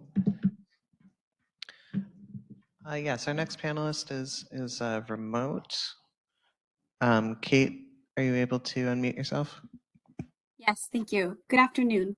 My name is Kate Siemba, and I am a Senior Environmental Program Manager with San Jose Clean Energy, here today representing the joint CCAs, San Diego Community Power, Silicon Valley Clean Energy, and Sonoma Clean Power. Thank you for the opportunity to share our perspective. Next slide, please. Starting with some background on community choice aggregators, or CCAs. There are 25 CCAs serving 14 million customers in 200 cities. We serve both urban and rural communities. CCAs were created to give more control to communities over their electricity options and programs. And though we serve communities across the state, we share the same values of increasing affordability, reducing greenhouse gas emissions, and promoting equity. Next slide, please. I come from San Jose Clean Energy, the largest single jurisdiction CCA in California. We serve San Jose, the largest city in Northern California and third largest city in the state. We're governed by the City Council and operated by the city's energy department. In addition to having direct lines to our elected officials, as part of the city, we have close working relationships with departments that are critical in carrying out building electrification. The Housing Department, Office of Racial and Social Equity, and Planning Building Code Enforcement. Next slide, please. CCAs have developed many types of building electrification programs to benefit our customers while advancing state and local climate goals. These programs include direct install, rebates, financing, workforce development, and education. We are all focused on an equitable transition. Many of us offer higher incentives to low-income communities to adopt electric appliances, so they are not the ones left paying high rates to maintain aging gas infrastructure. Some of us are exploring policies that protect renters from higher rents and evictions when landlords make capital upgrades related to energy. We approach building electrification based on our community and governing body needs. Next slide. For example, at San Jose Clean Energy, we have developed a suite of programs to meet customers where they are on their electrification journey. For those new to heat pumps, we aim to spark interest with our heat pump education programs, which consist of educational events like workshops and induction cooking classes and educational guides. Those more curious about home electrification and have more in-depth questions about their home will soon be able to contact our Go Electric advisor by phone or email. They'll get their questions answered in a free home electrification plan. We also offer rebates and zero interest on-bill financing to help cover the upfront costs of a heat pump installation.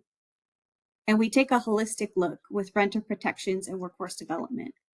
We've received technical assistance from ACEEE to incorporate renter protection provisions into our programs.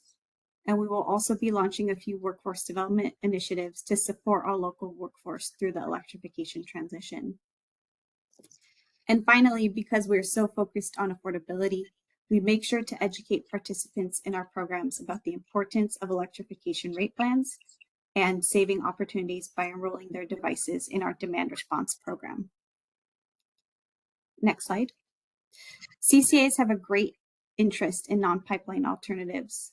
We see it as an opportunity to align incentives, investing in electrification where it is most cost effective.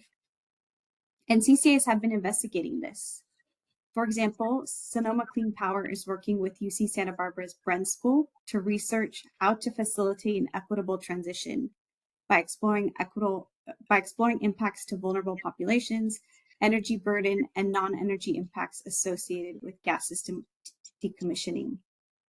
They are also exploring the most appropriate scale for projects. CCAs are ideal partners for this work. We are connected to communities and can help gauge community interest, identify barriers, bridge communication gaps, and facilitate conversations. We have deep ties in rural regions that may be optimal from a decommissioning standpoint, but lack trust due to wildfires, power outages, and more. We have close ties with community-based organizations, neighborhood groups, and elected officials. Our CCA board members, as local elected officials, serve as the connective tissue between CCAs and other local organizations and customer groups. And we already work collaboratively in engaging community and designing programs that are receptive to customer interests. We are continually surveying our customers, conducting needs assessments, and listening sessions. And within this proceeding, we're currently in a place where we have and hope to gain additional data to identify system feasibility, But now we need to figure out the program so that we can dig into social, economic, and political feasibility. That is what CCAs, who are engaged in the community needs and governed by boards of local elected officials, are primed to leverage into outreach, investment, and decision-making. The process and program should be defined as part of understanding which communities are best suited. While gas system considerations can originate useful information in P&Z identification, an enormous part of this work will be consensus building and community willingness. We saw the importance of this through the recent public workshops on SB 1221, which highlighted disagreement, frustration, and some misunderstanding of intent. It is going to be a large effort to reach out, educate, and build understanding in many communities. Some communities may jump at the opportunity, but none of this is really knowable unless we can define the program criteria so that we can work to educate and engage potential communities. Consensus building and community buy-in takes time. Achieving 67% participation is no easy task, and any successful outreach has to be thoughtfully constructed to involve P&Z communities at a pace comfortable to them. It also requires identification of community leaders who are willing to champion the program. CCAs are skilled in outreach and consensus building and can serve as accelerators if included in the process from the outset. If we want to have trusted conversations with communities and not prematurely rush into pilot nominations, the process and program have to be designed for participating communities and not only for the proceeding or policy-making purposes. Finally, maintaining a separate, non-public, protected nomination process is important for stakeholders who sign an NDA to utilize confidential gas system mapping data for the purpose of potential SB 1221 pilot project identification. Partnering with the gas corporations to understand and utilize confidential data will help ensure data-driven decisions. And the terms of the NDA require protection of that information. A separate nomination process will ensure that nominations from parties with confidential data access do not imply disclosure of non-public gas system outside of the terms of the NDA. And this concludes our remarks. Thank you. Okay, thank you very much. We're going to move on to the Q&A for this panel.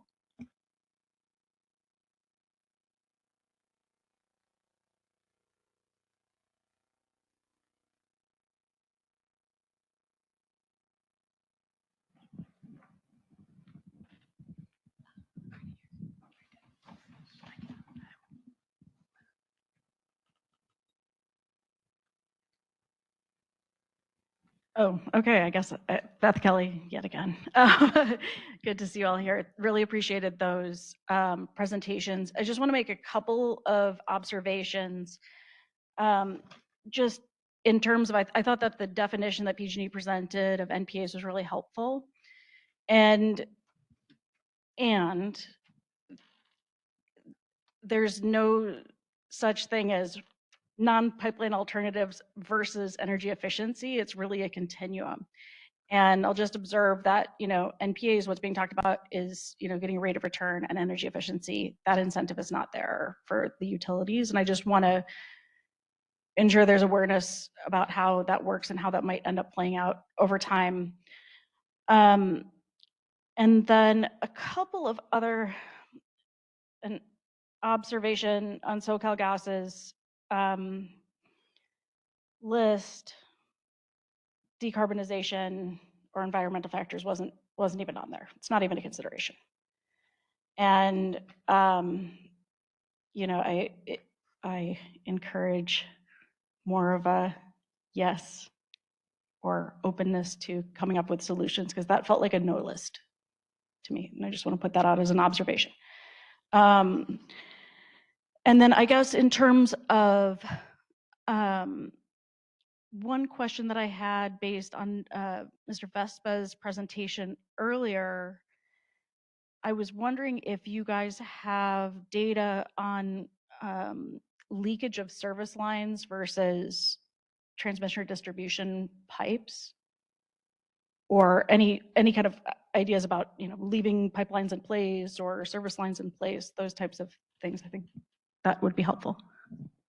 I mean, I can speak for PG&E, and I mean, just from a reporting requirement, operators are required to report where leaks are happening into a PHMSA annual report, but we also do this from an asset management perspective. So depending on the granularity at the end, yes. I don't know if it's, I assume mostly the same for the rest of the operators out there. Just one clarification. So I was just trying to understand, because what Mr. Vespa had presented was the idea of NPAs as like a service line replacement. And so I was trying to understand if there's like a comparative, like, is there more leakage per X of pipe that's in a service line or distribution? Does that data exist? It might not. It's an interesting question. It depends on the utility. Historically, the way mapping has happened with services, if you were to try to do a linear, leak per mile or leak per foot, depending on where you were in the country, you might not have ever tracked the distances of services that you installed. We've done that. We have estimates of what the average lengths are. That's how most operators I've seen do it. So you could get down to a statistic, but I think what you're thinking of is more about around on a main, you can do it for a linear. We tend to think of it as like per count, like so how many services would have an actual leak on it out of the entire population of, slice and dice it however you want, pre-84, pre-72, steel, non-protect, those, et cetera. So I think you could do it in some sort of level, but I would say it's going to be very utility specific based on if you're looking for a linearized view, just history of how, these were tracked over time. Thank you.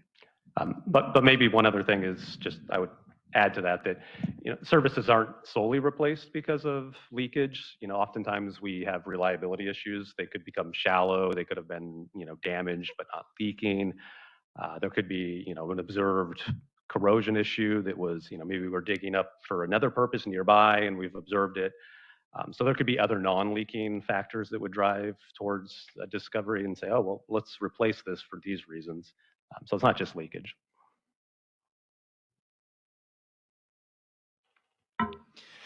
Yeah, I'm Tim Frank, and I'm representing the CCA Workforce and Environmental Justice Alliance and also the Construction Trades Workforce Initiative.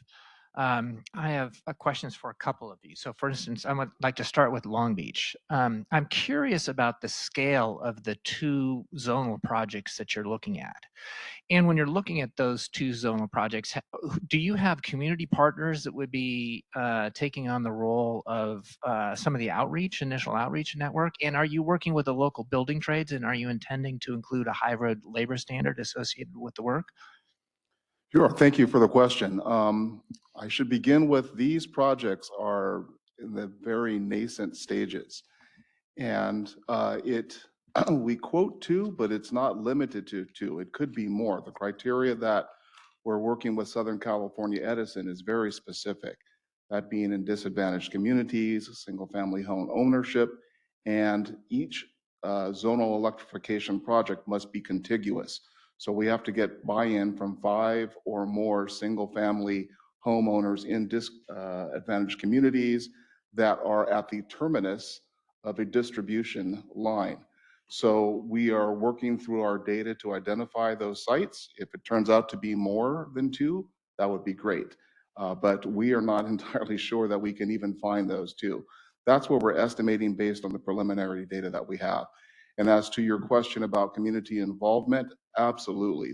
Our utilities board only approved this with heavy involvement and community outreach. It's going to be, in my estimation, a steep hill to find willing buy-in from 5 contiguous homeowners just for the initial pilot study, and let alone a larger rollout of the decommissioning work. We do not involve building trades at this point, but anybody that could help us outreach and help comment on the advantages and disadvantages of an electrification project would be very helpful to us. Thank you. Yes, thank you. And then I've been involved in a project in Richmond where that is a little bit larger. We were hoping to get EPA funding, and of course that did not surface. We were looking for alternative funding. We're having constructive conversations with the city, with the air district. So there are other non-utility sources of funding, and we've found some success in finding folks who are willing to partner and are excited about that. I know that there has been a lot of discussion among all of you about the importance of that in helping make this work. So I am curious. I'm looking at PG&E now. Yeah, I know a lot about the project that we're involved with, but I assume that you've been having some conversations with other folks. What do you think is the sort of the ideal scale generally for zonal decarbonization projects? And I suppose that could vary somewhat, but what's your thought on that? I'm going to give you an engineer's answer, which is it depends, but then I'll give you a more helpful answer, which is that what it depends on is both what's considered in terms of cost effectiveness. It depends on that specific project. It depends on that specific pipeline. I think that the ideal scale really boils down to what scale can you get to that is still cost effective, that you can still get your customers to say yes, that you can still act and do all of these things, all of your permitting, all of your customer agreements, all of your sourcing, all of your contractors, all of your, get all of this lined up on the time frame that you need to do the work before whatever timeline, if it was, a leakage or safety or just general age of the pipeline that drove the reason for that gas investment in the first place. And so I think a non-pipeline alternative can be one building. It can be a set of, several buildings that make up 500 units of an apartment complex. It really just depends. If it's cost effective and everybody's happy, then go for it. I wasn't going to add much more other than just, I think as time progresses, that's going to change, obviously. And so in today's world, I think this is what it looks like. But as 3, 4, 5 years happen, I think we'd have probably a different size and scale that we'd be talking about. Marcel Haberger for Turn. I want to just ask a little more on that and push you a little bit, because I heard you, Ms. Whitman, I think you emphasized for getting zonal electrification projects the need for community engagement. And I guess on a theoretical level, it sounds absolutely right. You want people to follow trusted leaders. But I'm really curious, what do you base that on? Like, when considering home electrification, especially for residential customers, why do we need, what do you mean by community engagement? When I look at, for example, I'm only familiar with your advanced energy program. There have been about 65 projects. All of them have been a single large customer or some kind of customer. I don't assume you had community engagement. I don't know how you got those customers. So could you give a little more background on what do you really mean, and why can't you just send out a letter to customers in a targeted area and say, hey, we'll give you lots of money to electrify your home? And that's not enough? Yeah, that's a really great question. And I think that in some areas, sending out that letter, it does work, and that is enough, especially if it's one building at a time. And that lets us, if it's one building in a rural area, that lets us retire a mile of distribution pipeline, and that one person happens to say yes, great. But if it's a more urban area, a more community-centric area where you need to get multiple people, multiple neighbors, a small business owner, whatever the case might be, to agree, that's where that community engagement comes in. And to put a finer point on it, what I mean by community engagement, I mean a little bit of everything, right? That's education on what electrification means, what the specific program is, what it's going to cost, what the bill impacts will be, what a heat pump is, what it's going to look like in their home, what the benefits are, what ownership looks like, all of these things. And that can come from the utility, but it's often heard better when it comes from someone else, right? Or when it comes from, again, back to my point earlier of that local trusted voice that looks different depending on who's hearing it. Thank you. Just continuing on like a similar line of questioning, I think, yeah, your presentation was all the presentations were helpful, but it's really interesting learning about the AEP and ZEEP initial outcomes. And so I have a question about, so you mentioned 25% of customers have agreed to retire the gas pipelines when approached, or to agree to electrify when approached through these programs. I'm wondering, could you specify, maybe it's different for depending on the project, but like how much money are customers being offered? And do you have a sense of sort of what the sweet spot might be? Like, is there a certain amount that like anything higher than this, customers are more likely to say yes? Or yeah, if you could break that down a bit.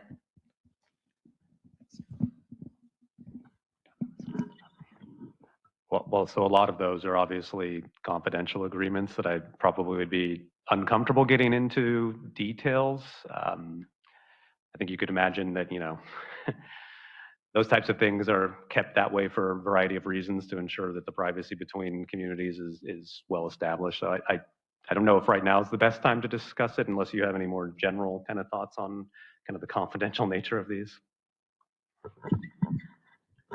I'll say that, the part of the AEP program specifically does involve, it's not just write a blank check. The bids for the specific appliances and the install work are reviewed and vetted to make sure that they're market competitive.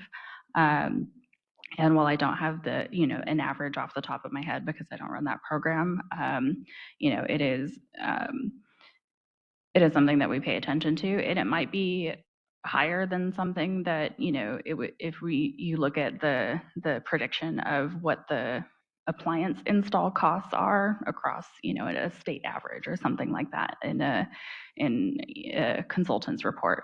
But I would pose the question of, if it's still a net benefit to the system, if it's beneficial to both those customers and beneficial to all of the remaining ratepayers, and it's a priced market competitively, the exact dollar amount, even if one neighbor is getting something slightly different than another neighbor, I think that that's okay as long as the overall benefit is there for both that customer and for the remaining ratepayers. Okay, I do want to make sure that we, Christina, if there's any questions on the WebEx that we can.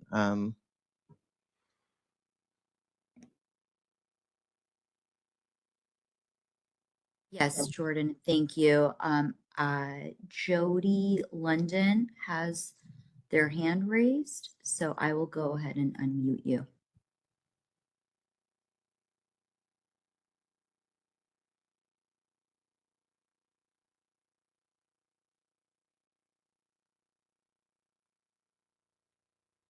Jody, you're unmuted if you'd like to ask your question.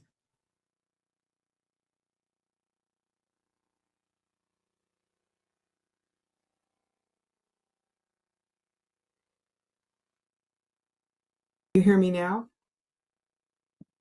Can you Yes. hear me? Yes. Okay, I'm really sorry. I'm not used to this system. I'm Jody London. I'm the Sustainability Coordinator for Contra Costa County, and I was there this morning. I'm sorry I could not be there in person this afternoon, but I wanted to respond to the question about community engagement, because we in Contra Costa County are very committed to converting our existing buildings to be all electric. We're looking at a range of strategies. We're developing a plan to do it, and we're running a number of pilots. And one of the things we've learned over the years through our participation with the Bay Area Regional Energy Network is that it really makes a difference to some people when they get a letter on local government letterhead and it says, here's a program that we suggest to you. And in the audience right now in the auditorium is my colleague, Emily Groth, and she's actually running a pilot program. It's focused on heat pump replacement devices, but I would encourage you to seek her out if you have any questions, because she can share a lot with you about what she's learned. We're doing pilots in several different communities, and I just want to really concur with a lot of what I heard on all the panels. I like these ideas around looking for incentives for utilities and customers to do this work rather than disincentives to not do it. Let's figure out how we can be successful. I think Long Beach has some amazing examples. And as someone who's been in the utility space for much longer than I care to admit, it's really refreshing to find myself in deep agreement with PG&E on a lot of these issues. I really appreciate everything they said. Thanks for giving me a chance to speak up. Christina, one moment. We've got a question here. Hi, my name is Julia Mass, and I'm here for the Utility Workers Union of America, Local 132, which has represented employees at SoCal Gas. And the question is, for Long Beach, where did you get where are the people, the folks switching from gas to electric, and the percentages you talked about, are those residential customers, and are they new buildings or existing folks that are switching over? Thank you. Yeah, so we're talking about non-pipeline alternatives today, but we have customers come in regularly to voluntarily make the switch without incentive. They tend to be high wealth individuals, and they're doing it for a purpose-driven reason. It may pay off over time depending on their solar system, but they're really doing it because of their commitment to reducing their environmental footprint. So we process those from a regulatory standpoint in terms of issuing building permits, and then we also talked about new development, and new development, not exclusively, but through different triggers and levers, is largely all electric by design. So while we have a very old housing stock, we're consistent with our goals and the legislature's goals, trying to rapidly build more housing, and that housing is all electric, which changes our mix over time. And then Tony talked about demand falling about 1% per year, but that's not always from electrification. We've made incredible progress just with efficiency and through customer education, and really thinking about demand, so that results in changes on the demand side. Does that answer your question?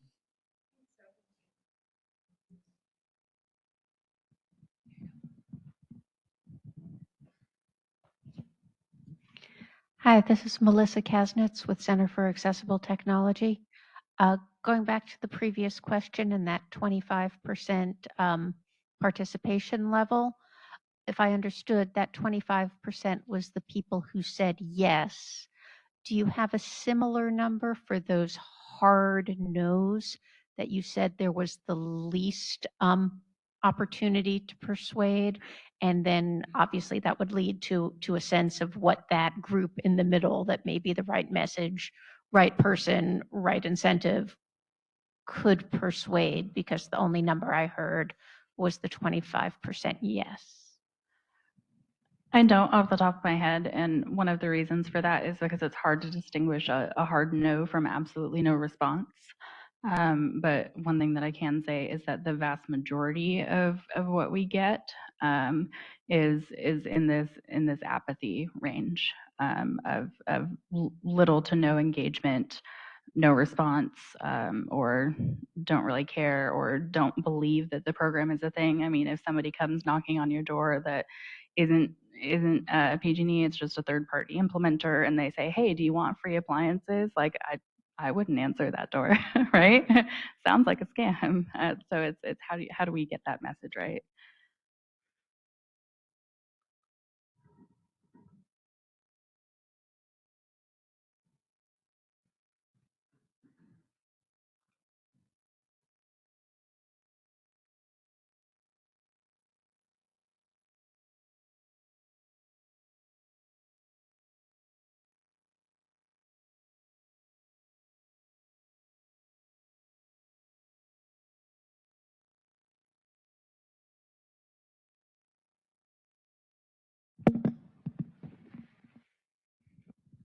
Hi, Beth Kelly. I think this question is a follow-on to one of the responses that Long Beach had to an earlier question. You had said you're looking kind of at the terminus of different gas lines and looking at that as a preliminary target. And how did you get to that conclusion as compared with, pruning the system in other ways? Or, did you just say, okay, yes, that's the highest value? Like, how did you go through that analysis? Sure. Well, let me preface with the analysis is ongoing, not a conclusion. So as we Is that better? Okay. So let me begin with it is not a conclusive analysis. We're at the beginning stages of this. The criteria that was presented to us by Southern California Edison had this element, and this is, I believe, so they can access various grant funding that they have. But again, the disadvantaged communities, the single-family homes, I believe this allows the availability of certain grant money to Edison to undertake this zonal electrification pilot.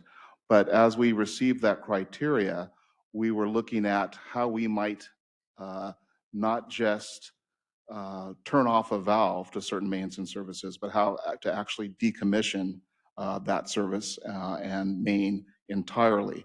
And so as we reviewed the sort of criteria that was presented to us by Edison, our initial take is that this would be at the terminus of various mains and services, because we couldn't decommission a main or a distribution line that had premises on the other end of that line other than those various premises that were in the middle of it. So as we're looking at decommissioning, we were thinking, at least initially, and the ink is not even dry in the NDA that was just disclosed or just completed. So once we begin data analysis in earnest, when we look at Edison's data and Edison looks at our data, it might not be that. But that's just our early conception of how this might play out, at least in the beginning stages. If that answers your question. Thank you. Hi, I'm Tim Frank once again, still with the CCA Workforce and Environmental Justice Alliance in the Construction Trades Workforce Initiative. I just wanted to ask a follow-up question about the potential coordination of utility funding and non-ratepayer funding and funding from various different public agencies. I mean, part of what is making the potential project that we're looking at in Richmond viable is the fact that you have PG&E collaborating with the local CCA, collaborating with the local city, which is potentially putting in some funds, collaborating with the Air District, which is potentially putting in some funds. We have not asked for it, but we would love to see if we could get some of the equitable building decarb funding.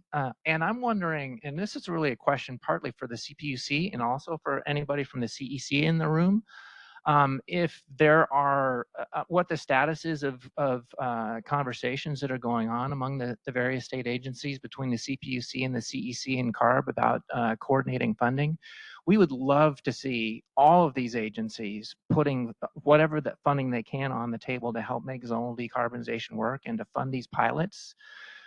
Because the potential benefit, if we actually can get a lot of robust pilots exploring the different types of typology that we need to master in order to figure out how to do zonal right, it's a new day, right? There's not anybody that really is a master at this stuff yet. We have to figure it out, and that's going to take some upfront investment because it won't just be economical at first. We actually have to have some public investment that will seed this and make it work. So I'm just curious about the status of discussions between all the parties.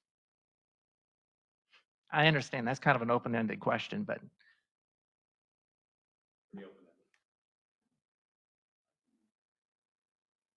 I can take at least a first take at it. We consider ourselves very data-driven.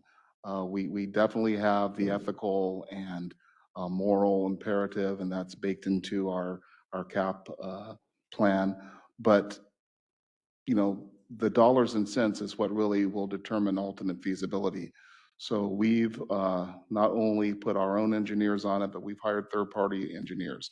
And we're working with the Gas Technology Institute to really put some fine print to the actual costs and feasibilities of this. So, you know, it's great to seek out early grant funding. It would be great if that funding could continue into perpetuity, but ultimately it will be expended, and these are going to be funded by the utilities themselves.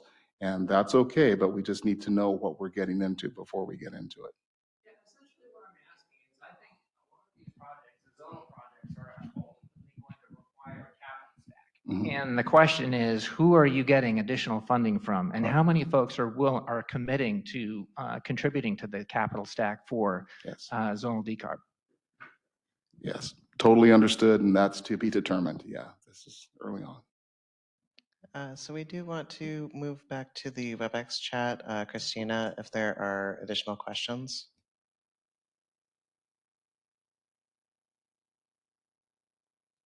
Thank you, Jordan. I do see that Tyson Siegel has his hand raised. Hi, Tyson Siegel with today representing the Utility Consumers Action Network. I appreciate all the discussion today, and one of the things that comes to mind when listening to the this last series of presentations, you know, lots of reasonable issues were raised, including cost, safety, reliability.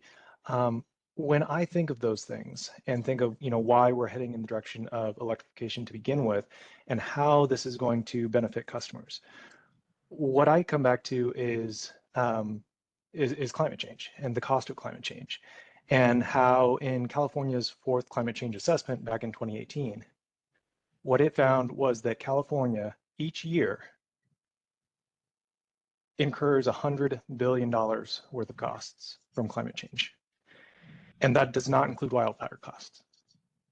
And so when we are taking a look at this and taking a look at how do we move as quickly as possible to reduce those climate change costs, and how do we maintain cost-effective energy, safety, reliability, what I see is we have to move forward, and we have to reduce those costs from climate change, and move from the crawl phase to the walk phase to the run phase, to catch up with those other states that were mentioned in the previous panel that are already moving forward with this. And so I you know, appreciate that there are lots of issues that need to be overcome, and just wanted to highlight that these the reason we're heading in this direction is climate change, is those significant costs that are there. And then the other observation I wanted to make is, you know, these discussions today have been fantastic. Really appreciate all of it. In UCAN's March comments, we listed a number of proposals on interim actions. And so this is really a question on next steps, not necessarily for this panel, but we had 12 proposals, and the discussions today touch on 2 of them. And so I'm hoping that there's room in the future for continuing to talk about interim actions and additional interim actions that we can take a look at as we move forward in the long-term gas planning proceeding. Thank you.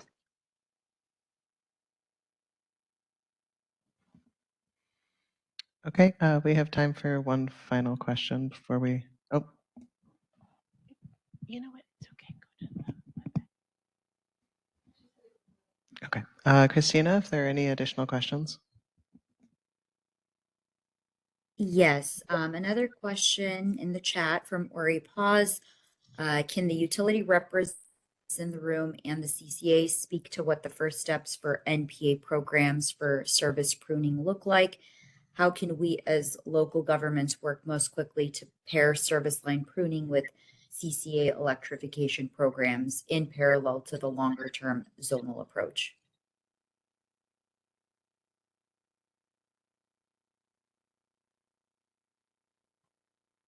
I mean, I think there's two big buckets of work that were discussed. There are individual service replacements that are either short-term in nature or have a little bit more runway within several years. And then there's pipeline replacement work that happens that has a lot more services being replaced. And, you know, the ideal state would, of course, be we'd love to find a perfect solution to replace the main and the services.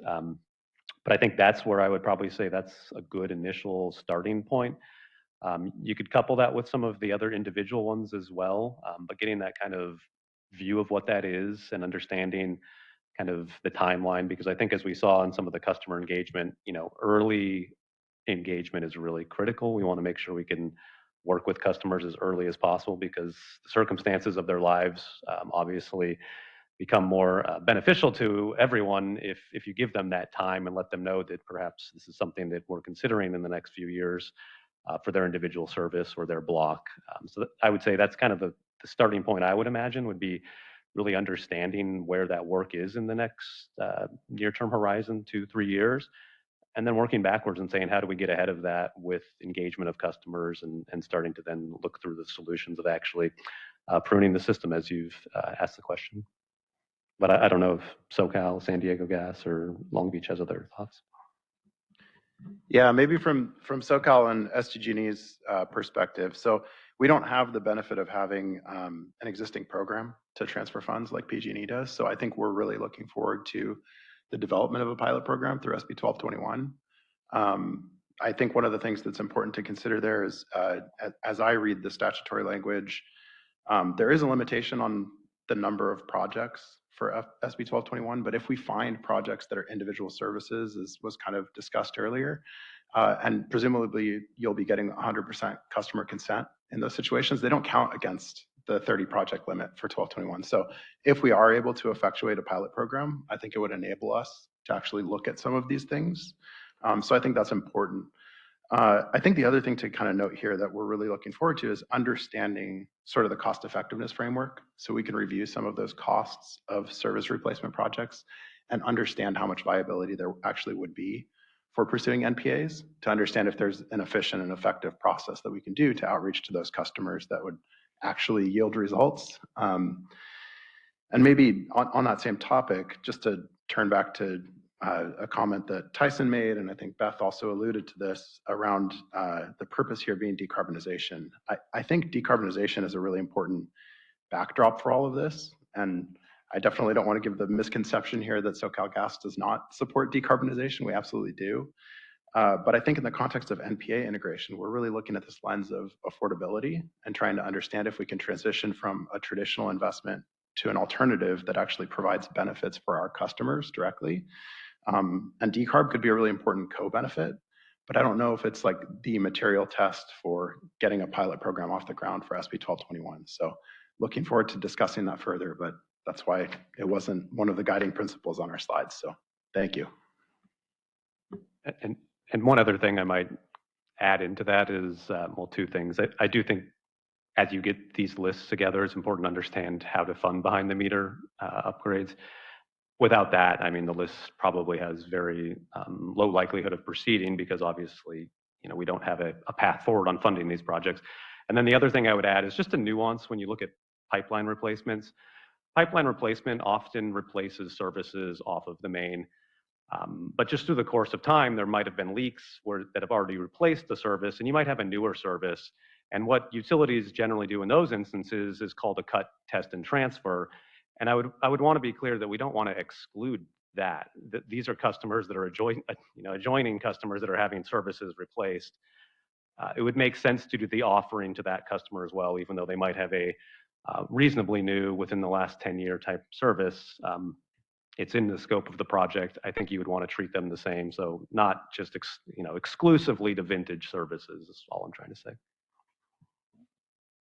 Okay, thank you all so much. I want to, we'll now move forward to the open question and comment period. You can go ahead and sit down, and we can start off. We have about 40 minutes for open comments and discussion. So I guess if people have questions in the room, we could run the mic to the person who might have the answer. So we'll kind of see how that works as we go.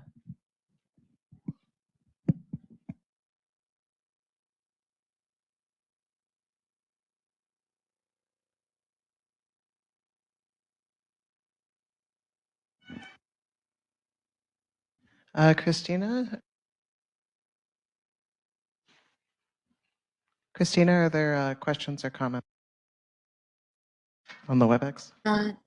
Y- yes, this was from earlier. Mark Costa had his hand raised. So Mark, I will go ahead and unmute you and you can ask your question.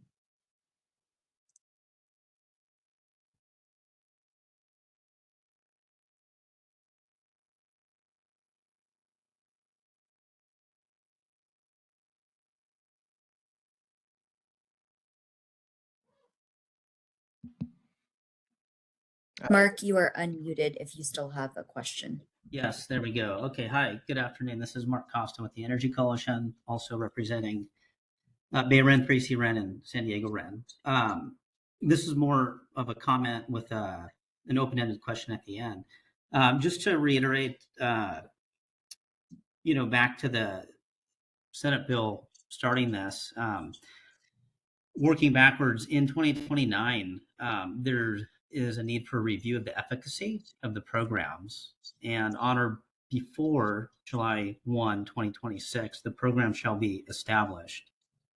Just speaking from some firsthand experience, launching a CEC EPIC project for an advanced energy community, one of the keys was to really clearly defining the program and articulating the benefits and actual offering to potential participants was key.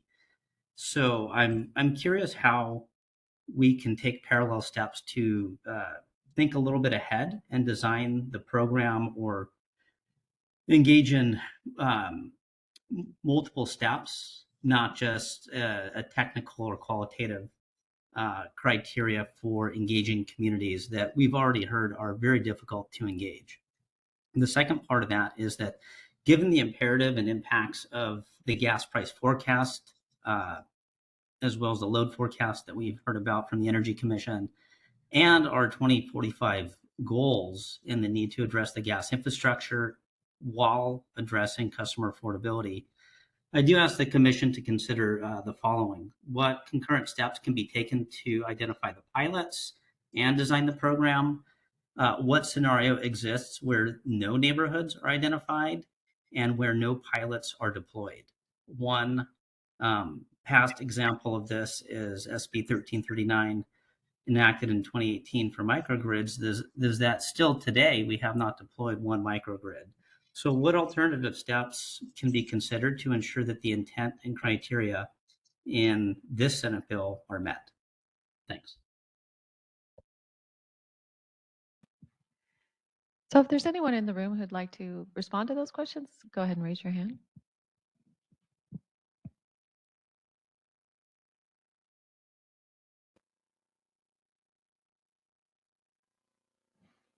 Okay, Christina, are there any other questions or people with their hands raised? Yes, William Gilbertson with UWUA Local 132 wrote that it seems that the discussions in the room leading to cost effectiveness of changing over to NPAs is either recouping from donations of government or ratepayer funding through the utility. After consumers switch over to NPAs, what will offset the rising rate costs of maintenance and improving the infrastructure for electrical?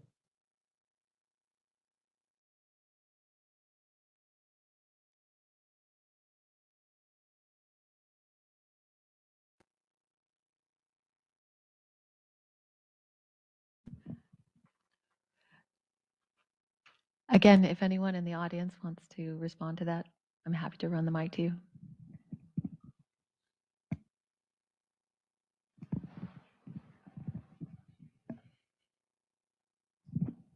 This is Rachel Whitman with PG&E. I think that as we look at not just the next pilot, but all of our programs, there are a variety of different lenses that you can use to evaluate cost, right? So when we say cost effectiveness, and that's part of the reason why we're so emphatic about having a definition for cost effectiveness is, well, what do we mean by that? Do we mean from a long-term rate perspective? Do we mean from an overnight bill perspective for that customer? The question that was asked speaks to sort of the total cost of ownership, right? And these are all different lenses that you can look at. And so what we want is to align on, okay, well, what lens or lenses are we going to use to evaluate our programs and our criteria, so that we can ensure that we are measuring and mitigating these costs in the right way. And I would just add, this is Mike Cairns from PG&E. You know, it'll be more and more important because as a gas transition ultimately is an electric transition as well. We'll need to bring in all of the partners with various, you know, electric utilities, whether those are municipalities or investor-owned, to really go through what that starts to look like. But in the early stages, you know, I think the initial cost effectiveness measures will really be, you know, as we define them, hopefully with project by project basis to get us exercising, understanding how to do these projects. But then as we bring in the electric partners, I think we'll have to start really wrestling with those challenges as, you know, we expand these projects, as other policies expand, and really begin to shift what the throughput on gas systems look like.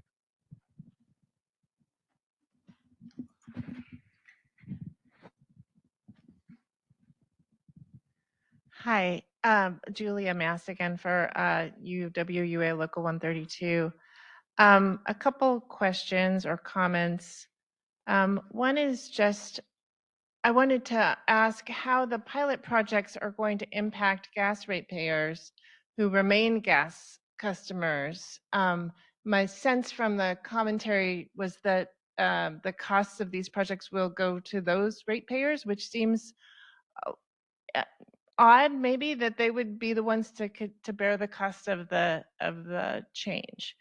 So that's one. And then I just wanted to make the comment too that my understanding is that, and from one of the panelists earlier today, that where there's how electricity is generated is an important factor too. So I wanted to make the point that perhaps the pilot projects, one of the components that should be considered is how is there electricity sufficient from renewable sources to provide the electricity that's going to be provided, rather than, you know, having to use natural gas or other fossil fuels to create that electricity. And I think the final point, yeah, I mean, just there's a question about how do we save so much money by doing these pilot projects when gas is currently, at least if we're talking about ratepayers, which I know is, you know, the constituency of the PUC. How are we ensuring lower bills for them when gas is currently much cheaper than electricity?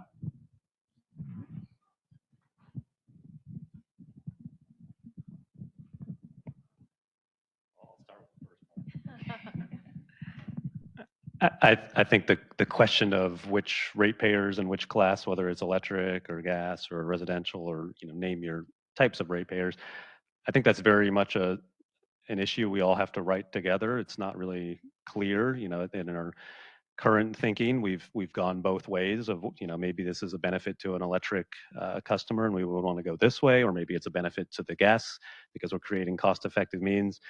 I think we even saw in some of the different states, they've gone, sound like mostly gas, but I think there's probably been hearty debates that have gone along with it. So I think it's still an open question, and it's a good one we're going to have to wrestle with through this process. I don't have anything for the next set of questions. Oh, Rachel does. I'll add to the first question that, you know, whatever solution that we land on in terms of that cost allocation, it has to make sense for everyone involved, right? Electric only, gas only, dual fuel. I mean, even speaking as PG&E, we're not dual fuel everywhere. Even though we do have one of the largest overlapping dual fuel service territories, there are many areas where we're not dual fuel, but that shouldn't mean that we're not doing projects in those areas, right? To speak to the second part of your question, which was about, you know, the sort of the green power content of electricity. One thing coming from an asset management and power gen background, even if you were to take appliances, let's say that they were like for like in terms of their total energy usage, and replace them with electric, and all of that electricity was sourced from a gas power plant, it would still be more efficient in terms of emissions because of how much more efficient gas power plants are. And this is especially true if you're, you know, combined cycle, you're getting all that extra recovery compared to an in-home gas appliance that you know, they're just not nearly as efficient, right? But on the other hand, California does have very green power content, more or less at different times of day. But even if it's all gas, it's still better from a carbon perspective, even when you take into account line losses and all of that.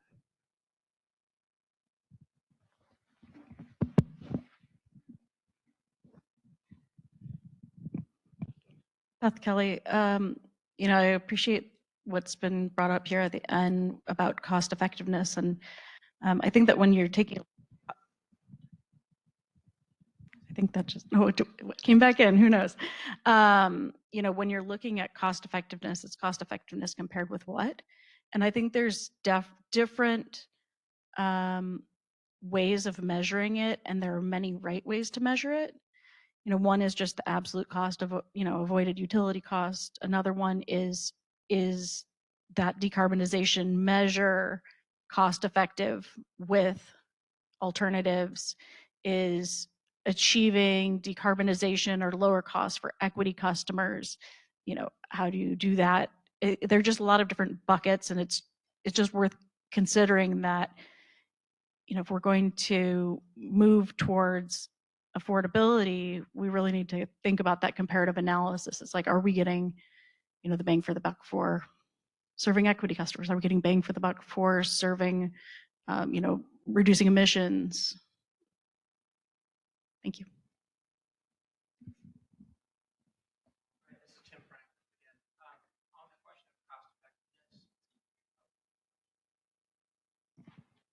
Tim Frank once again.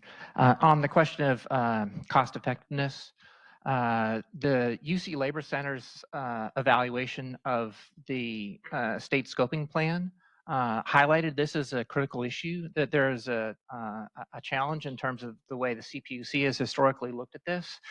If you're measuring your performance based on just estimated performance rather than looking at measured performance, then you can overestimate the benefits that might come from, for instance, things like implementing a heat pump. But if you install a heat pump incorrectly, if you maintain it incorrectly, if you decommission at the end of the life cycle incorrectly, you lose the refrigerants to the atmosphere. And since we're still today actually working with very high global warming potential refrigerants, that's a really devastating outcome. So if we want better performance, we actually have to try and deliberately design our programs to make sure that there's correct installation, correct maintenance, and proper decommissioning at the end of life cycle. I mean, this is something that the building trades is very interested in, because our members are actually trained how to do all this stuff right every time.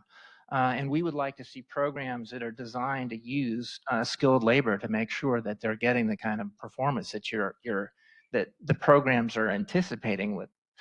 And one of the reasons why we're excited about zonal decarbonization is it's a type of program that can allow for relatively efficient deployment of a skilled labor force, where you get a mix of laborers and then more skilled people working together. That's easier to do in a context where you have enough scale. So you've got 20 people working in a little area. And it's very difficult to implement that kind of, you know, to implement or using skilled labor in a setting where you're just having a rebate that is funding two people working on one project in one home at a time in an isolated setting, and then that's scattered all over the universe. Zonal decarbonization allows for the efficient deployment of labor. It allows for the potential to use batched, just more efficient. You could bulk purchase the appliances. I mean, there are a variety of ways you can get efficiencies from this. And one of the challenges we've got right now is that there are no implementers that are actually particularly skilled at doing this yet. So we're going to need to make some real investment up front in actually helping the implementers figure it out, enticing contractors that know how to do this and work with a skilled workforce to actually learn to serve this market. And that's going to require some upfront investment. But if we make that upfront investment, then people will figure it out, and then we'll start to get the economies that can come from a well-managed project that is actually deploying capital at scale. Okay. That's why we need collaboration between CARB, the CEC, the CPUC, et cetera, all these various parties that could create the capital stack that make that initial investment in trying to figure this out.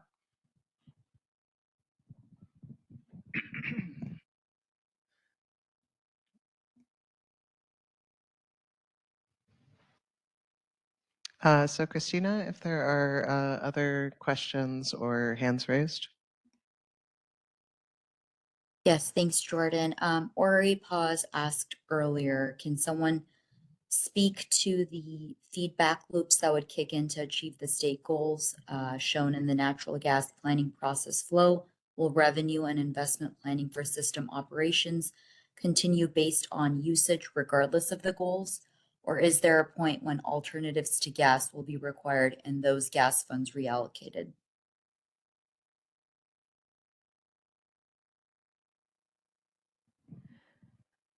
I don't want to overstep, but that sounds like a statutory question to me.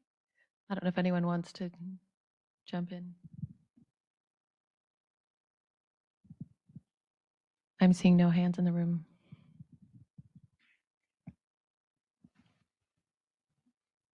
Okay, we can move along to the next question. Sure. First, this is Melody Black. I'm with Southern California Edison. I wanted to just say thank you to the Energy Division for setting up this workshop. I think it's been very insightful. I was pleased to see there's a lot more alignment, at least from my perspective, than I had gathered just from the comments. And so with that, I was wondering if Energy Division and the Commission might be open to publishing a staff report that parties can then comment on, because I think, I've had a lot to think about today, and it would be great to revisit that and put that more formally in comments. Additionally, I was wondering if Energy Division could speak to the next steps in the proceeding for how we get to that July 1st deadline for the pilot programs to be launched.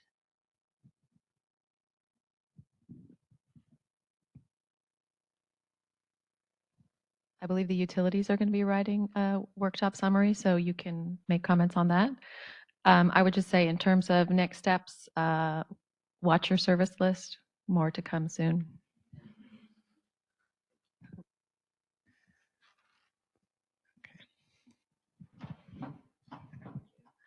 Hi, this is Kiki Velez again with NRDC. This is sort of getting more into the weeds with the cost-benefit analysis framework, but I just wanted to make a couple points because, frankly, I forgot to make them during my presentation, and also because I haven't heard them raised yet. But I think we've talked a lot about like the capital upfront costs of comparing the cost of a non-pipeline alternative to a gas pipeline replacement, and how like the returns that customers would pay on those investments over time, and how those should be incorporated into a cost benefit assessment ideally. But I also wanted to flag that on the gas side, you have ongoing O&M costs. So gathering that information and quantifying that. So for example, like to evaluate a service line replacement potential MPA program, it would be important to gather more information about what are the average O&M costs per year associated with service lines, for example, to help incorporate that into the framework. And another thing is utility taxes, that utilities pay taxes on income taxes on investments that they recover from customers. So that would also need to be incorporated into a cost benefit assessment framework. So just like wanting to highlight some of those additional components that would be aligned with at least our recommendation for how to evaluate cost effectiveness, which would be from the utility customer perspective in terms of what they would pay overall for the MPA versus for the gas asset, it would have to incorporate those other costs. Okay, I do want to check in with Christina and see if there are any other comments. Yes, CC Vu asks, please comment on the implications of SB 1221's provision related to the 67% customer opt-in while lifting the obligation to serve the remaining customers in a zone.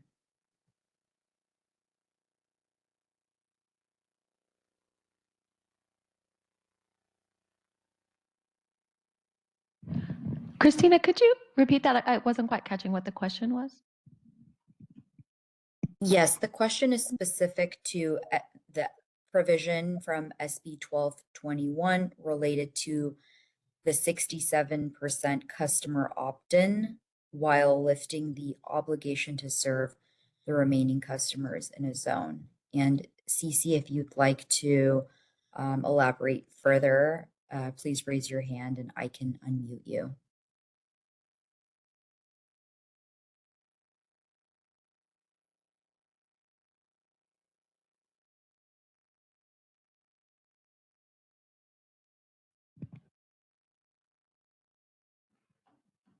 Yeah, I would just say if the person wants to unmute and maybe clarify, but we do have someone in the room who's ready to respond. Let's go ahead and have them respond because I believe I don't see CC on the list, so she may have left the WebEx. Well, I think that sounds like a very difficult question. I imagine nobody wants to touch that hot potato right now. And this is Marcel Haver with Turn. We don't have any official position on it, but I'm sure it will be very difficult once we get down to that point if we have a third of the customers who said, no, we don't want to participate, and the utility is going to tell them, well, too bad, we're going to electrify your home. And I'm sure that's not going to be a pleasant position. So practically speaking, I presume we will do all we can to make sure that all the people buy in, even though they do not all have to buy in. But we haven't touched that issue yet at all in this proceeding, or no one's commented. So I don't think anyone has grappled with it yet.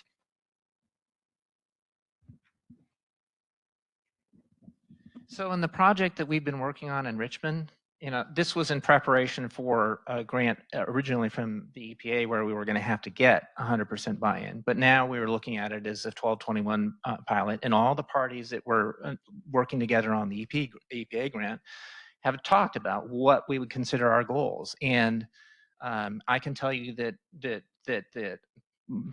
our utility partner, PG&E, would like to have much higher ratios than 67%, and the community partner, ACE, which has experience working in that community, knocking on doors and talking to people about issues, they want a higher ratio than 66%, but for the same reason, right? Because they have brand exposure, right? They do not want 30% of the people in the area pissed at them. And I think that for all of us, if we want this exercise to succeed, we're going to need to generally get much higher ratios than 66%.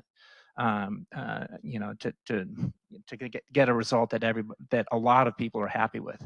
But we have noted that it's really important to make sure that if there's a holdout, if you've got 30 people who are saying yes in a zone and you've got one person who's a hard no and you're just not going to get them, the ability to have that, the legal ability to escape from the obligation to serve is really important to make that project work, because it's not fair to the other 30 people to say that you can't have this significant benefit.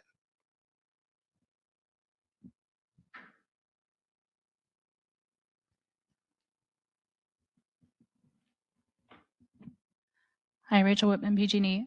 One other thing that I'll add is that, a non-pipeline alternative does not have to be synonymous with a decarbonization alternative, right? So one of the things that we're really looking for in terms of not just 1221 projects, but going forward as well is,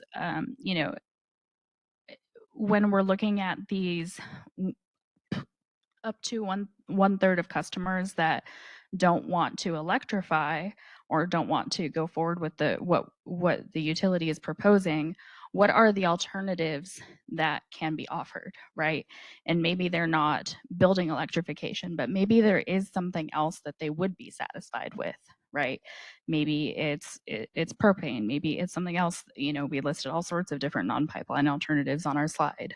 And how do we factor that into the overall cost effectiveness evaluation, right? So we're going to work with all of the customers within our zones and do everything we can to make sure that they're educated and excited about the incentive that we're offering. But if they're not, then what alternatives are available?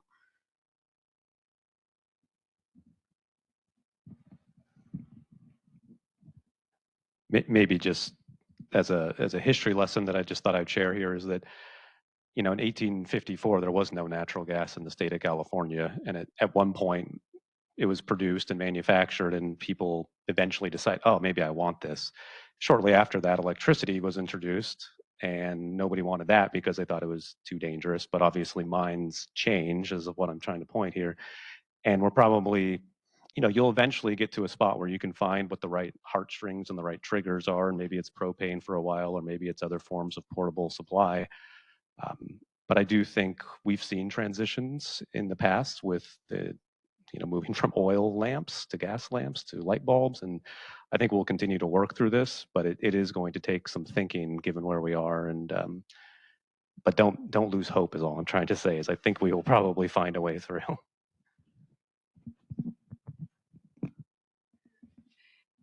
Yeah, that was very helpful and optimistic. And I guess just another thing, just to articulate another potential theory of change. It's kind of been mentioned or teased out throughout the day.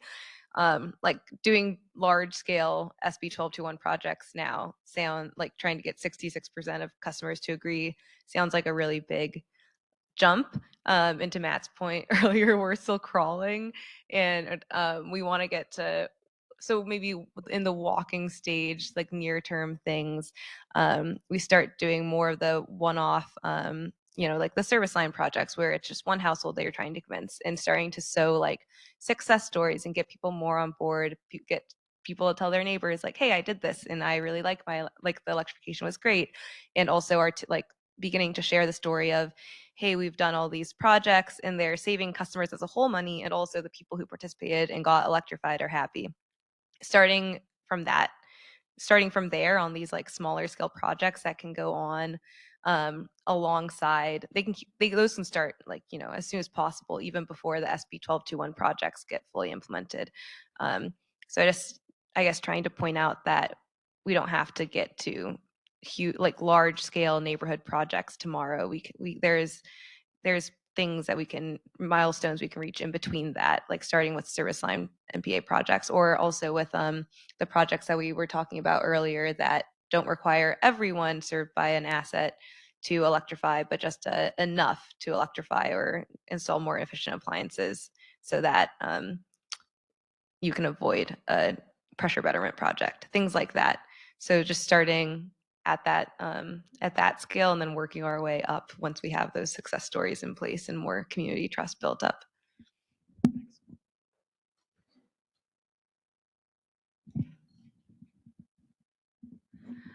One thing I want to add to what Kiki said is that, I agree that we should do what we can that's easy and a win right now. But I don't think that projects that are 2/3 that are, medium scale, I'll say, where we're talking a dozen, 20 buildings, something like that, is so far out of reach. Within PG&E's territory, we have at least 2 different community-led projects that have already reached that 2/3 consent project of just, individual CBOs doing outreach on their own. after checking with us on where there's upcoming gas work, right? So I think it can happen, and so let's do both. Let's see what we can do for these kind of medium projects, but then also pursue the more numerous smaller ones.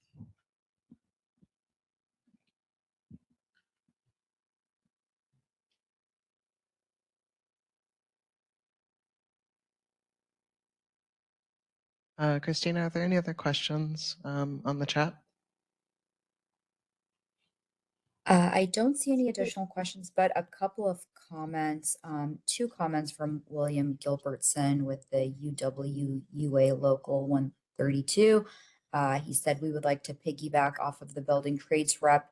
If this work takes place, if the decommissioning of pipelines is to happen, we highly recommend highly trained unionized workers to perform this work. These workers are held to high standards and are familiar with the changeover and decommissioning safely. He also commented that yes, old natural gas appliances might be inefficient compared to a brand new electrical heat pump. Has there been testing on new electrical appliances and new gas appliances on their efficiency, maintenance, and quality of service? Have those comparisons been provided to consumers asked to switch over to NPAs? So I guess that second comment also includes a question if anyone would like to respond.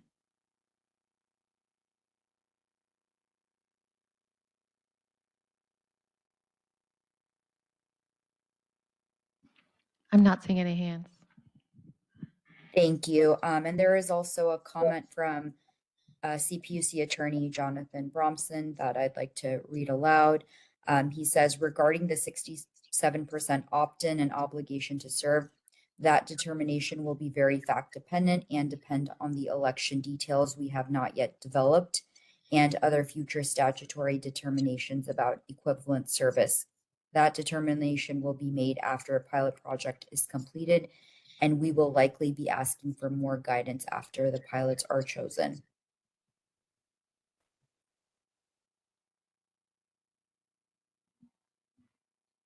Okay, thank you, Christina. Does that end the comments and questions on the chat?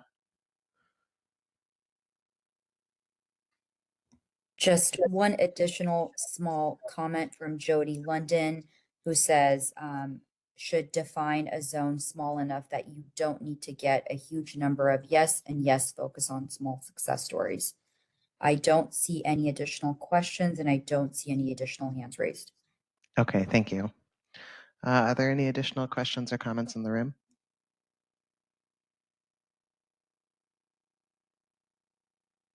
Okay, I don't see any.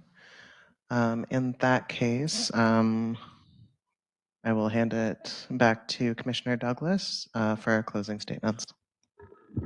All right. Well, I just appreciate everybody being here with us today. Certainly those participating remotely, but absolutely everybody who made it into the room for all or some of this workshop. I thought it was a really valuable discussion. It sounded like many of you did too, and I'm really glad to hear it. So just appreciate everyone's participation, and we'll take some time to think through what all we heard and some of the next steps. So thank you.